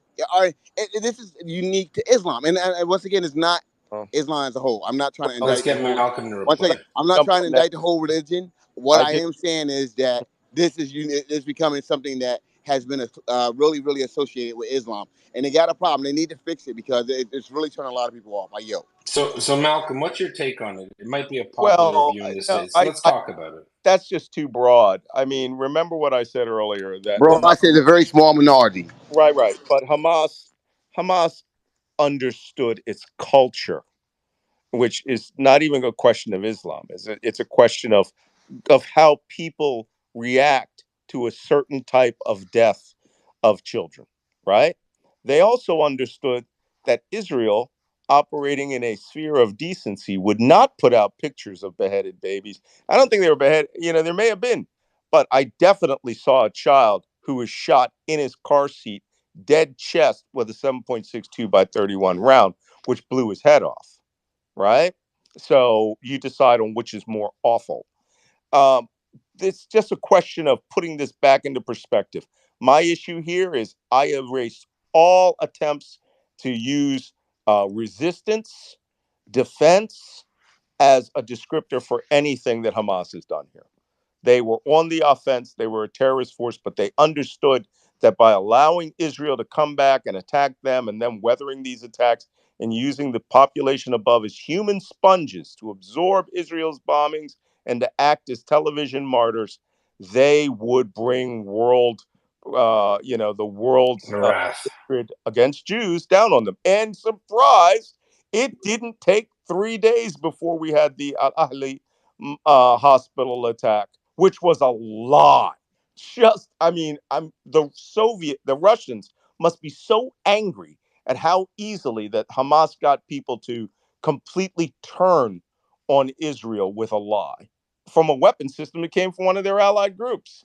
Masterclass in how to deceive people. Yeah, Malcolm, but once hold on. again, it's One second, easy. John. One second, John, it's one easy. One second. second. One mic. One mic. One One mic. One second. mic. One Hold on. second. Malcolm. I'll give it to you when Malcolm I'm done. has to I'll go give it to you when soon. I'll give it to you when I'm done, bro.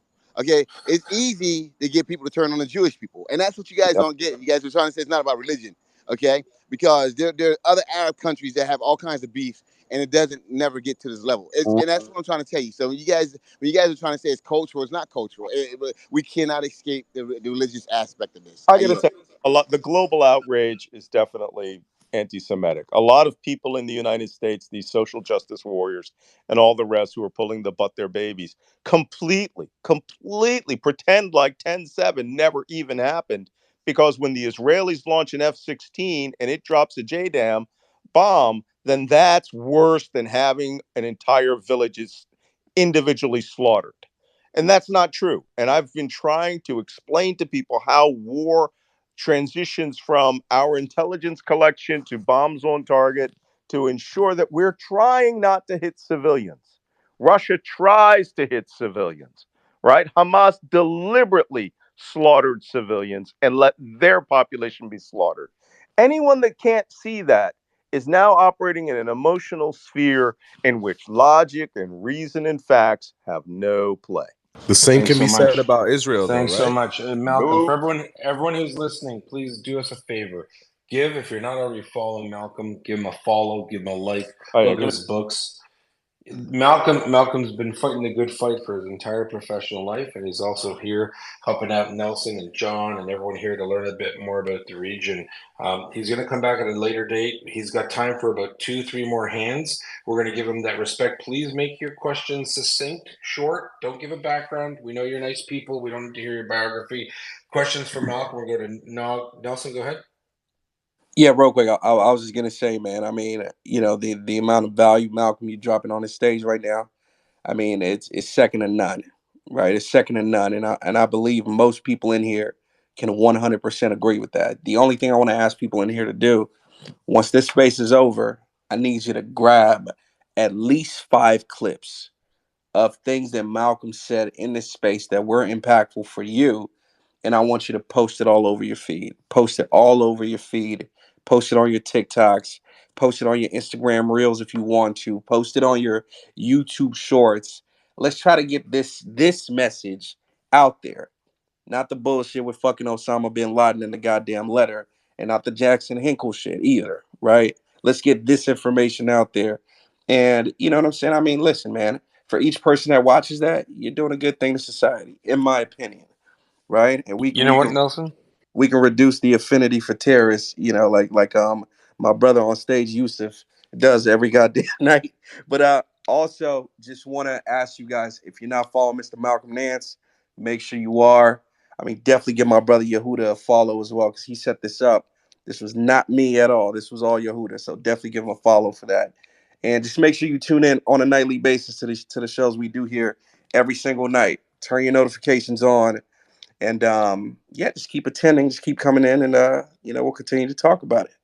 But Yehuda, I'm Amen. going to toss it back to you. Go ahead. Thank you, sir. Listen, you know what? Nelson's got a point. By retweeting, sharing, clipping, what all that nerd stuff that whoever you can do, it might be that we could beat the CCP at TikTok. Malcolm, what do you think? You, Nelson, Jonathan, single-handedly taking down TikTok. Don't stop.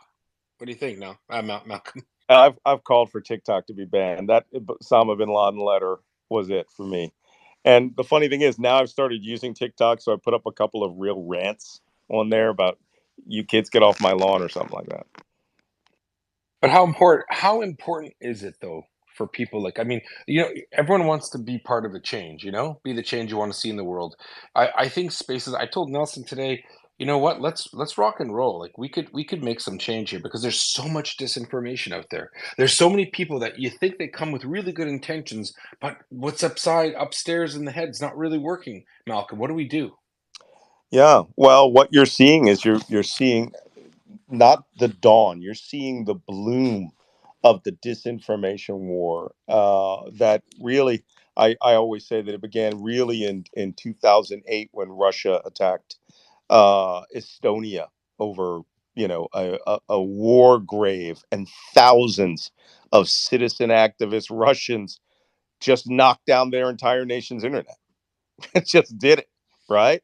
Now we're at the point where opinions, where it's certainly the Trump years with the Russian Internet Research Agency, the Trump era where weaponization of information became an article of faith, to where the Russians are way behind now.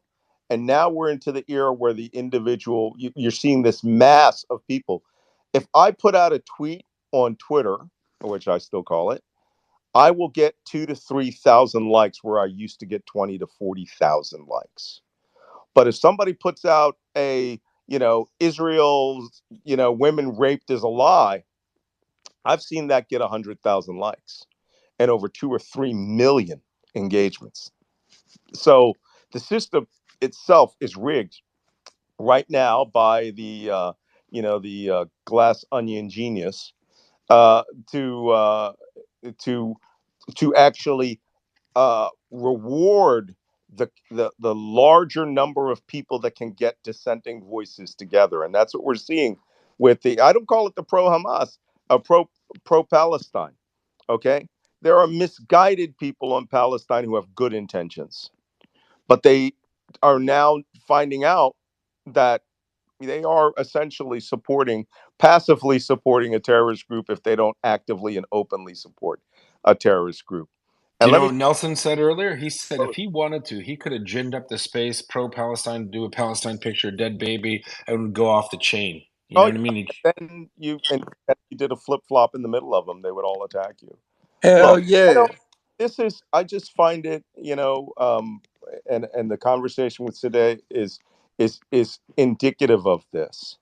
This is not going to go well in the long run for a lot of people, especially when some people think their activism should take the form of armed action in the United States or the West. And then you're going to have the entire Western world's population take a very dim view of what Hamas has done. And over time, the Israeli message is going to leak out. And that message is it's not even Hasbara, right? It's not even governmental formed propaganda. It is raw fact. And I'm going to go down as a neutral third party arbiter and take a look for myself wherever I can and say, yeah, this occurred or this didn't occur. Granted, I have a big mouth. I'm an old chief and I have zero tolerance for idiots. But facts are stubborn things, as my homemate Benjamin Franklin says, and we got should encourage them. we got 4 questions real quick, Malcolm. I know you got to run. We're gonna call you after. Let's Yep. go. Nog has been waiting. Then it looks like Sam, good old Yusuf with some stories, and Barbara. Let's go, Nog, real quick, brother. Thank you so much, Malcolm. Nice to talk to you again. So, Mhm. just quickly here, the sentiment on the ground, whether you like it or not, in Gaza and the West Bank, is almost the same as if they feel as if they were in the Warsaw ghettos in 1940s. I don't agree with that necessarily, but that's the sentiment. So, what does Israel have to do, in your opinion, to make sure that we don't get back to a status quo? Or that sentiment continues and becomes even worse. So once the hostilities end here, which I would agree with you, they're eventually going to end. What does Israel have to do in terms of good faith, or realizing that it's in their best interest to provide a two-state solution or a solution in general for the Palestinians, so they don't get back in this position again in the future? So I want to hear some constructive criticism on what Israel has to do. Thank All you. right, thanks, Nog. Go ahead. And this is where I try to slap people with history. Okay, I spoke at Auschwitz a few years ago about genocide. We were watching this rise of authoritarian populism in the United States and the West, and it was becoming very concerning. But one of the things that I always do is I've been to Warsaw. I'm a student of World War II Special Operations Executive in the OSS. I love studying these histories of legitimate armed resistance, and but the Warsaw Ghetto, with regards to Jews, and the Krakow Ghetto, both places that I have been to, right, including the lovely Oscar Schindler factory, that's different. There is a different when you throw a cordon sanitaire around a place and then you kill every person inside. So if I ever hear that reference again, I'm going to say, "Oh, you mean like you did to, Nahal Oz or Alberi Kizbutzim? You just did micro ghettos. You just went in and you killed everybody." The Nazis used those as holding pens for execution and extermination. That is not happening here. If Israel wanted to, if they really wanted to do indiscriminate bombing, you could kill 100,000 civilians in a matter of days. Look at the United States and Vietnam. All right. Dumb iron bombs dropped at an angle, hope that they hit something, and they wipe out a 1 kilometer by 1 kilometer grid square. People in it or out of it be damned. That is not what is happening here. And anybody that says it is just lying or ignorant. And both of those are equally as bad. Thanks so much for that. Let's go ahead to Sam. We're going to wrap it up. We've got 3 more questions. Sam, Yusuf, Barbara. Go ahead, Sam.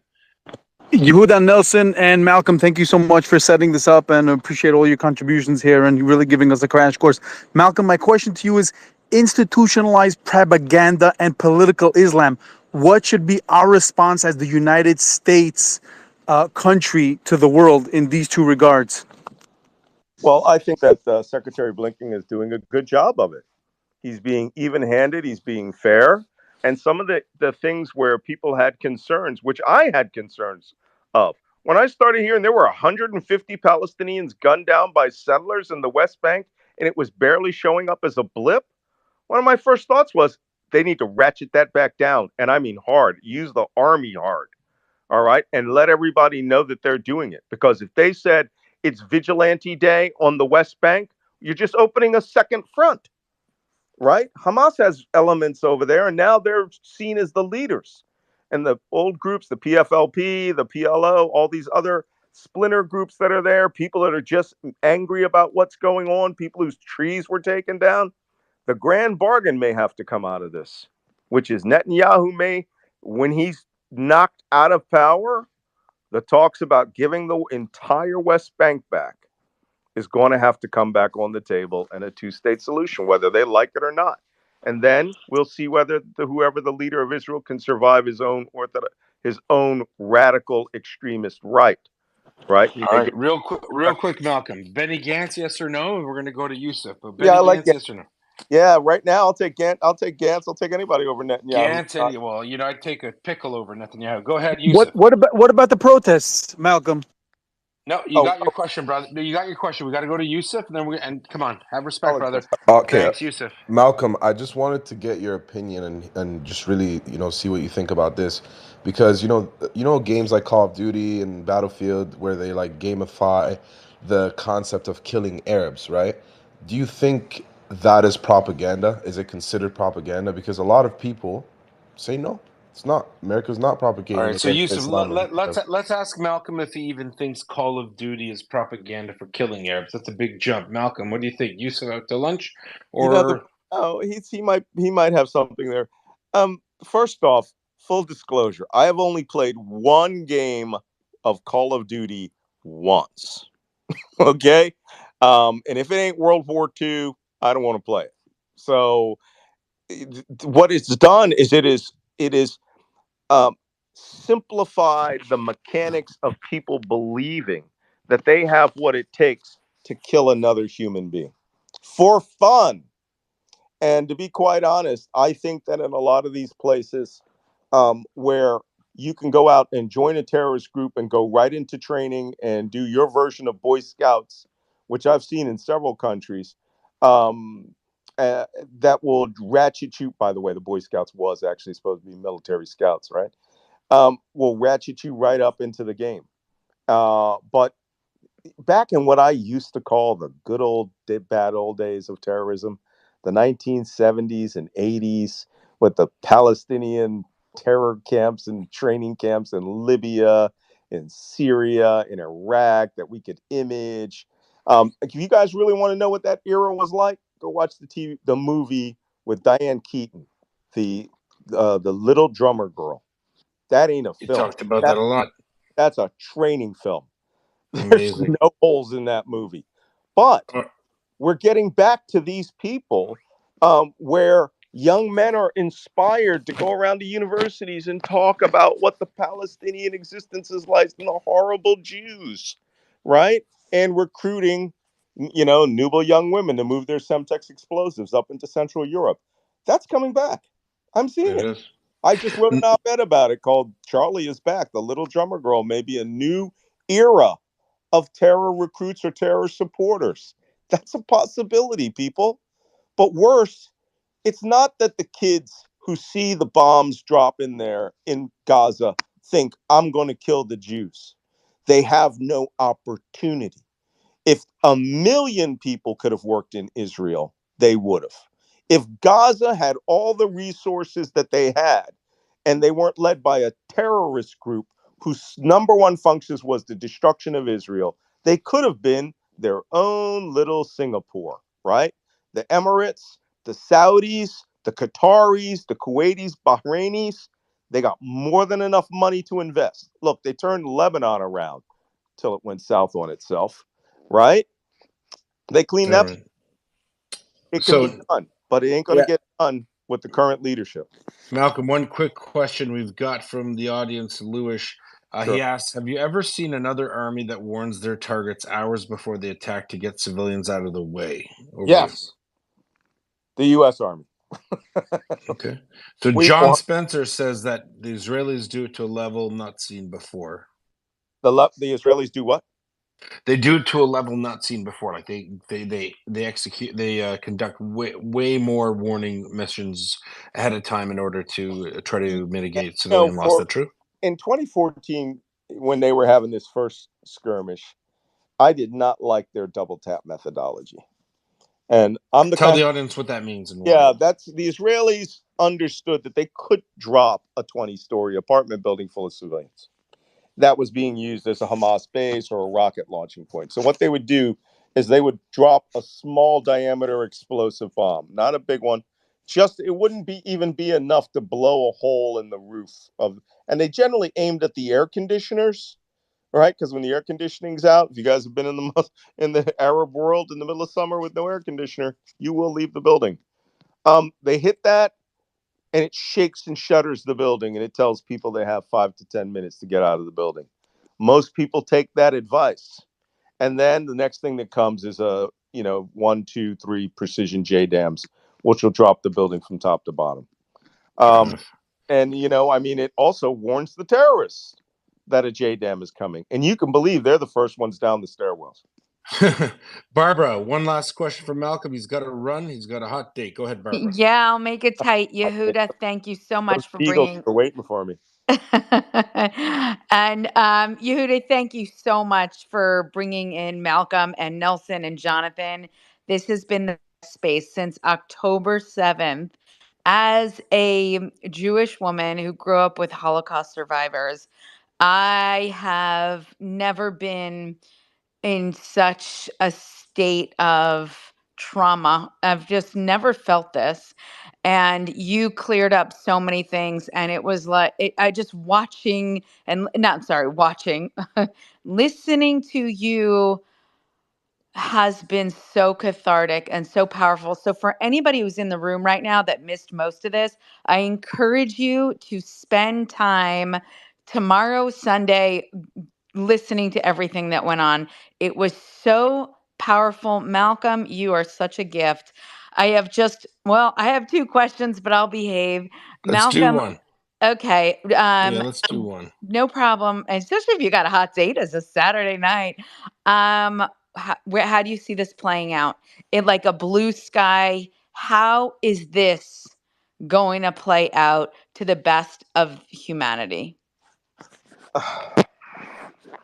It's such a difficult subject because I'm just going to be realistic with you guys. This is going to take a hot period of war, and war means that I actually had to define this on my Twitter feed this morning. which is high velocity metal projectiles and explosive devices being aimed from one side to the other with the intent to kill an opposite force so that you can take territory and terrain. But the war isn't just that anymore for the Israeli army. For Hamas, it is just kill Israelis and done. The entire civil affairs infrastructure behind you is destroyed, but the people are there and they cheer you on when you win. When you lose, they get a little iffy. The Israelis, on the other hand, have to process people. They have to get people out of the battle space. They have to find people who are there and target identify them so as not to shoot them. God knows. Last year, little old ladies popping up out of their basements in the middle of a shooting war in eastern Ukraine. We just waited for it. They're always coming up. Eventually, somebody cannot take the amount of noise, or in one instance, came out in the middle of a raging gun battle to get her cat. And we had to go get her cat. That's like whack-a-mole. It is. But the problem is they're still shooting people on the other end, and they don't care whether they kill her or not. One force here is trying to operate within the laws of war, despite what you think, despite their foibles in the past. The force that is fighting is a professional force. And what we're not seeing, you're not seeing. The other day, they had somebody said, "Oh, they shot a man who was walking into northern Gaza." The Israelis made some things very clear as part of the ceasefire. No military-aged man is allowed to cross the line of demarcation. And if they do, we will assume that it's an infiltration technique. Somebody tested it, the soldiers don't know. Are you an infiltrator? Are you a suicide bomber? Or what are you? Right? In the United States, we shot for a lot less. We were That's true. wiping out wedding parties from people that were accidentally shooting up in the air, and our AC-130s were just not culturally sensitive enough to realize that's a wedding party. When I shot my rifles in Iraq, I really thought, holy shit, an Apache could be coming back on this. Maybe I should just put it at a lower angle. So these are important factors. But pie in the sky, blue sky, Israel takes the strip. The people are going to have to be subjected to a period of occupation. And then what I would personally like to see is my late wife was a mega projects landscape architect in Abu Dhabi, built several new sections of the city. The island where the Louvre and the Guggenheim were literally created these islands out of the ocean and swamps. She had barges that could pump in millions of metric tons of water and pump out millions of metric tons of sand. And when I start seeing ocean going water pumping barges appear down off the Shati um, section of northern Gaza, then you know the Israelis are going to flood those tunnels because I don't That think it. they'll be able to clear them. Thanks so much, Malcolm. Please do give Malcolm a follow. It's been a pleasure. There are some other people that did not want to come to this space. A guy named Suleiman, named after the third king of Israel, as per the Quran. He didn't want to talk to you. He's off in another space, getting all upset. And Nelson is going to work it out because he's kind of a jack of all trades. We're going to get Suleiman up here with you one day. Nelson, you think that's a good idea? Yeah, I won't be on I mean, Nelson is going to speak, but I won't be on Oh, a yeah. stage with that guy. That's one of the most anti-Semitic person I've ever Wait, met. what? Who is? Suleiman. There's a Oh, guy now. He doesn't know. yeah, yeah, Suleiman. yeah, yeah. You Nah, know nah, who nah. I'll that take is? care. Is Malcolm still Yo, here? Because I yeah, lost connection. Um, All Is right. Malcolm still All right. here? Malcolm's got to run. Is that Yeah, Nelson? yeah. It's Nelson, bro. yo, All hey right. Nelson, let me just say something. Me, Kevin Boyle, we down at the Diplomat Hotel, right? And we're sitting around a bunch of Jewish people.